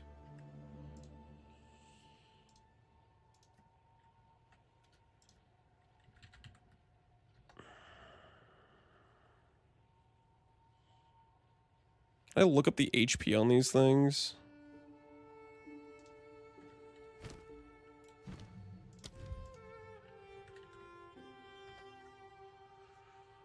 Are Pounce Wolves consider reviving minions? No, they're not considered reviving because if they die, they don't revive automatically. It'll say like, you'll see like you'll see like this reviving.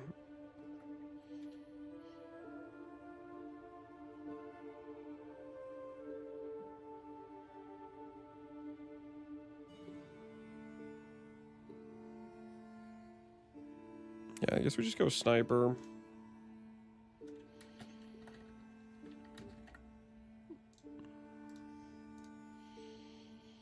Yo, Deadrabbit!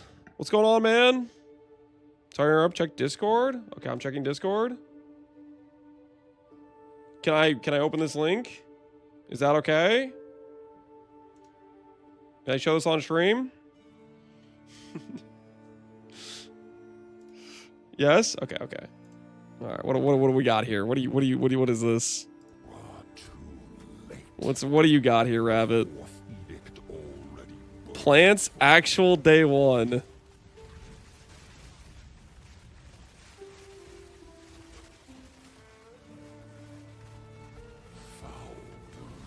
Did you get like a worse staff and stuff? You did, right? Because this is definitely way lower damage than that clip I saw earlier. You might be cooked. I have her in the end. All right. I'll take a look. Take a look. Yo, just so we're clear, Deadrabbit, this is like the weak version of Arbiter, right? This is like the quest version. You do realize it's for the difficult version. It's not the quest version of each of the bosses, right? Just so you're clear. It's not over. Okay.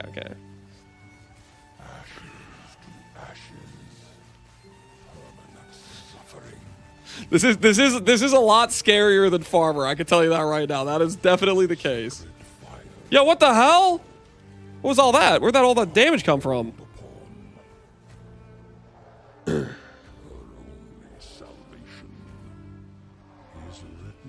All right, I'm gonna make a call. Maybe plants need a little bit of a nerfing. You know, maybe there needs to be some justice here. Monkey would have made him. Yeah. Monkey would already one-shot this guy. Call Connor. Yeah, get the nerf support.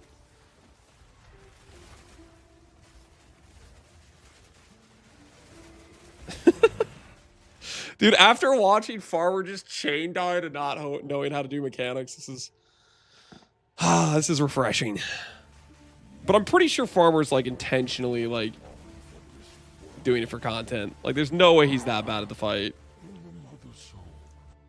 All right, let's see. What do you got here? +5 staff, crit chance, mana, 269 spell damage. I don't know. That's a pretty good staff. That's a pretty good staff. Yeah, okay. You don't have an amulet, though. You don't have an amulet. Fair enough. But I don't know, dude. That's a pretty good staff. +5 with T3 spell damage. Wait, 269 is only T3 spell damage? Is that not T1 crit chance?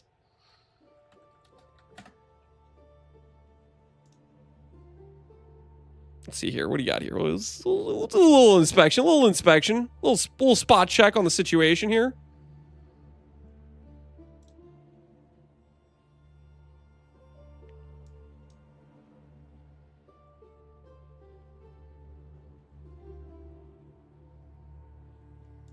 I'm sorry.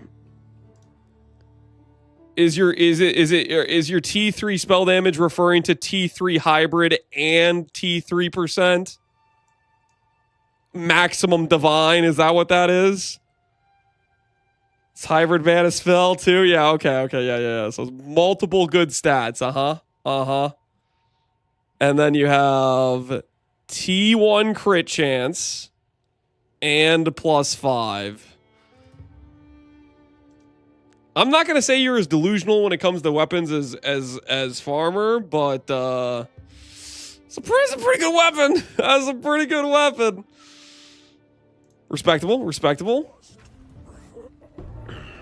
But here's the thing, Rabbit. The pinnacles are gonna be a lot harder than the little quest version of Arbor you just beat. This little quest version, yeah. Yeah, you can beat the little quest version. We get the harder fights. That's where the rubber meets the road. Good luck making that 0.5. Well, to be fair to Rabbit, like, the fact he doesn't have an amulet instantly means this could have been a budget weapon. Like, if he has a +2, all of a sudden this is definitely like Giga super budget, right? Because that means it could have had like +3 levels or something.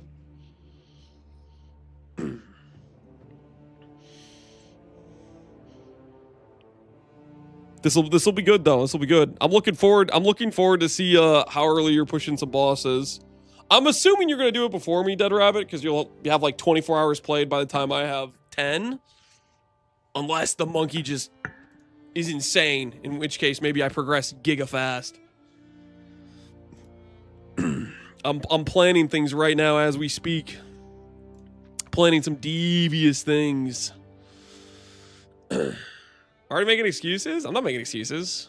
I have full confidence. It's a slash played race, man. Plays you and Farmer. Oh, we made a bet with Deadrabbit as well. So Farmer only wanted to do he wanted to do a campaign race. He didn't want to do any bosses. We eventually made a compromise to do Delirium, and he randomly agreed to do Expedition as well, which that came out of nowhere. I don't even know what he was thinking that day when he decided to do another boss. And Deadrabbit was actually just full Giga Chad. Yes, I will do a wager for all the new content. No hesitation. Just a plant believer saying, yeah, let's do it. But you gotta respect it.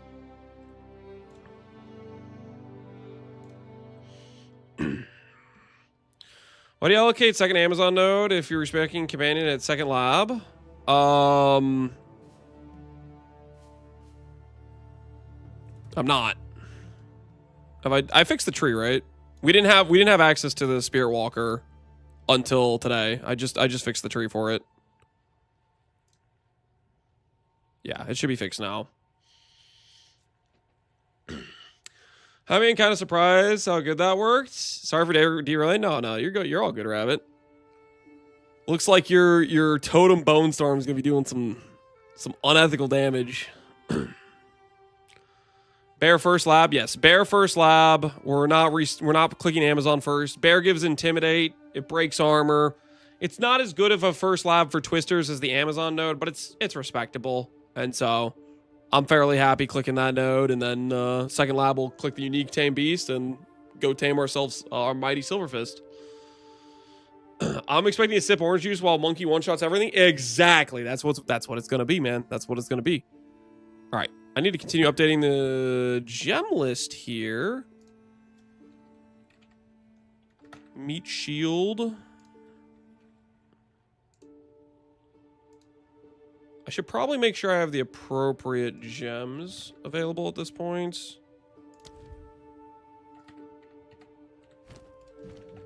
Is Meat Shield 2 a tier 3 gem?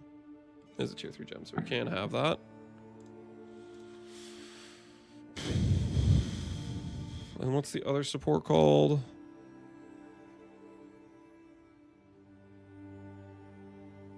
Sacrificial offering or sacrifice an additional?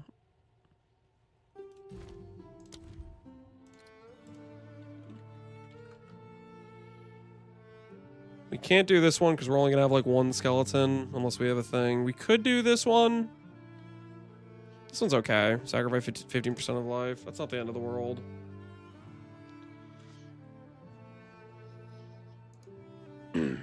Spend too much time testing crap? Yeah, no, I think just taking the bear and just going forward is the way.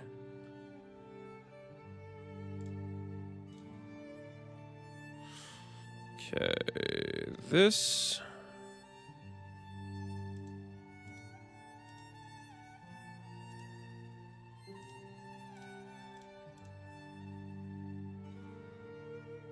What happens if I have just out of curiosity, I want to test this real quick.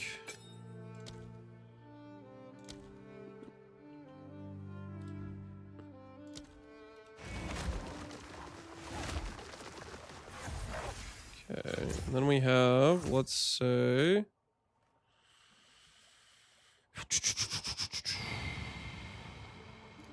this gem here. What happens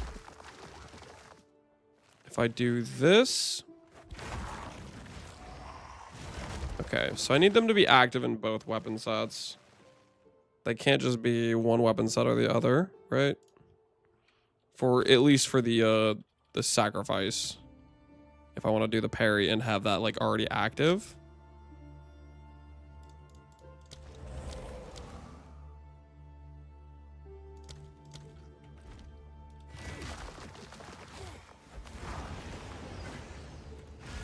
Yeah, okay. So that way we don't lose it. I'm afraid I shot prices. I wouldn't overthink it too much. I shot prices will be probably fine.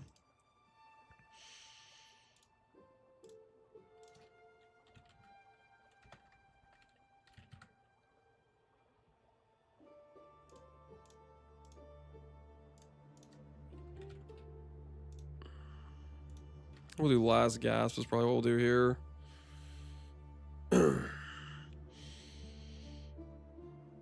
You always remake the zone for another Silverfist? Yep.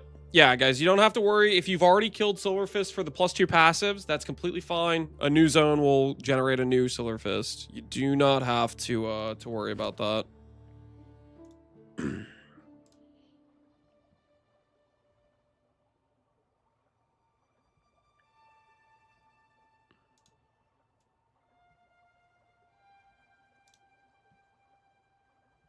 Does he hover his other stuff here? I was kind of curious what he did for his companion besides the, He does not.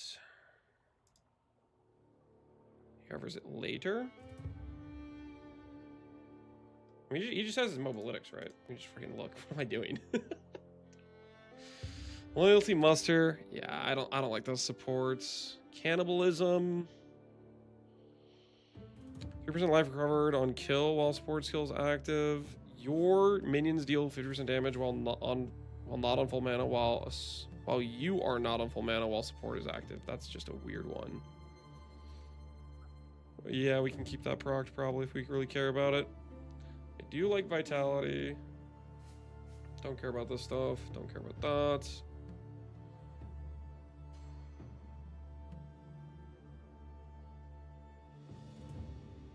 Elemental army is good. All right. Let's go elemental army for this dude because we get a bunch of res for the companions. But that does not apply to the skeletons. It's only companions, right? Yes. Companion res.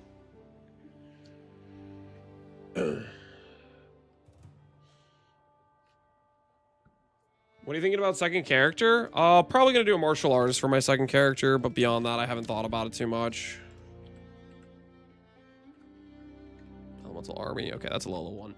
All right. Before I continue updating these supports, I kind of have to pee. Give me one moment, and then we're gonna work on going for an Act 4 tree and try to improve some of that stuff. So give me 1 second.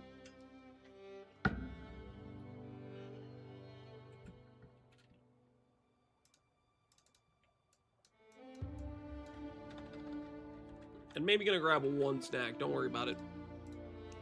Don't worry about it.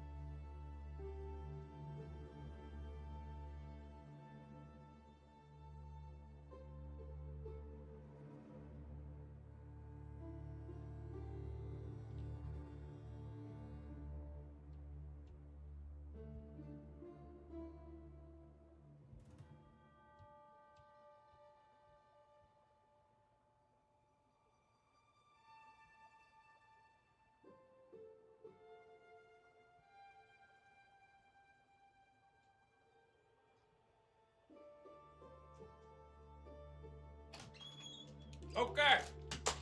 I have returned. I'll have you know the snack I decided upon was more of the Teddy Graham crackers. Don't tell the kids, they'll be fine. Okay? They're gonna be okay. True vultures are already good minions too. Wait, Oscrix, you got some tech? What's going on here? What's the situation? It's rare monsters that tied to the salvage bench quest. What are we talking about? Are we talking about are you talking about this thing? The one in the Kari Crossing? Taming a rare beast on Act 2. There's vultures in abandoned Roa zone. The vultures in Deshare. Can they roll haste? Let me check. They are... This is not Act 2. I don't know what I'm looking at. I know which one are you talking about the the double spawn ones? Didn't they? I think those can't be tamed. Let me just grab a tame beast real quick. That isn't like ridiculously out of my level. Okay, I'll just go grit one for my stash. I'm pretty sure they can't because they have like some built-in rare mod or something. Like they initially could be, and I think it got changed. Let me just check real quick. Let me get a tame beast out. I'll verify. I'm leaning towards doing the quadrilla because I think it's a good combination between fast and maybe it does some decent baseline damage. It's kind of what I'm leaning towards, the one in Jungle Ruins. This is not my stash tab.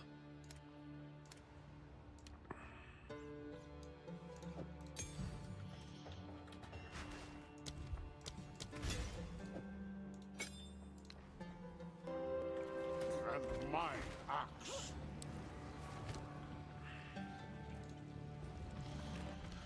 The resetting point for the quadrilla? Yes, there is. Which I was going to verify that I can get haste on it. Okay, let me go ahead.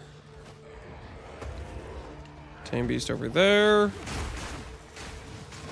Let's go find the whatchamacallit thing.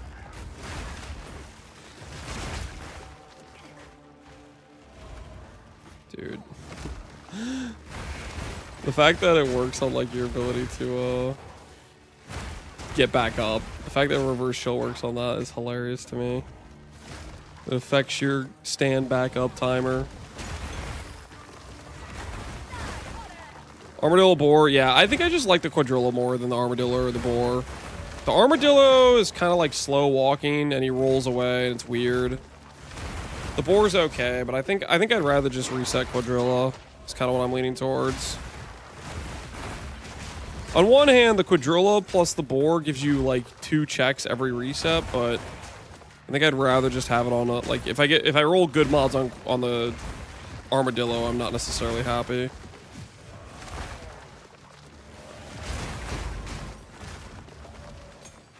Okay, where the hell is this thing at?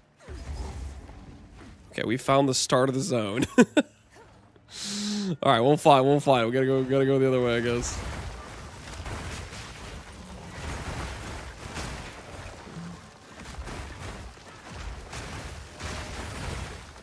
What's this plant build? I made a reverse chill Stormweaver. It's just like a pure entangle build. I like this build a lot. It was a lot of fun.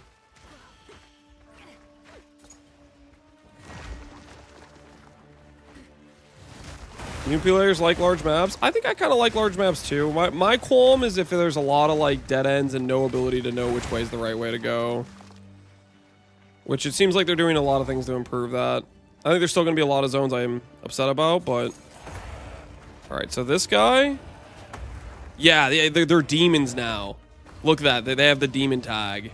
They used to be beasts, but the fact that they had built-in like chalked and chilled ground meant they basically gave you like additional mods. So yeah, we can't capture them. Because you could... Yeah, this is like a really good reset one, too. Because these guys are like kind of fast-ish, I think. Alright, so that's a no-go then. Let me verify I can even get haste aura on Quadrilla real fast. Because some beasts can't roll Quadrilla. Like the bugs in interlude can't roll haste because of hardcore players apparently or something. They have a good moveset for damage. I guess if you want to go like the zoo angle, they're probably still decent. But I don't know if there's a good reset for a vulture anywhere. Because the vultures are still beasts, but those ones specifically got tagged as demons because they were too strong with the guaranteed ground effect. Don't worry, Mitre Silverfist. We will work together eventually.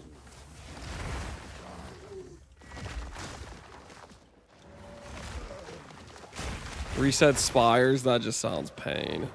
Reset the entirety of Spires is wild. Okay, where the hell is this Quadrilla reset? It's not this. Maybe it's up this way.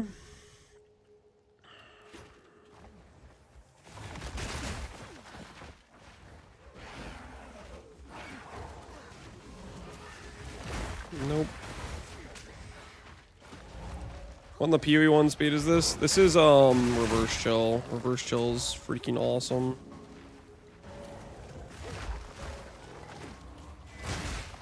With the Stormweaver, we get 70% action speed and affects everything. How fast you open portals, how fast you get up from heavy stuns, everything. There's a rare beast. That might be the one. Let's see. Respawn.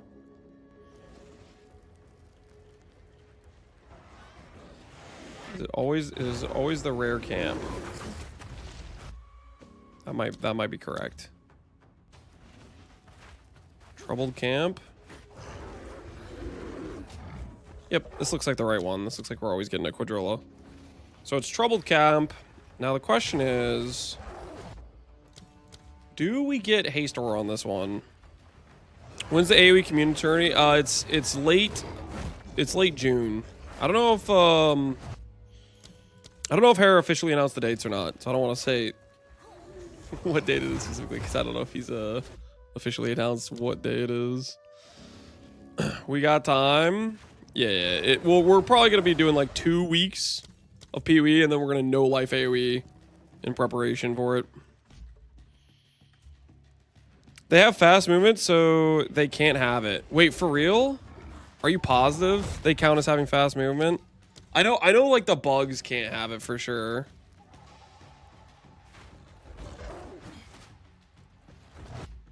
So we can't do Quadrilla then. So we have to find the fastest thing that technically doesn't have fast movement that has it.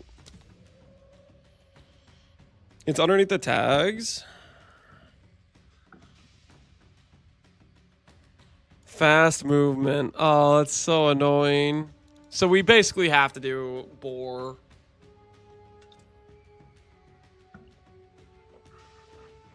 Boar can still have haste? Yeah, Boar can still have haste.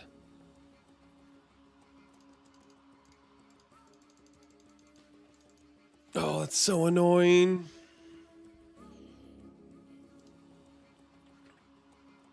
Wolf. Are you thinking there's a better spawn for something that's faster?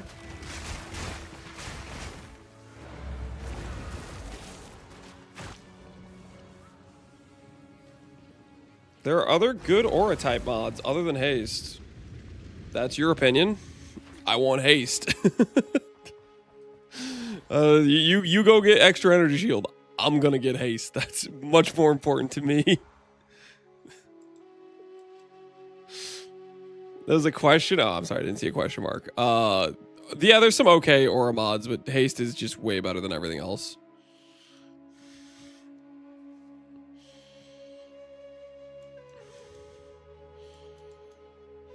Frozen mandibles. Is that the interlude one?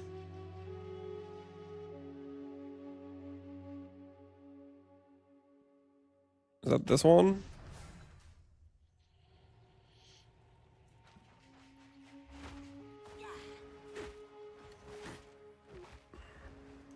I thought you couldn't capture the ant anymore, or they did something to the ant. Am I crazy?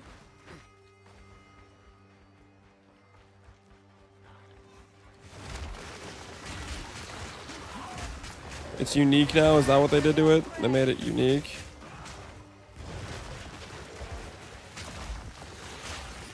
You can't specter it?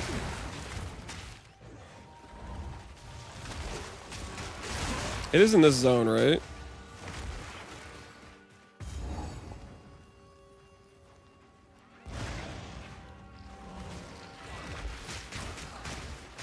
And an inbuilt haste aura that was removed. Yeah, okay, okay.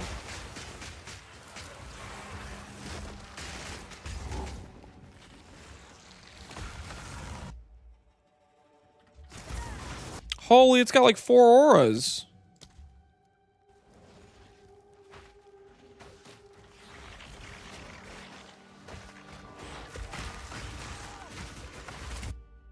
This guy seems juiced.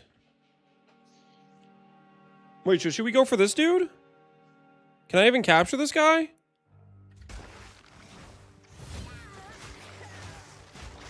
I don't see an effect.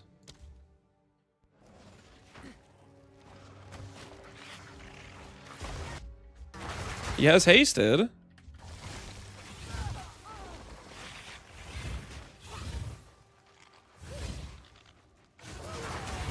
doesn't look like I'm capturing it.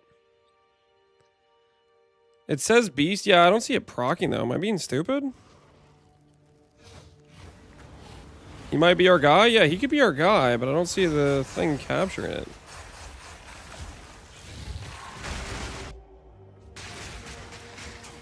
I don't see it. Am I crazy?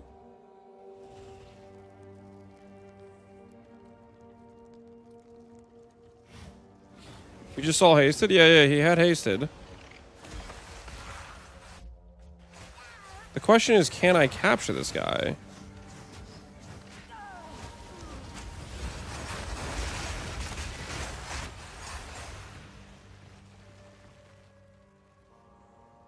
I don't think I can. I'm clicking the button. I don't think it's capturing. Oh, is this just not a high enough level? Is that why?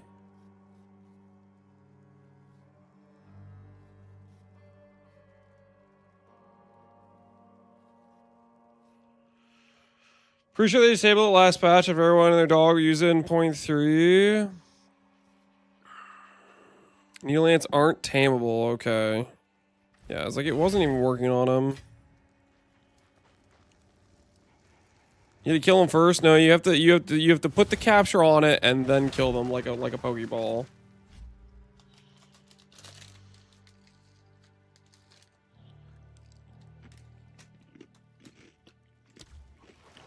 They did something to it. Yeah, people were using it, I think, for Spectre. But maybe they killed its ability to be captured as well.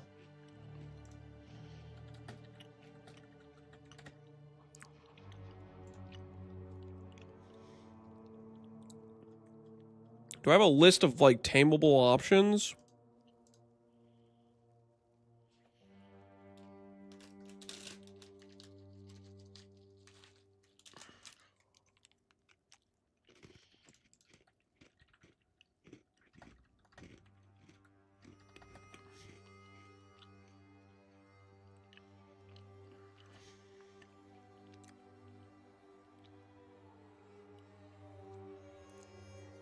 You guys showed an area with wolves in Act 1. Was it for Tame Beast or was it for something else? I can't search for very fast here, but it seemed like he could still roll hasted, which means he probably can still roll haste. Tame a fish, I don't know about that one.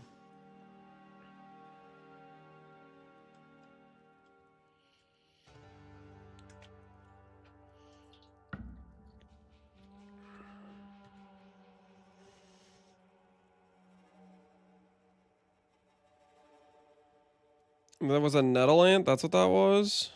This one just says basic attack. Where did you guys see that it's at very fast as an option?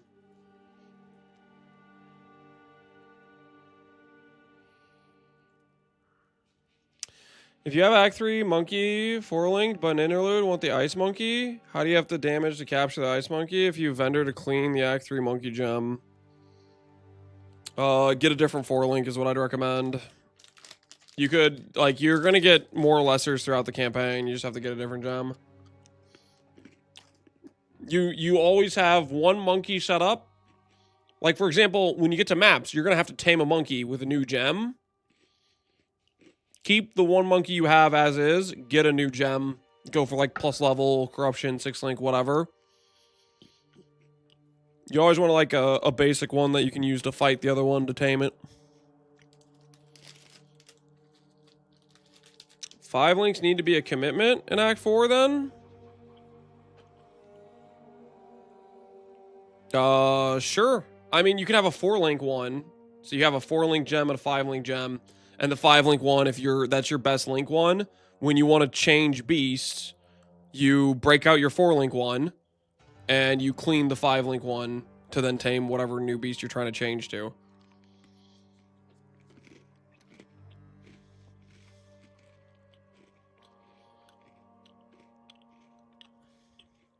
You can't buy more than one? No, tame beasts you could have like 20.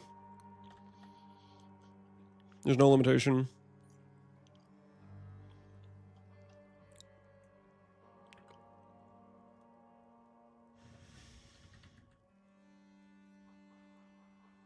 Where do you... Ooh. So I can't search for the,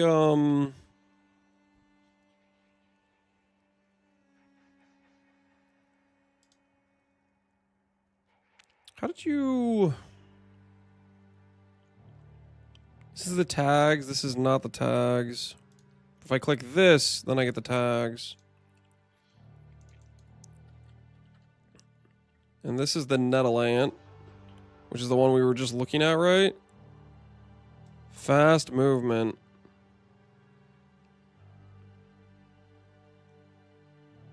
Because we want to look for one that's, like, still fast, but doesn't get the limitation of being able to do haste. There's one in Act 1, Renly Farm. The wolf. Do we think that'll be faster? What type of wolf is it? Do we know? Rollwood, Stone Spire, Ezamites.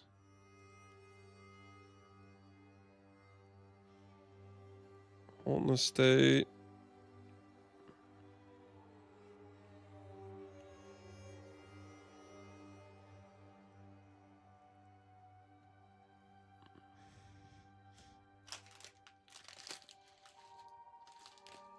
The Frozen Mandible is different. Okay.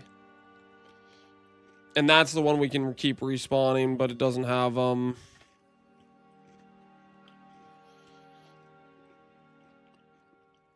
guessing there's not any other very fast mobs in the game, are there?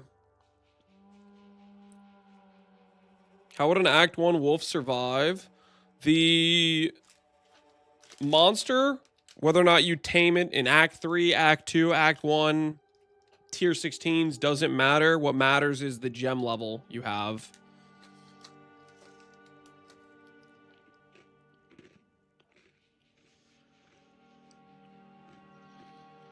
Have we seen the Master of the Atlas? Yes, we did. It looks good.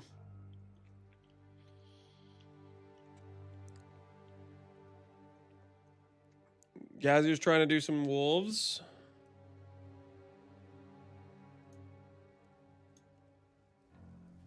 Oh, this place right here. Because you do get a rare sometimes. Yeah, if you get the humans the first time around, you have to reset the instance and find it again. Oh god, seriously? Yeah. But once you find the wolf, it's like always a wolf. Or almost always a wolf, like 90% of the time. That's kind of cool. Let's see if he finds the wolf. Starting Huntress, Spearwalker, yes sir. The guy before, do you know? An idiot, a level chunk.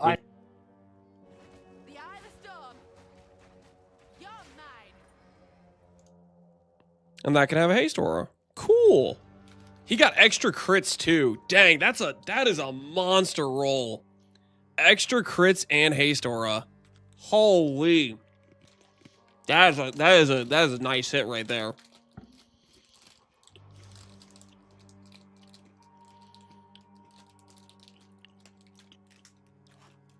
And what kind of wolf is this?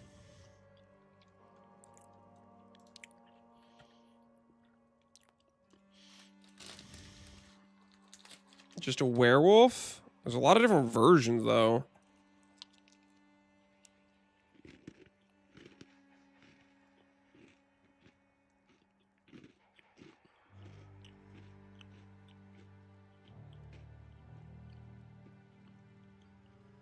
Probably court.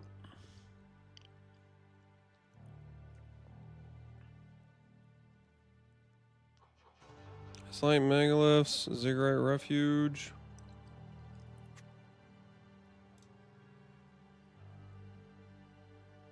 Yeah, this one. Ogden Village, right? That's that zone.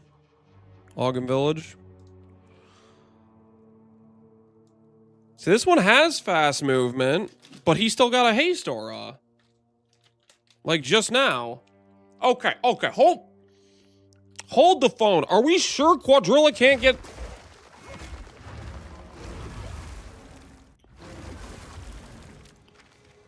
Wiki says it's a prowler?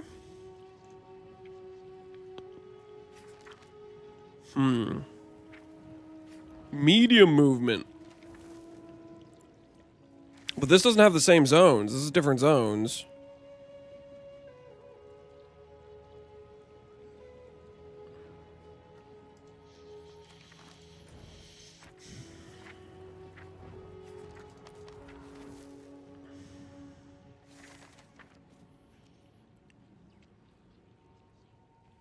Werewolf Prowler?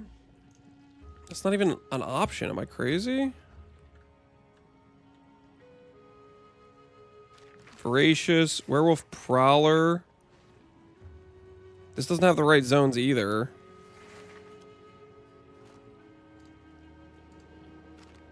This one does say medium movement, though.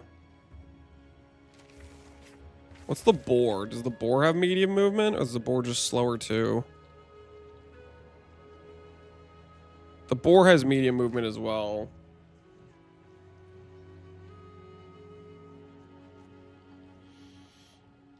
Quadrilla got removed when softcore people are just using it farm over and over. No, I was told the haste aura thing got changed because hardcore players were tired of dying to things that could outrun them. So they made it so the things that have fast movement can't spawn with haste aura.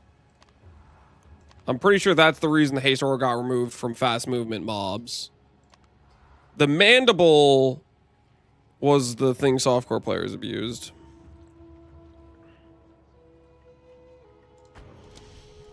I definitely think I like this more than the boar, though. And it's a 50-50 shot if we spawn it.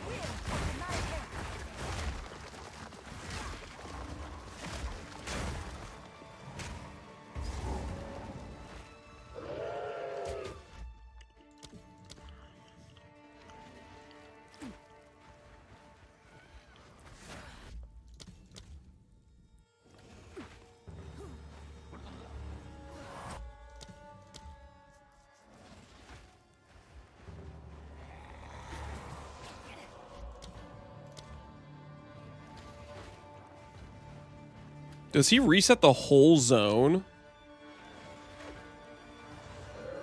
Did the skeleton have to reset? Well, it was a wolf the first thing I came into.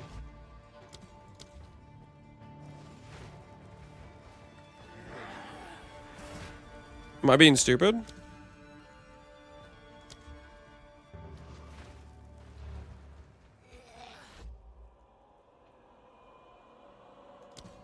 The thing is, it doesn't look like it spawns wolf every time, though.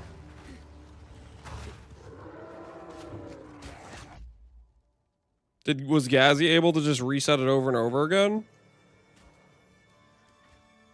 Crits and this guy has hit a level chunk when you get the Spectre for chunk.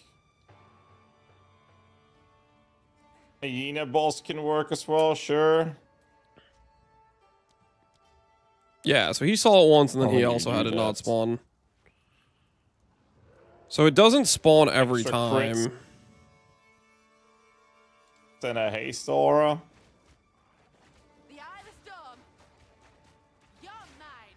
Yeah, that's cracked, dude.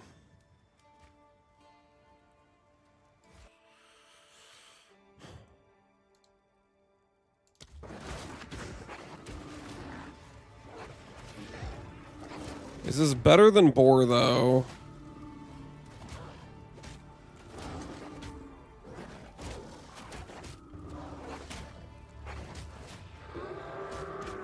It's something we can get earlier than Boar.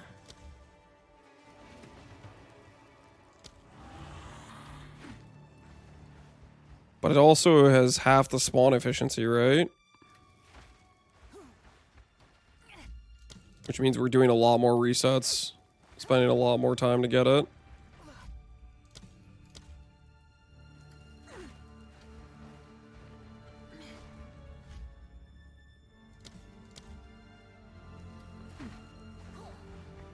If you killed something that doesn't spawn anymore, oh, 'cause the skeleton accidentally killed one of the mobs.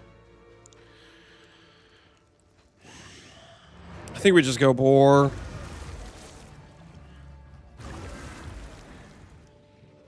Easier to tame? Yeah, that's not really like, shouldn't really be the issue though.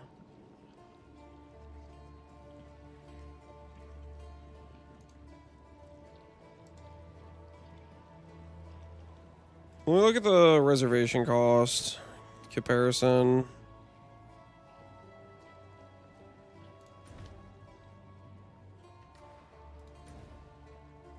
maybe it's significant.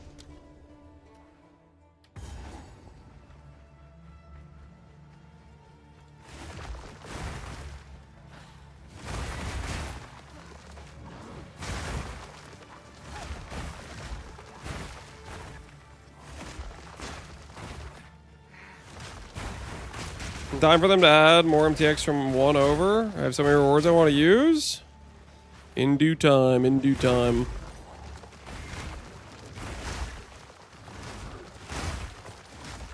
Holy, this zone is,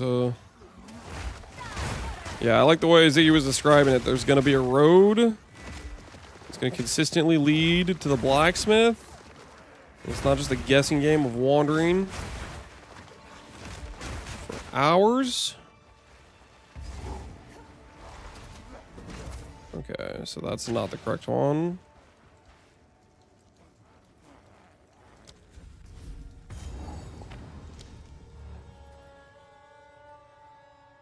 Nettleant has fast movement? No, it was the frozen mandible that had fast movement. And that was a, that thing had very fast movement. But we couldn't tame that because that was too good for a Spectre, so it became untamable. And then hardcore players complained about being slower than the monster chasing them down, so GG removed the ability for fast movement monsters to have haste and haste aura. So that way, we couldn't tame something that could actually keep up with us. For some reason.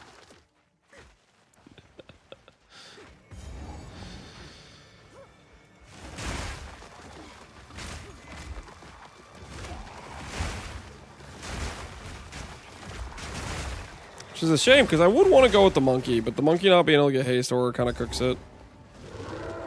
Okay, so let me just see how much this is to reserve. Okay. 35. So it's definitely, it's less than the boar. It's less to reserve than the boar. And maybe similar movement. Because the boar, I think, is like 39%. So this is technically better in the long run.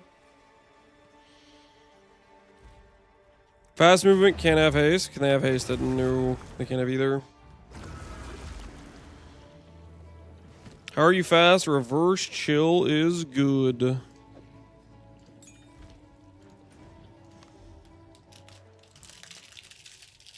Get the guy in Act 2? Who's the guy in Act 2? Don't be too specific now. I might know what you're talking about. If you're too specific, I might understand what you mean. The rare hyena guy. Again, do not be too specific. I might know the location of what you're talking about if you're too specific. The first boss, that's a unique. If there's a guaranteed rare spawn, you can tell me the location of this guaranteed rare spawn that you know about near a checkpoint. You let me know, but...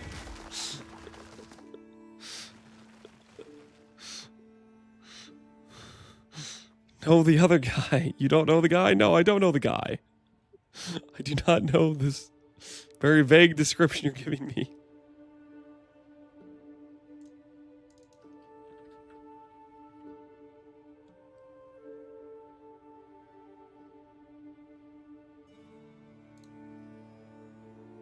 What is this, Silverhawk? Vastiri Outcars? Okay, let's see it. Ooh. Okay, let's see. So he starts the waypoint. He's just showing us where the start of the thing is.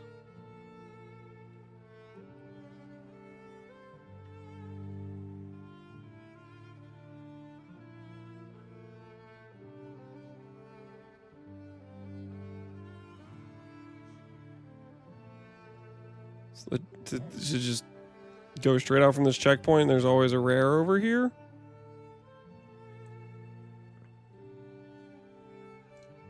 What's this guy called? See this guy? Steering outskirts. Fast movement. So he probably won't be able to get his very fast movement. Let's go see if he can get Haste Aura. If he can get Haste Aura. Sun Clan one. This one.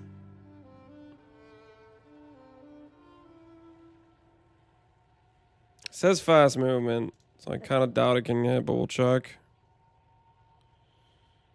That is right here.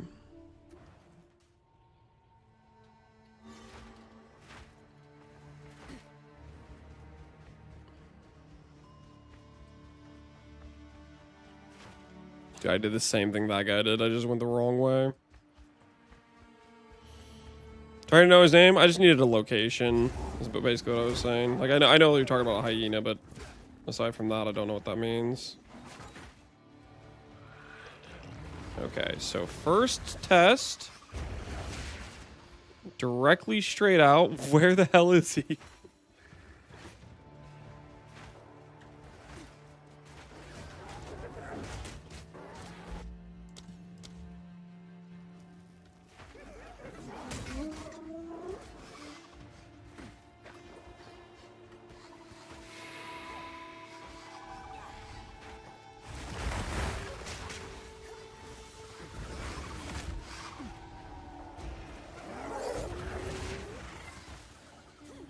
You just wander around, is that the play? Wander around until I find one that's rare and just be like, yeah, let's just keep resetting.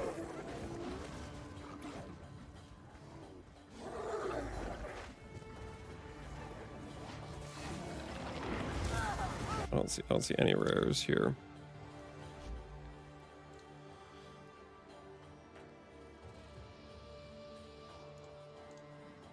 Is he able to keep resetting it? Temporal bubble.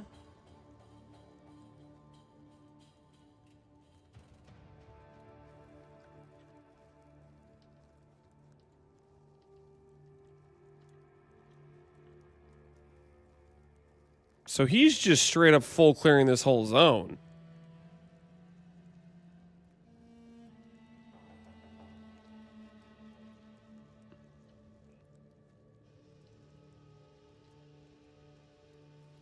Is what's going on here, right?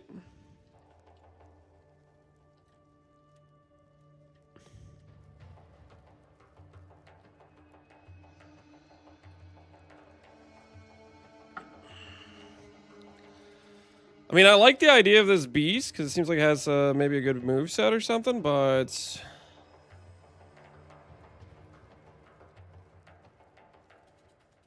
1 hour results. So he just farmed this for 1 hour. Does he have the same beast 1 hour later?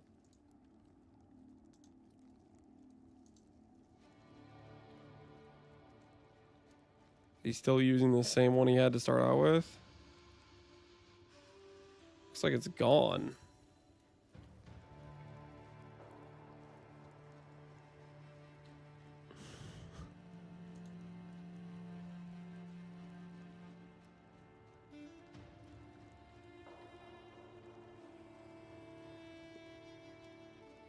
Looks like he still has the same one he had to start out with.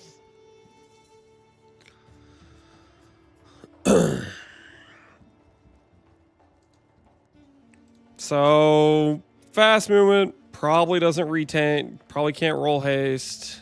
And you're talking about full clearing the zone, looking for 1 rare. I don't think that's our angle.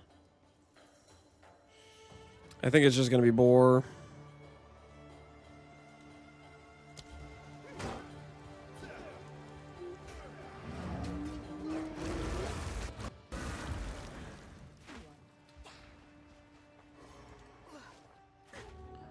Hardcore players are in the 0.5 league start. Yeah, we could just have a quadrilla, but no. Oh, they can outrun me. Boo-hoo. Freaking, come on, what the hell? How about you just kill the monster?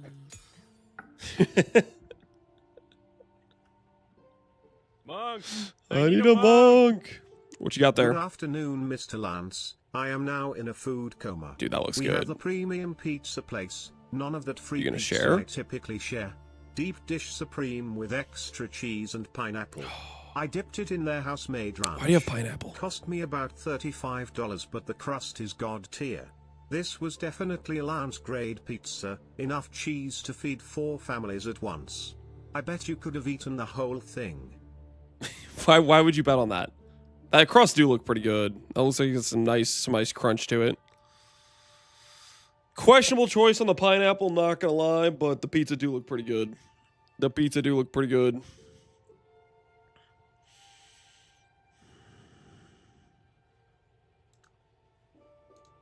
Boar doesn't have aura. Boar has aura. I literally have gotten Boar with aura. We're just gonna get a comparison here. Let me go grab another tame for this. Best case scenario would have been Quadrilla, but Quadrilla is not meant to be because hardcore players. Let's go prove that haste aura we can get.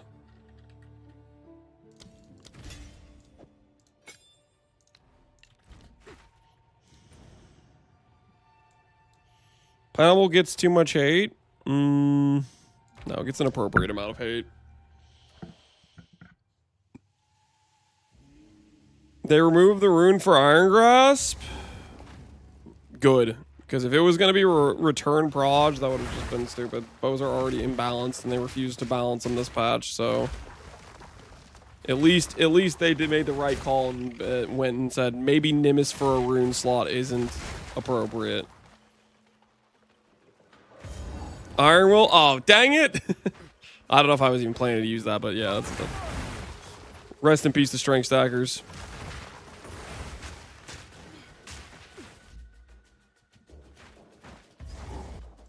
Please don't accidentally kill the...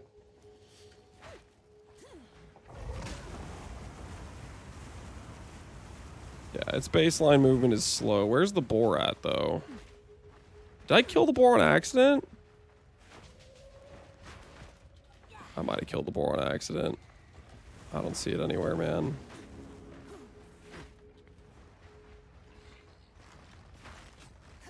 I think I killed the boar on accident.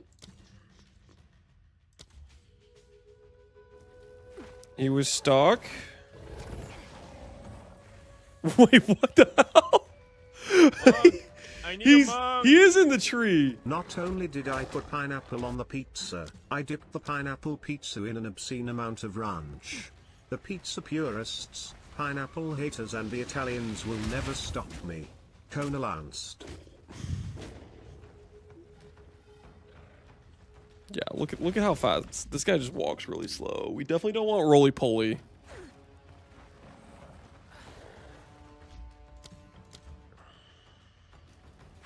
Good catch by the chatter. Yeah, I did not see that.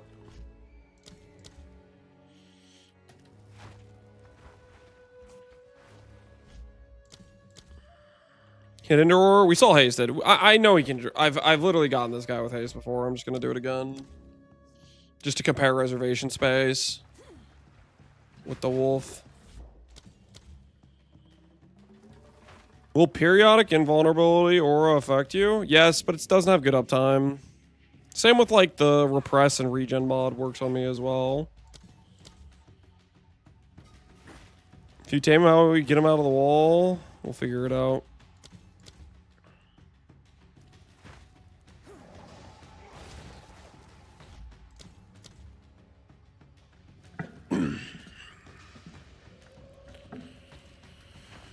Alright, what do we got here? Haste aura. Double extra damage. Oh, it's extra damage aura and extra damage. Not really the same, is it? Not really the same. Does different aura make it cost different? No. The reservation is based on what type of beast it is. They set a custom reservation amount for every beast. Whether or not it's a boar or a wolf or a quadrilla.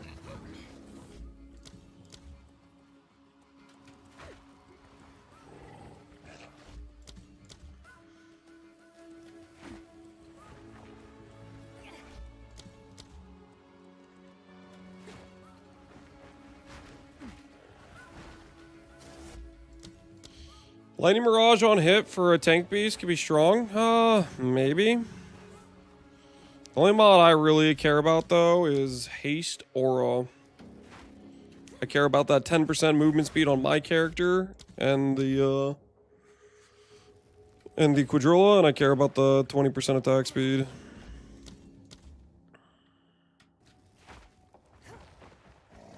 It was hasted. Hasted and Haste Aura are two different things. One affects me and the unique tame beast and itself. One does not. One only affects itself.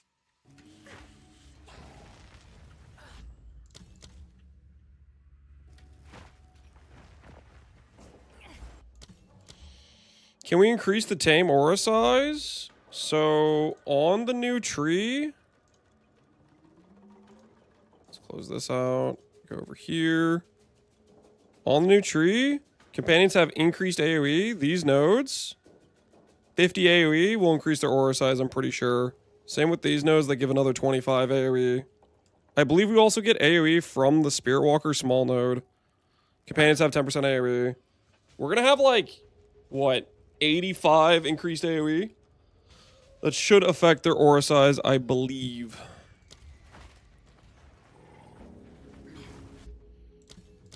They'll also have a lot more movement speed because we're speccing like speed nodes for them, so they should keep up with us just fine. It's not going to be like a character with no investment where you half the time the haste aura is off. I think it should be fairly good.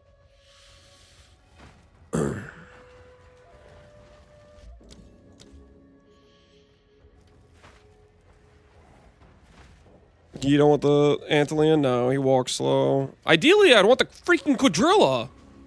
Curse you, Zizaran! Nah, I like Ziz, but definitely is a bummer we don't have access to that. Definitely is a bummer.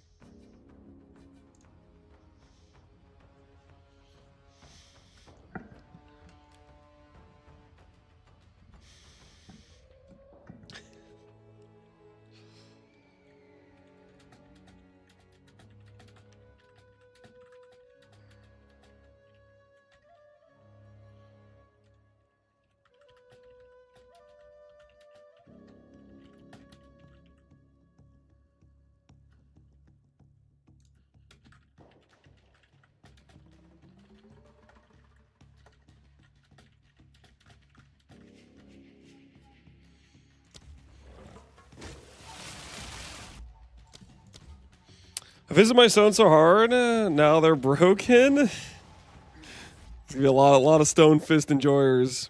He's frozen, he's stuck in the tree. Can I even kill this guy? I'm not gonna try, but like it's gonna be awkward when I finally find a haste aura one. I go to try to like take him out. And I can't even like hit him because he's inside the tree.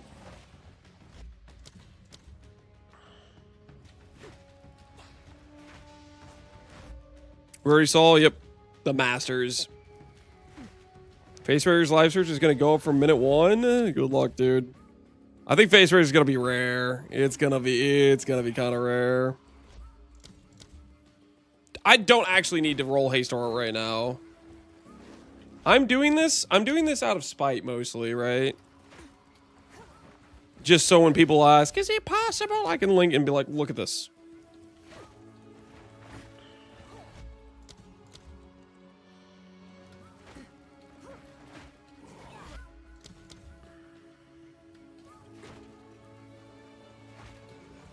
Bait or no bait videos? I'm probably not gonna do one for this league for PoE2. I don't have enough time. I don't even know. I'd have to think about it more. First try after 100 tries, something like that.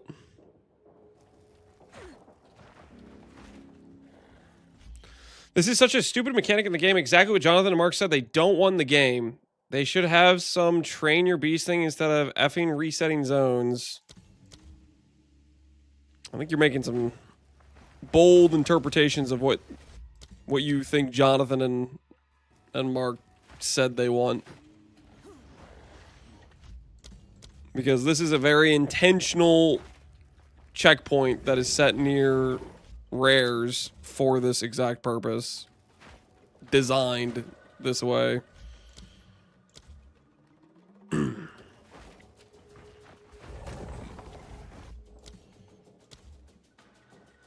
Does map level matter when capturing the beast? There it is. Haste Aura. I can't hit it. No. No. Okay, let's think. How do I hit this thing?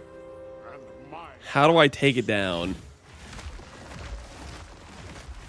Okay, what do I gotta do? Do I have any like spells that like lightning bolt? I have thunderstorm. Let's try that.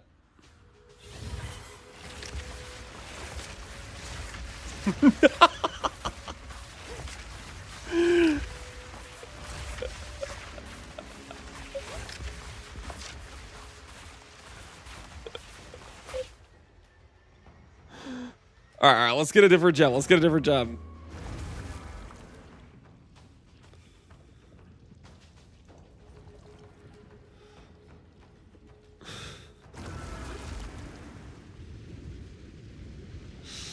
What other gems can we use right now that could even work to hit this thing?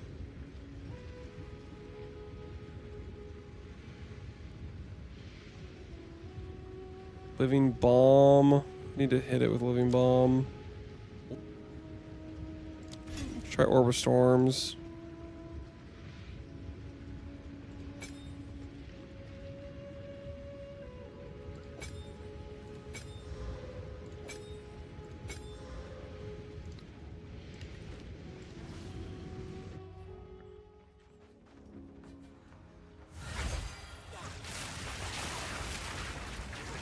Dude, it might just be straight up untargetable. I mean, I can hit it with the companion thing, though.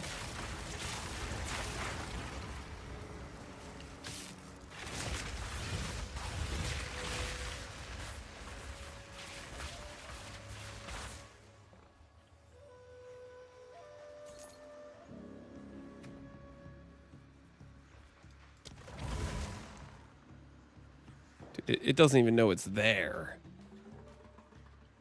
That's not gonna work.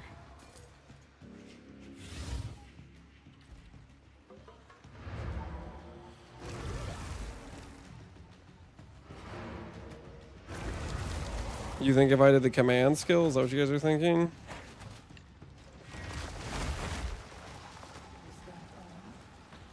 I don't think I can reach it at all.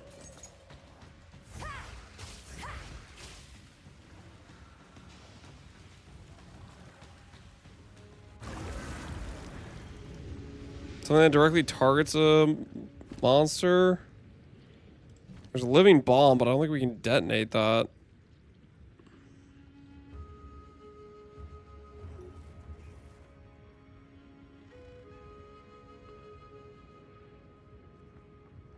Contagion.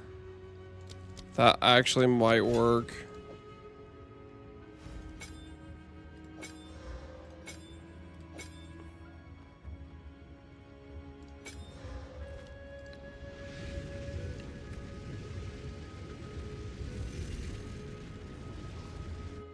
Refuse Slate. I don't think Refuse Slate is gonna work.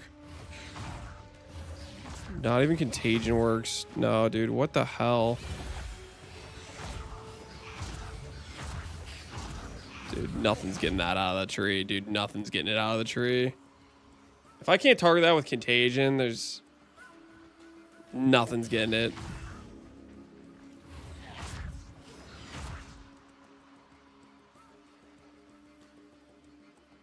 Spearfield knockback, believe? You really think that's gonna get it out of the tree?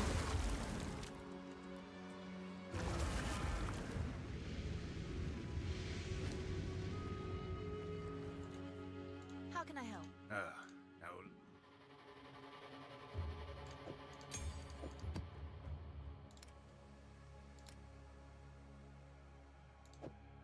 We have a deal.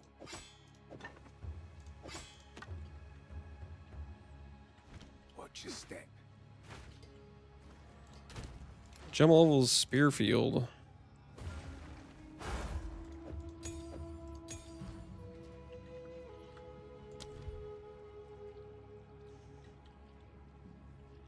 Level 5 gem.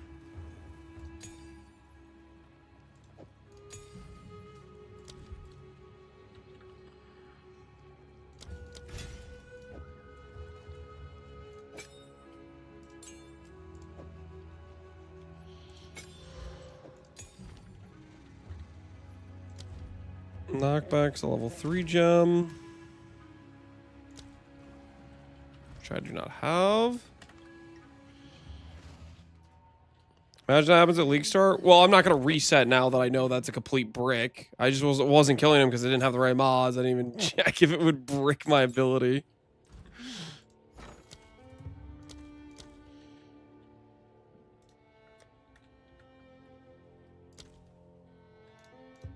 Let's see if there are any takers.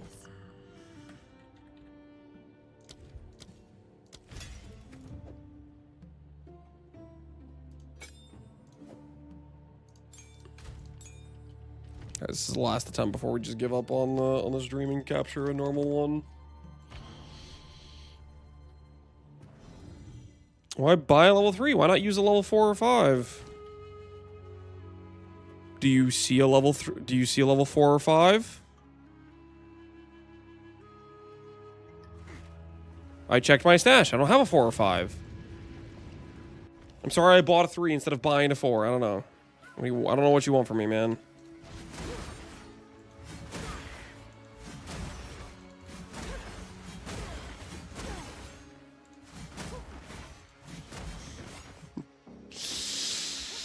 All right. Relax, dude. I'm new. You're questioning a tiny little decision, so I'm giving it right back to you. What do you want from me? I need you to do this thing right now instead of what you're currently doing. So I'm explaining via giving you the same level of question you're giving to me.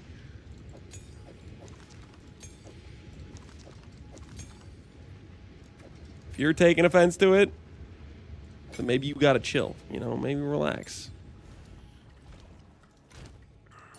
Dial it down a notch. All right. Confirmed. Confirmed if boar is stuck in tree, reset the zone first. If we get boar stuck in tree, do not keep resetting for Haystora because the boar's not coming down.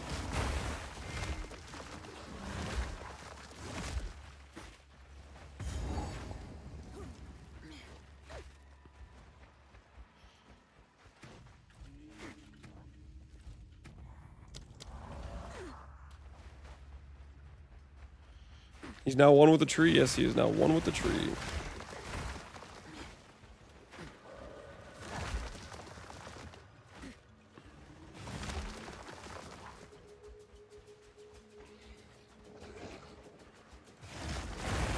All right, we confirmed Haystor is there. Okay, I'm just gonna capture a random boar.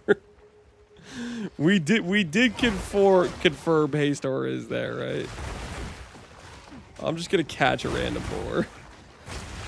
I don't think I care about fishing for Haystor again. We did confirm it can occur on that.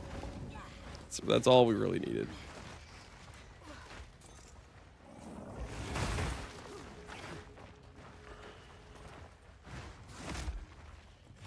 When will you hunt for the boar? When I first get to the zone.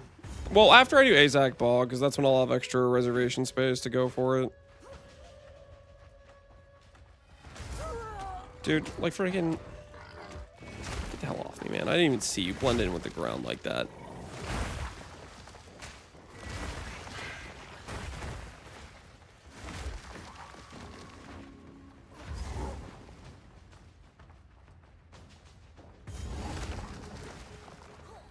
Wiki says 90 spirit. I don't know what wiki you're looking at, but it's a % reservation, my guy. Okay, who am I kidding? I'm gonna keep resetting. Let's get at least a little bit cooler reservations.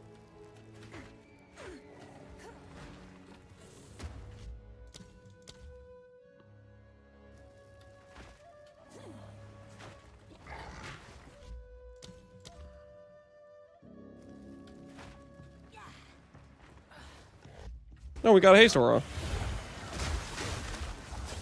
Easy.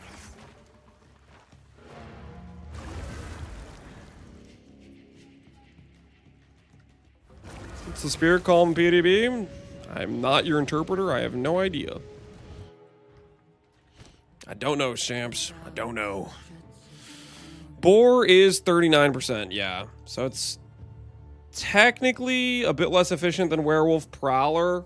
But at the same time, gonna be way less annoying to get since it's every single zone.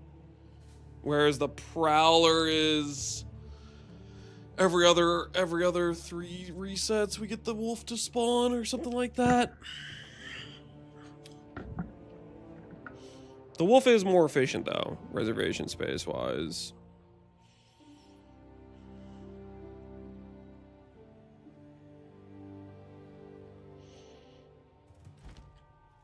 How many abilities do you plan to actively use while mapping? How many abilities do I plan to actively use while mapping? Very little. I'm going to parry to get damage multiplier on bosses, and that's kind of where that ends. Maybe I'll apply curse if I'm feeling lucky. Maybe a mark. Ooh, speaking of mark, do I want to add mark? Do I want to add marks? Do I want to add marks?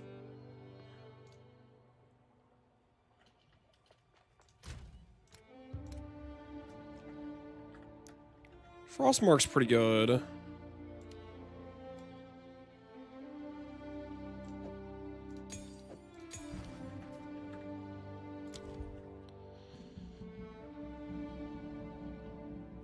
Hits against marked enemies cause 30% more freeze buildup. Marked enemies becomes frozen when hit while primed for freeze. We could use this. Mark target is frozen. The mark activates, granting you a buff. Ooh, but it doesn't apply the buff to allies, so maybe it's not that good. Pounce will be better than. I definitely prefer parry over pounce though. Monk! I need a monk! Remember chat, if you're new here, always include some reference to Lance Sage, his baldness, his preference for minion builds, his economic terrorism, spoonage, or his snack addiction and massive cheese consumption. If you don't include these key identifiers and ask a normal question, his brain gets defensive cause he can't recognize you as a typical chatter and thinks he's getting lanced by your simple questions. Noted. If you don't include these key identifiers and ask a normal question, his brain gets defensive. What the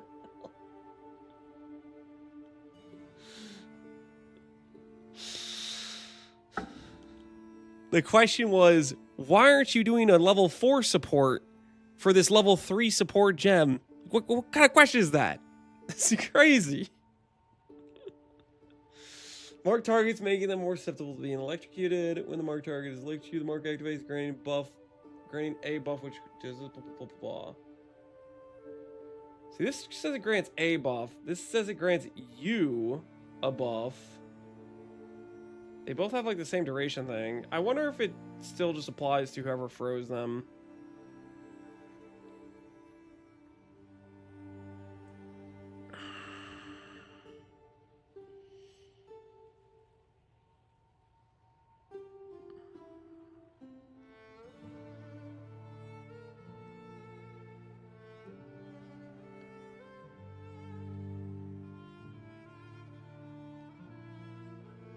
I'll take Mark. Damage is kind of crazy. I mean, they're both just gain 30 is what they are.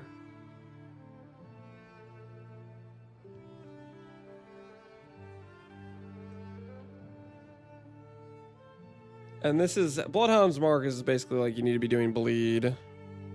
Essentially.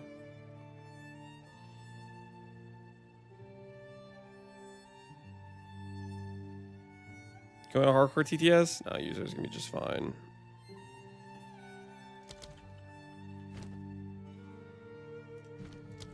Oh, charged mark. Charge mark. Sport mark skills trigger charge mark when they're activated. Shock ground. All I did was tell the truth. Oh, don't be so confident in yourself. Thunderstorm. Conjure thunderstorm, which causes lightning strikes and torrential rain in the area. Enemies in the area are drenched, causing them to become shocked or frozen more easily. Plants in the area become overgrown. Drenched enemies achieve 25% more buildup, 50% more chance to be shocked. Lightning damage from hits contribute to chance to shock enemies. The higher the lightning damage dealt, the higher the chance. By default, a hit has a 1% chance to shock for every 4% of the target's ailment threshold. Trying to see if we can still get a shock without necessarily dealing high damage. They're getting rid of conduction 2, though, right? That's the guarantee shock.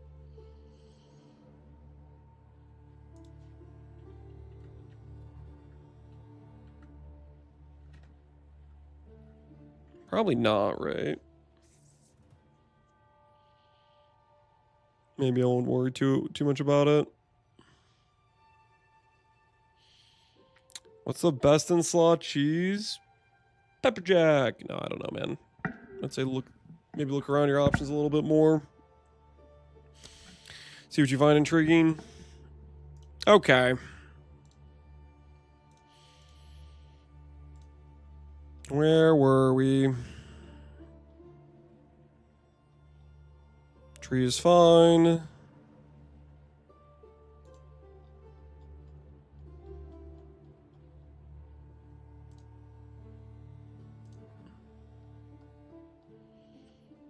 Do I want to mess with skill gems?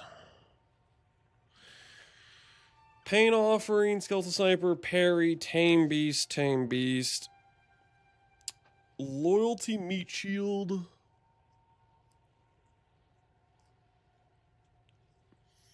guess we don't have to go meat shield unless we start noticing that the bear is dying.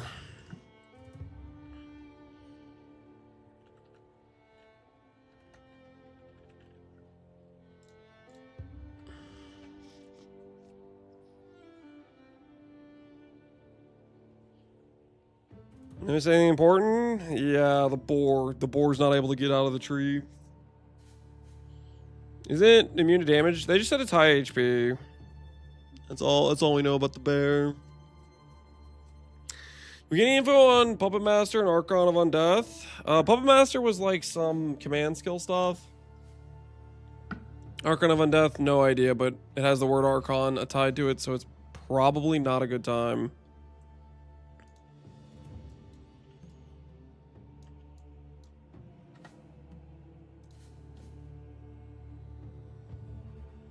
Okay, so Act 4. What's our next best gem?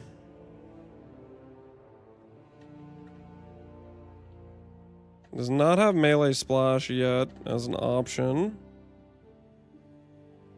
Is it minion splash? Yeah, it's not something we can put in there yet.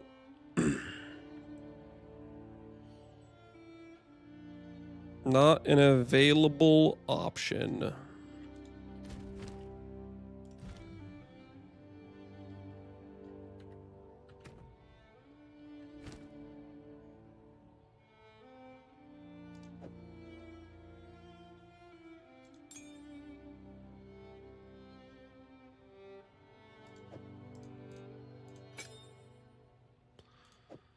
You see his filter post? I was just asking about what damage type somebody likes or something like that.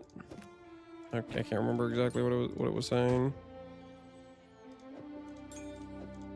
Something like that though, right?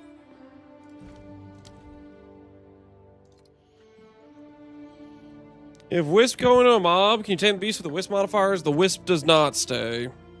The rare monster mod stay, the Wisp does not. The Wisp will randomly be applied to the unique tame though, and it'll rotate. But that's just because of the ascendancy.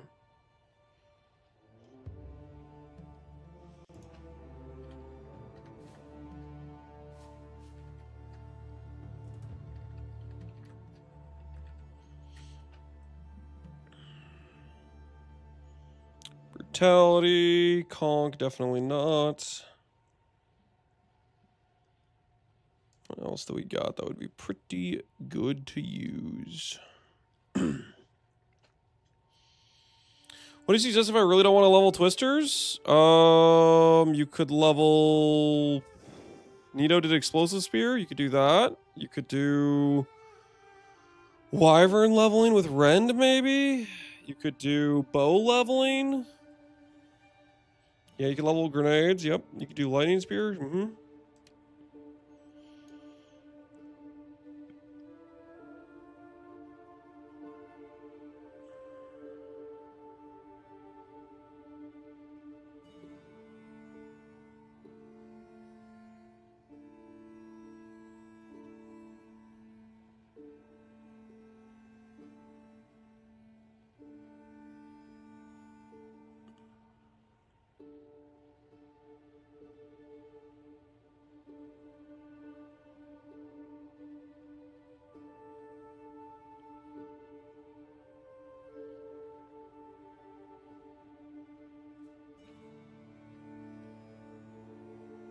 Honestly, Gigantic's pretty good for us at this stage. 20% more life, 20% more damage.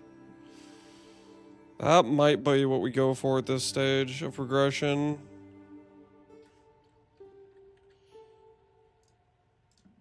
Before we're not gonna have anointed hulking like Gigantic for a long time. 20% more damage, 20% more life. That's pretty solid at this stage.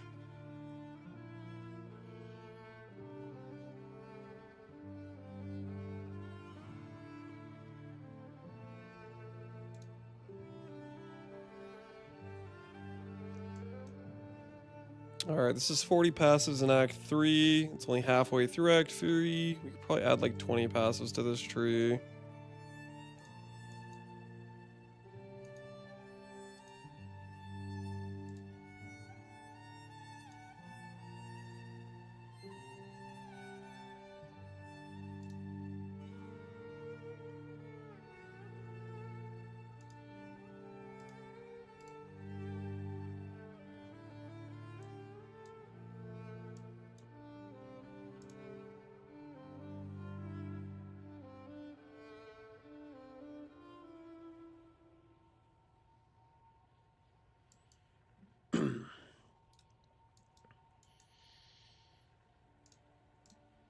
Start doing this.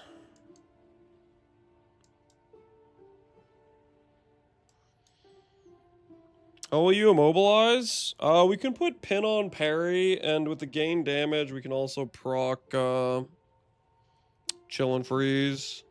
Stun also counts as immobilized, so if we're doing damage, like if the companion's doing damage, all three of those things are possible.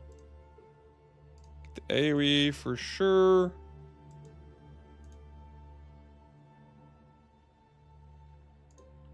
How much res does the companion have at this point?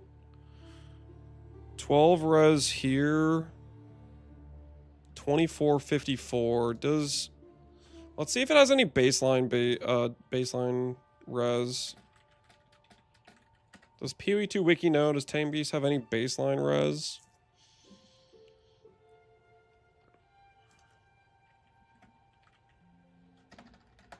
PoE Wiki does not know. What if I check here? Does it say in the stat sheet? It does. Starts out just 0 across the board. It lists the resistances multiple times for some reason. Okay, interesting. How risky do you think it's going to be to start your build? I don't think it really is that risky, but at the end of the day, the risk is you're rolling the dice on whether or not GGG decided the baseline numbers of this of the Tame Beast to be decent or not.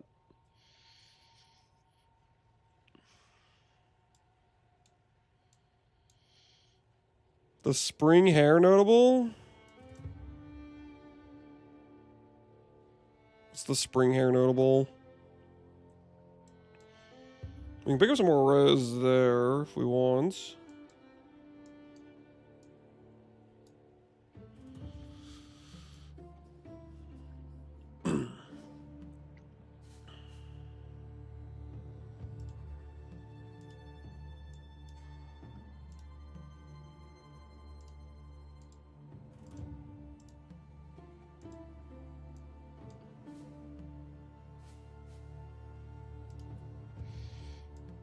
Okay, what do we want for our weapon set 1 nodes?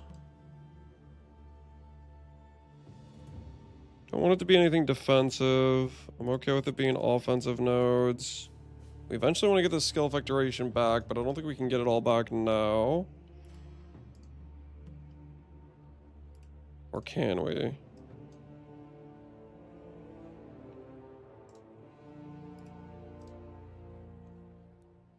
Need 3 nodes for weapon set 2 for this to work. Honestly,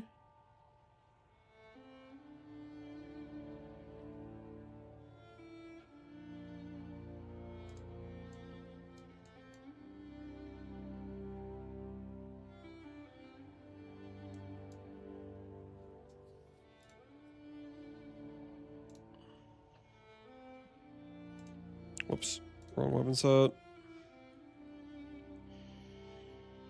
Will that despawn your companion? It'll despawn your companion if you don't have them on both weapon sets. So you want to have them on both weapon sets. They also insta respawn when you swap back, but I don't think you want to occur the animation time. If you want to have the ability to move them around though, yeah, sure, I guess. Is that a parry cluster? Nito? I can explain. I can explain, Nito. It's 100% more damage. I can explain. It's not what it looks like.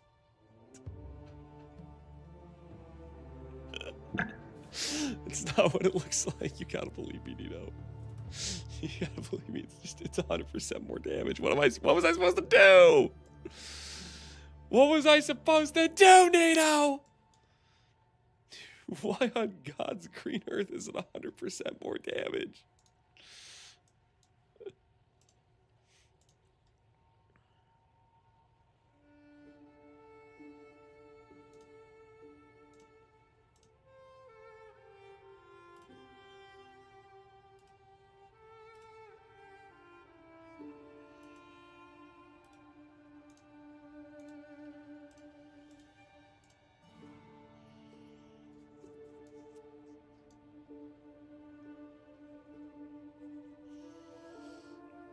The parry denier with parry.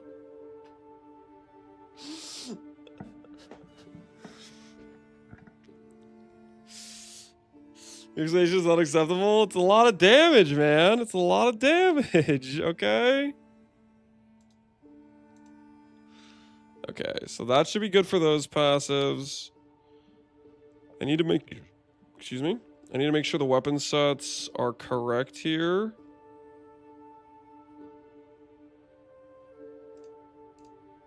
Oh, Nito, since you're here, since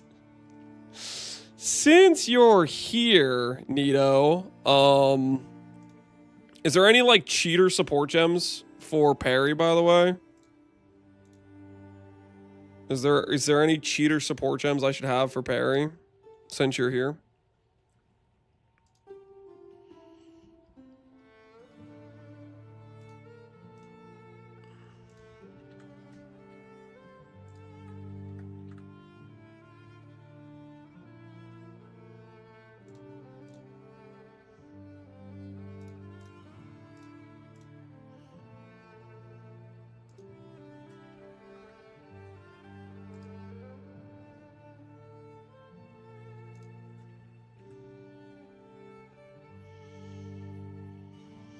Steadfast, pin, prolonged duration, and then bone shrapnel on disengage if you're using it. I'm not using disengage. I wanna have the debuffs just sit there as long as possible. But pin is good. Does it just have some like baseline?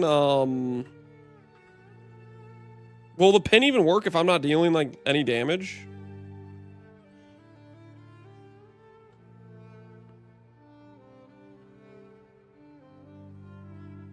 It has 400% more stun buildup. Yeah, but if I like,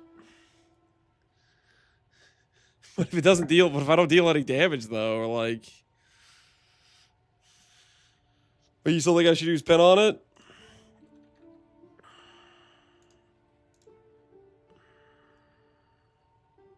You still pin white mobs? Well, I'm not gonna use this against white mobs, dude. I'm just using this to. I think I'll just keep it like this. I'm only using it on bosses for the damage multiplier. Okay, by Act 4, we don't get our Spirit Gem till interludes, so I'll add in 1.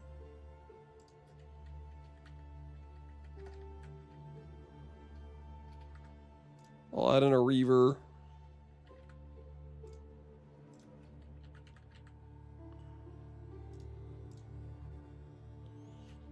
I think we can probably maybe reserve that at that point if I get the reservation nodes. Or I don't add this yet. And we take out the reservation nodes. Yeah, we'll do that. We'll do that. So it's a little bit more reasonable passive-wise to get this stuff set up. Does the powerful boss tablet boost any modifiers for unique boss? No, it just means that the fight you do is going to be harder. The only way you can add extra power to unique tame is adding a rare monster mod and then capturing those.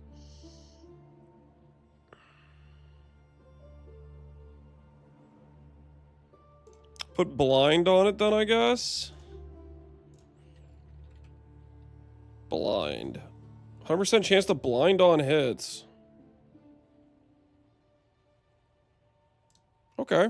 Okay. Respect. Respect the game. Nice. Nice. Good shout. Good shout.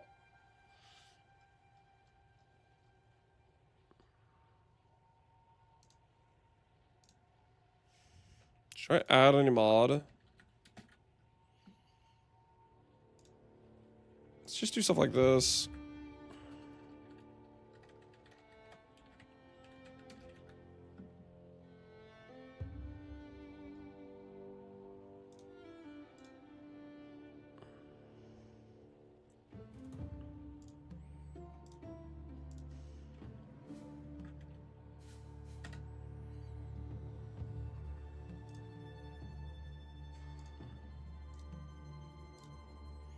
Make sure these rings are like more like resistance rings.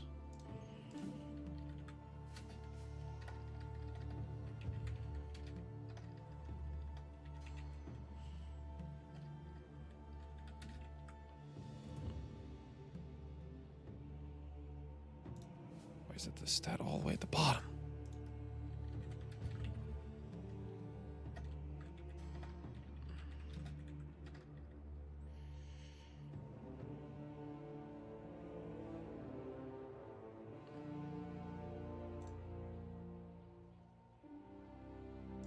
That should be fine, right? Prolonged duration? I have prolonged duration already. Where's the blindside support? This would be a whole 5-link. I'm not going to be a 5-link at this point on this. What does blindside do? Can I inflict blind? Support skills have 50% more crit bonus. More chance to critically hit.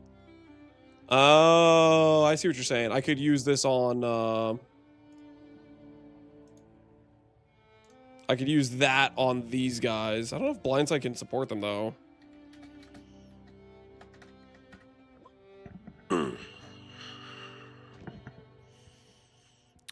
Blind lasts 4 seconds. Probably gets increased by skill effect duration stuff. Yeah, that seems solid. Hey, Dujin. I definitely don't think I want that as my main damage, because it... Or a main damage link, even if it does work, because... Ultimately...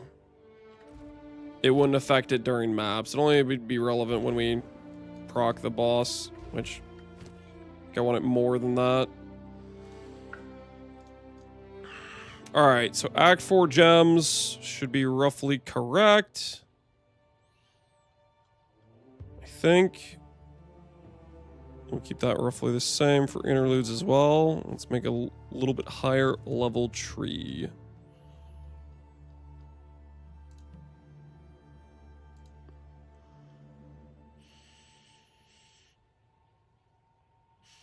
You and Gazzy have a very similar level 70 tree. Excited to see how it works out. I'm naming my character Pokemon Master. Yeah, right on. Right on.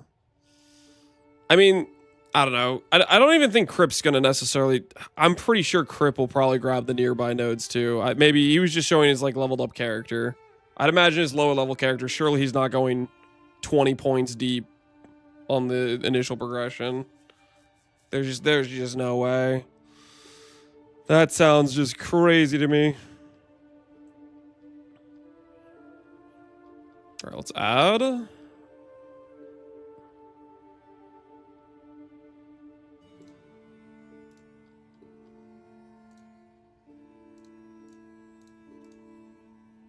So to not carry over the notes. Or it did?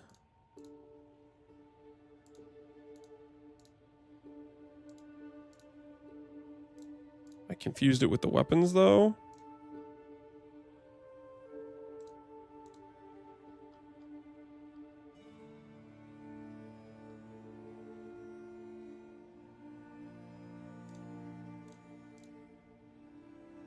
I thought I updated those. Did I update the Act 1 notes on it? No, I must have deleted the notes on something. Alright, either way, let's fix it.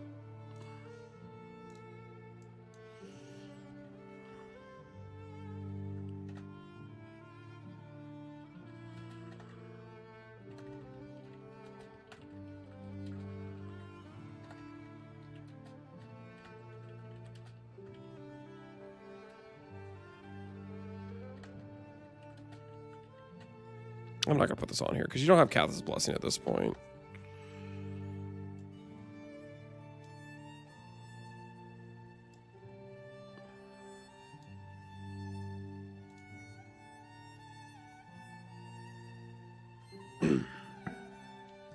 Crip isn't playing Tame Beast. I don't know what he's league starting. He just had 3 different builds he was talking about. He had one for Infernal Legion, Twisters, and one for Tame Beast. I don't know what he's league starting with, though.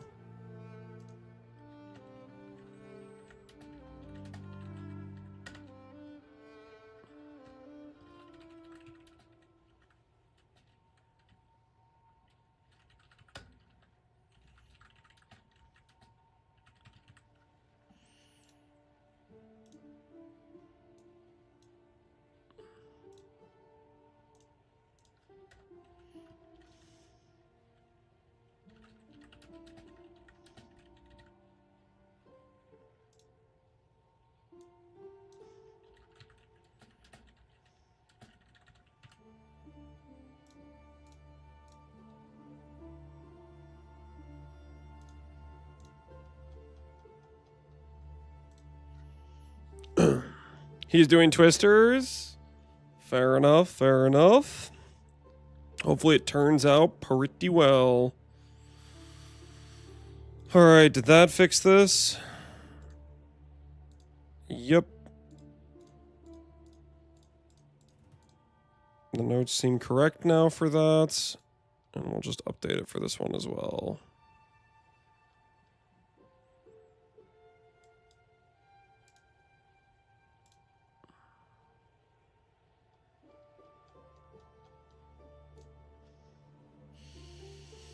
So as a mini streamer, not a monk streamer, as someone who didn't use monk skills before, seen some older builds all run cost or mana cost efficiency. How about his mana problems as monk? I mean, they kind of cooked the ability to get elemental leech. So I think it's actually pretty cooked. I think.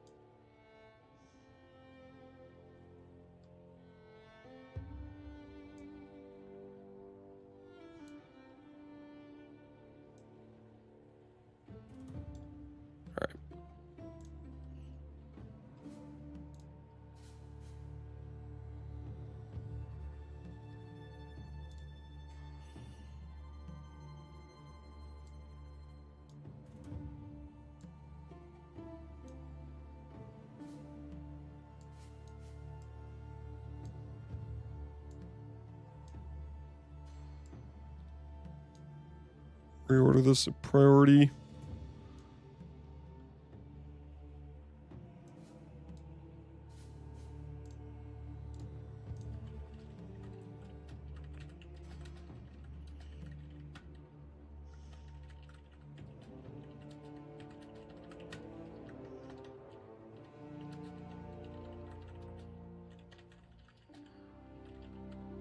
All right, that should be fine.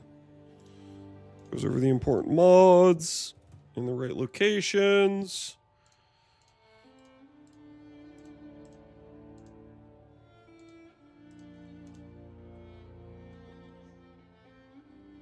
Gems are correct.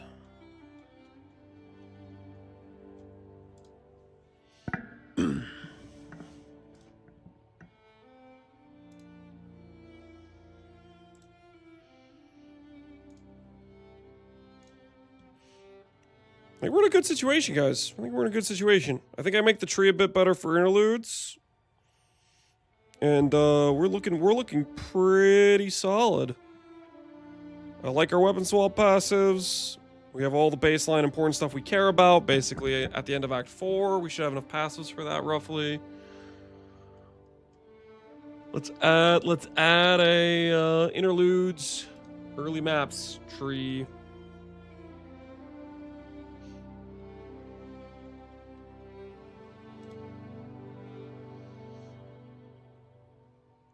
Where are you putting attack speed over minion damage? Ally attack speed is just a harder stat to get, and I think it's a bit better. But either way, you want both. Your ideal scepter has plus levels, attack speed, and % damage. Your ideal scepter does, at least. All right, look at this. Add a variance.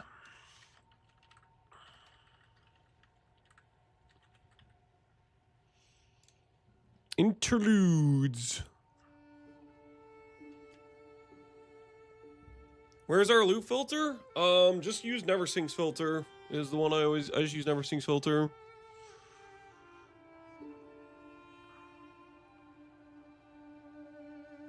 Is there a scepter plus buckler? Yeah, this is our parry. You need scepter on the offhand here to make sure your skeletons don't get unsummoned. Because you lose too much spirit and some of your skeletons will get unsummoned if you don't have just a random garbage scepter. So that's why that's there.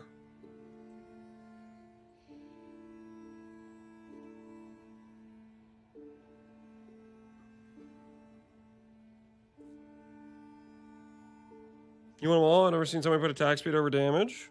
I mean, it's relative. Depends how much of each stat you have available. Like, most likely you're going to trade and you're buying, and you're like, if you have a scepter that says 100% ally damage and 1%, and another scepter that says 2% ally attack speed, you'd probably take the ally attack speed or the damage. But if you had a scepter that said 16% ally attack speed and 30% ally damage, you'd take the attack speed for sure.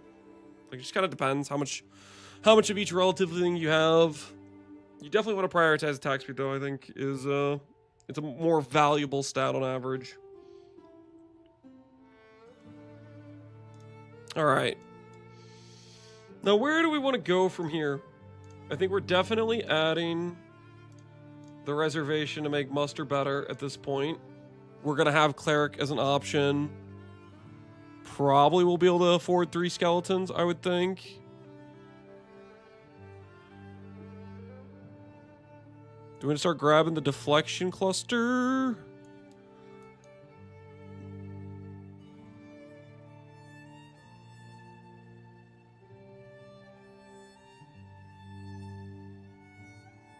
We can start forcing more companion life if they're dying. That may be necessary. We'll have to play by, like, see how it feels when we're actually playing it. Okay, though, that's really good. 2-pointer, movement speed and percent damage, or percent evasion. This stuff does not help out companions at all. This wheel's very bad.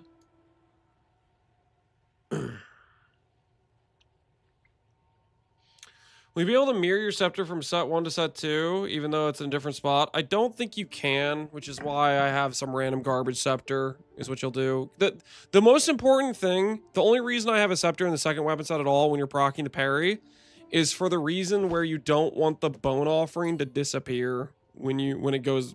You want to be able to have the skeletons on both sets, because otherwise it'll kill your pain offering when you parry. You could pain offering after you parry, I guess, but it's just like one of those things you can do when the boss is spawning in. The goal is to not be on parry very much at all, guys. Parry is just like, you just proc at the beginning of the fight and you swap back to your main weapon set type of thing.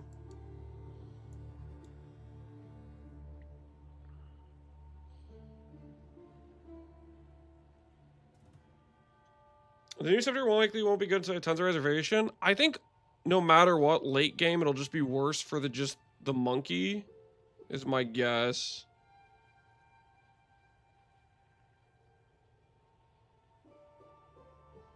Okay.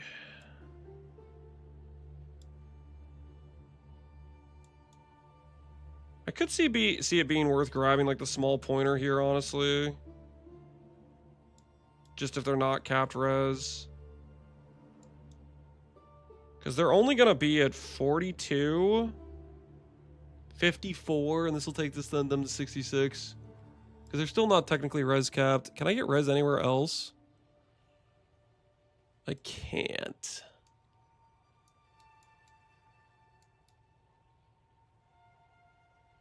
Yeah, I don't see any more res anywhere else we can grab. So they're going to be 10 undercap on res. So they're missing a little bit of res.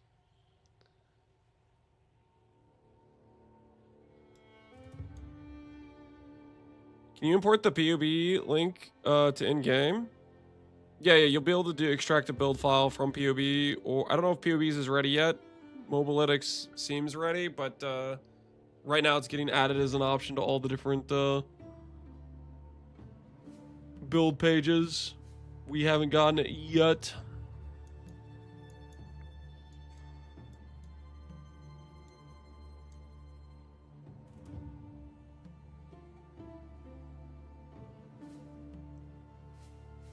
We still have extra nodes. I could add some more skill effect duration.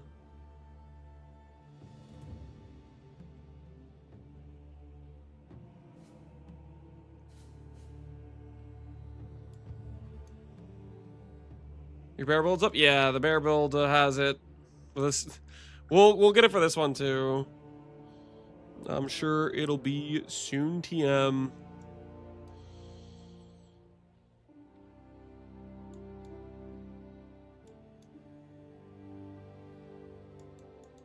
trying to decide whether or not I want to go for just trying to force some more damage. Or we just start going a bit more defensive with our next picks.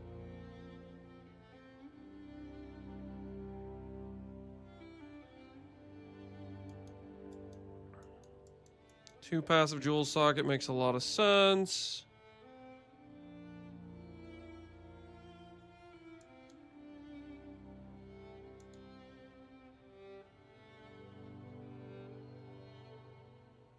We do not have killed recently.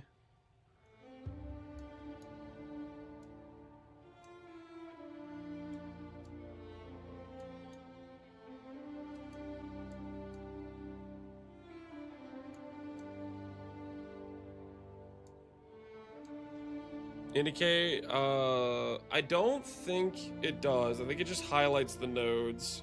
So the way you can do some level of separation, I believe, is via, so like when I'm going through doing this, I have multiple different tabs. And I think you should be able to import all of these and have a drop down for which one you want to follow. So you could start with the Act 1, then do the Act 2, and that should give you some progression. That's why I'm trying to make these so it shows what's the priority on stuff. But I don't have 100% like understanding of how it works because this is a new thing that's just what I think makes sense.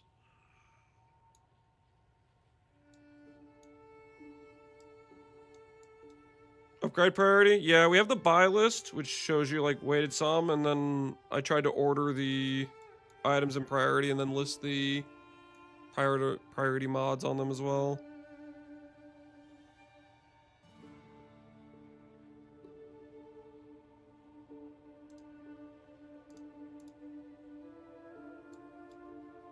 What other deflection nodes do we have nearby?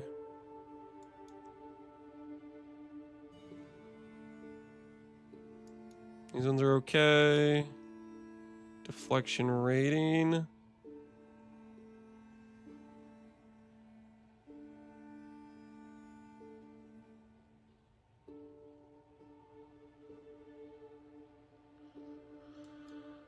I have not played with deflection before, so I don't have a good feeling for how important some things are on it.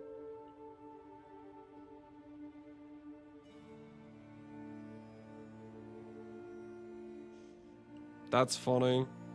Movement speed, 8 cold res.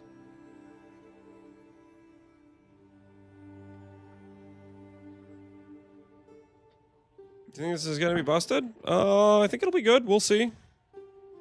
Time will tell.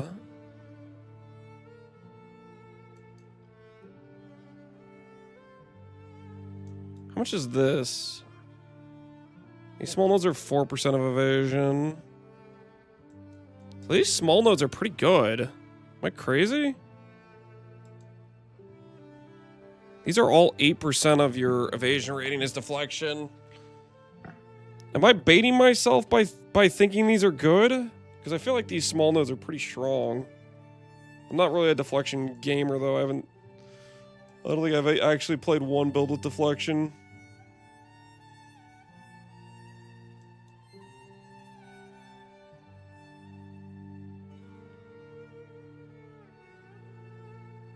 Not saying if those nodes are good or not, but Quinn was hyper fixated on them. Like, I feel like that stat's normally like compared to what existed on the tree before the new stuff. It's a lot like more readily available. I definitely like this notable, just 3% MS. I'm thinking it makes more sense for us to like prioritize some like defensive upgrades at this point of the character.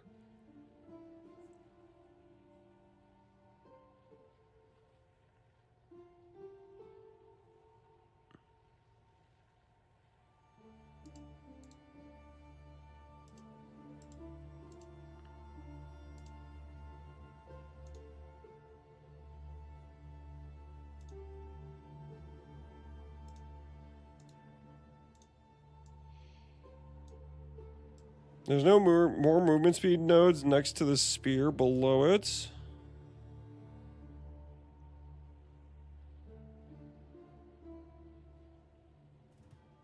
There's more movement speed nodes next to the spear.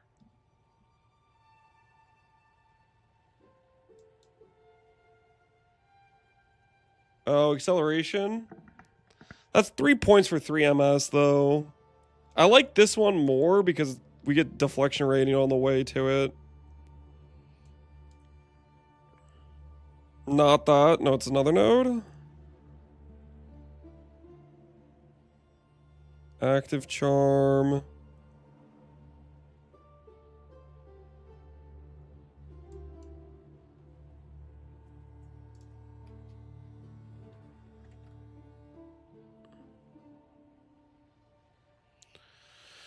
You be unlucky, 20% chance with hits for damage with hits to be lucky. Oh, what the hell?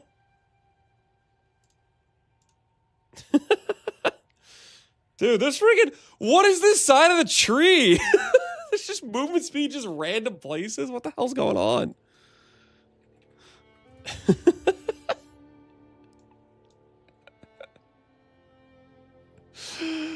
Oh my goodness, man.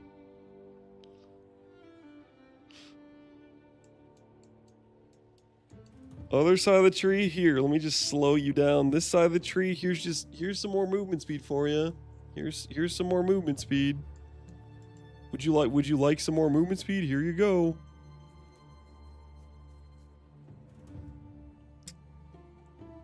All right, interludes, 80 points. This is roughly about where we want to be.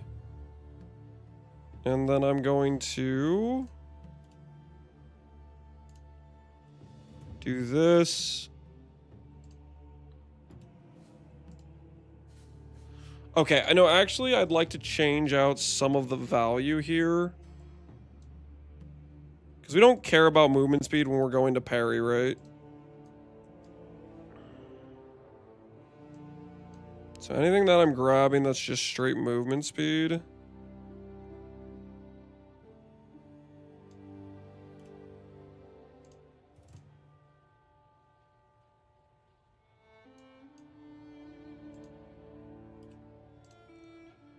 While we're just like living life.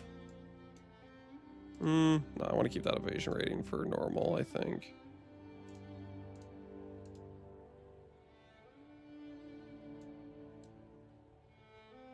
This is close.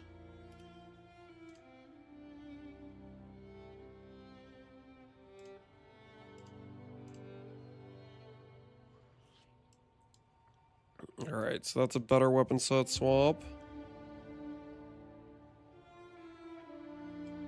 Been 10 years today, by the way. Wait, is it really? Dude, I saw a comment on my YouTube post and they're like 10-year anniversary of Harambe, and I was like, what are you talking about? I didn't know that. I thought the guy was making a joke. This is that exact day. That's crazy.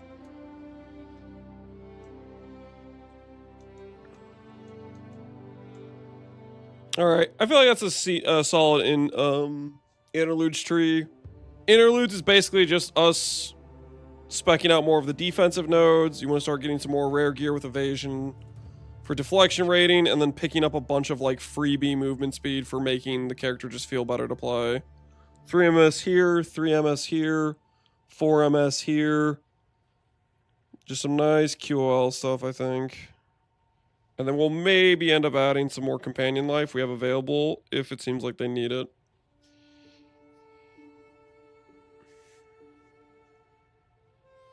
Do you think the kid that got Harambe killed regrets his... What kind of weird question is that, dude?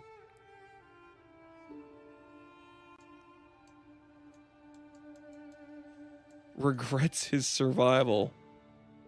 I'm sure the kid is going around thinking he wishes he died that day. He regrets surviving, because that would make sense.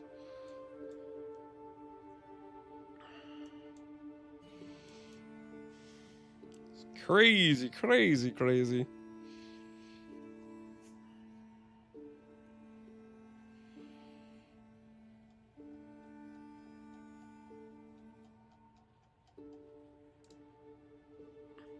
Okay. Interludes tree. Act 4 tree. Give some progression there. Why isn't Mage Blood in your build? We don't even know what Mage Blood does yet, my friend. We don't even know what it does.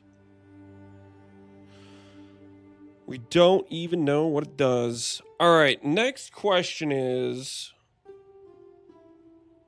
Oh, you know what? I'll add the Catha's Blessing, actually, to this tree as well. Just to say, hey, that's your next node you're going for.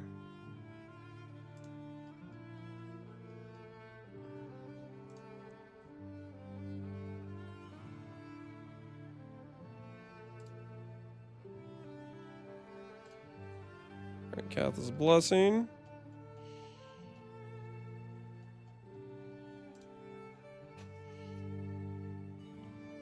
That's the Rezone Spears. Well, eventually we're going to swap to not a spear. We're going to swap to a two-handed mace. Yeah. I like that. Interludes is just basically we're just speccing out some defensive, quality of life stuff.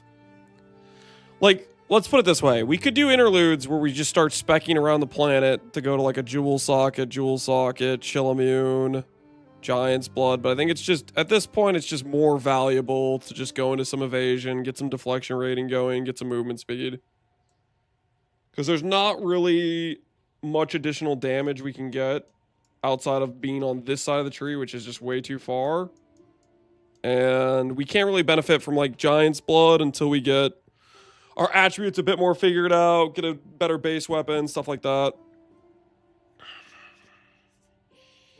Good looking tree, yeah. I feel like it's a solid situation. No ES, no extra HP. I think there's a situation where we go for Ghost Dance and get like one or two hybrid pieces. Like think about it this way: we have one hybrid piece, like let's say a chest piece, and we have 500 ES. But then we have like a decent amount of evasion, or it could be a helmet, it could be whatever, right? The new Ghost Dance gives you like base percentage regen based on the evasion, which should feel pretty good for that initial barrier part. And then we have like we can get recoup from Ramira's, the damage diversion, the Starkanjas. You know, feel very tanky. Yeah, we also have the ability to like not be in the fight. You know, we can chill. Giant's Blood is out there. Yeah, Giant's Blood, well, it's not that far, honestly. Like, 2 Jewel Sockets, like, Giant's Blood isn't, like, that inefficient to go to. We are going to go to it eventually.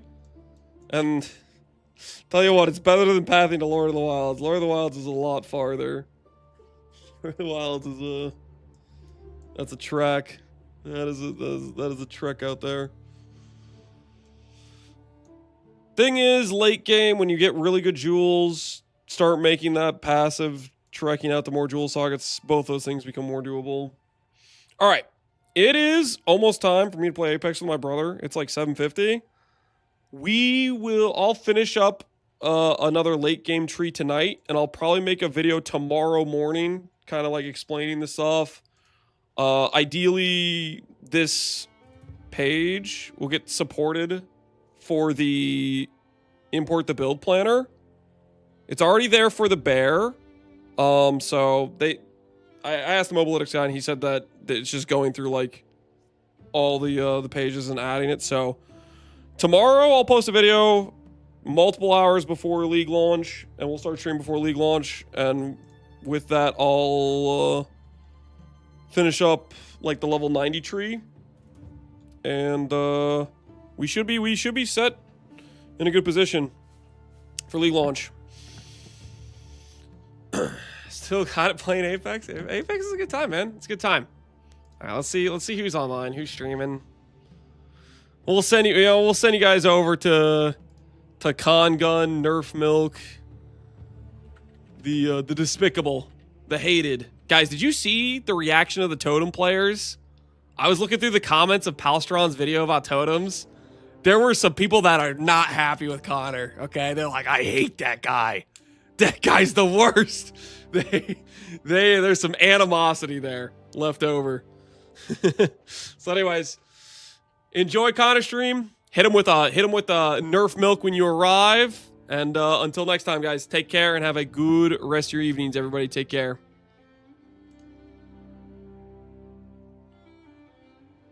about it this way, right? So if I spend like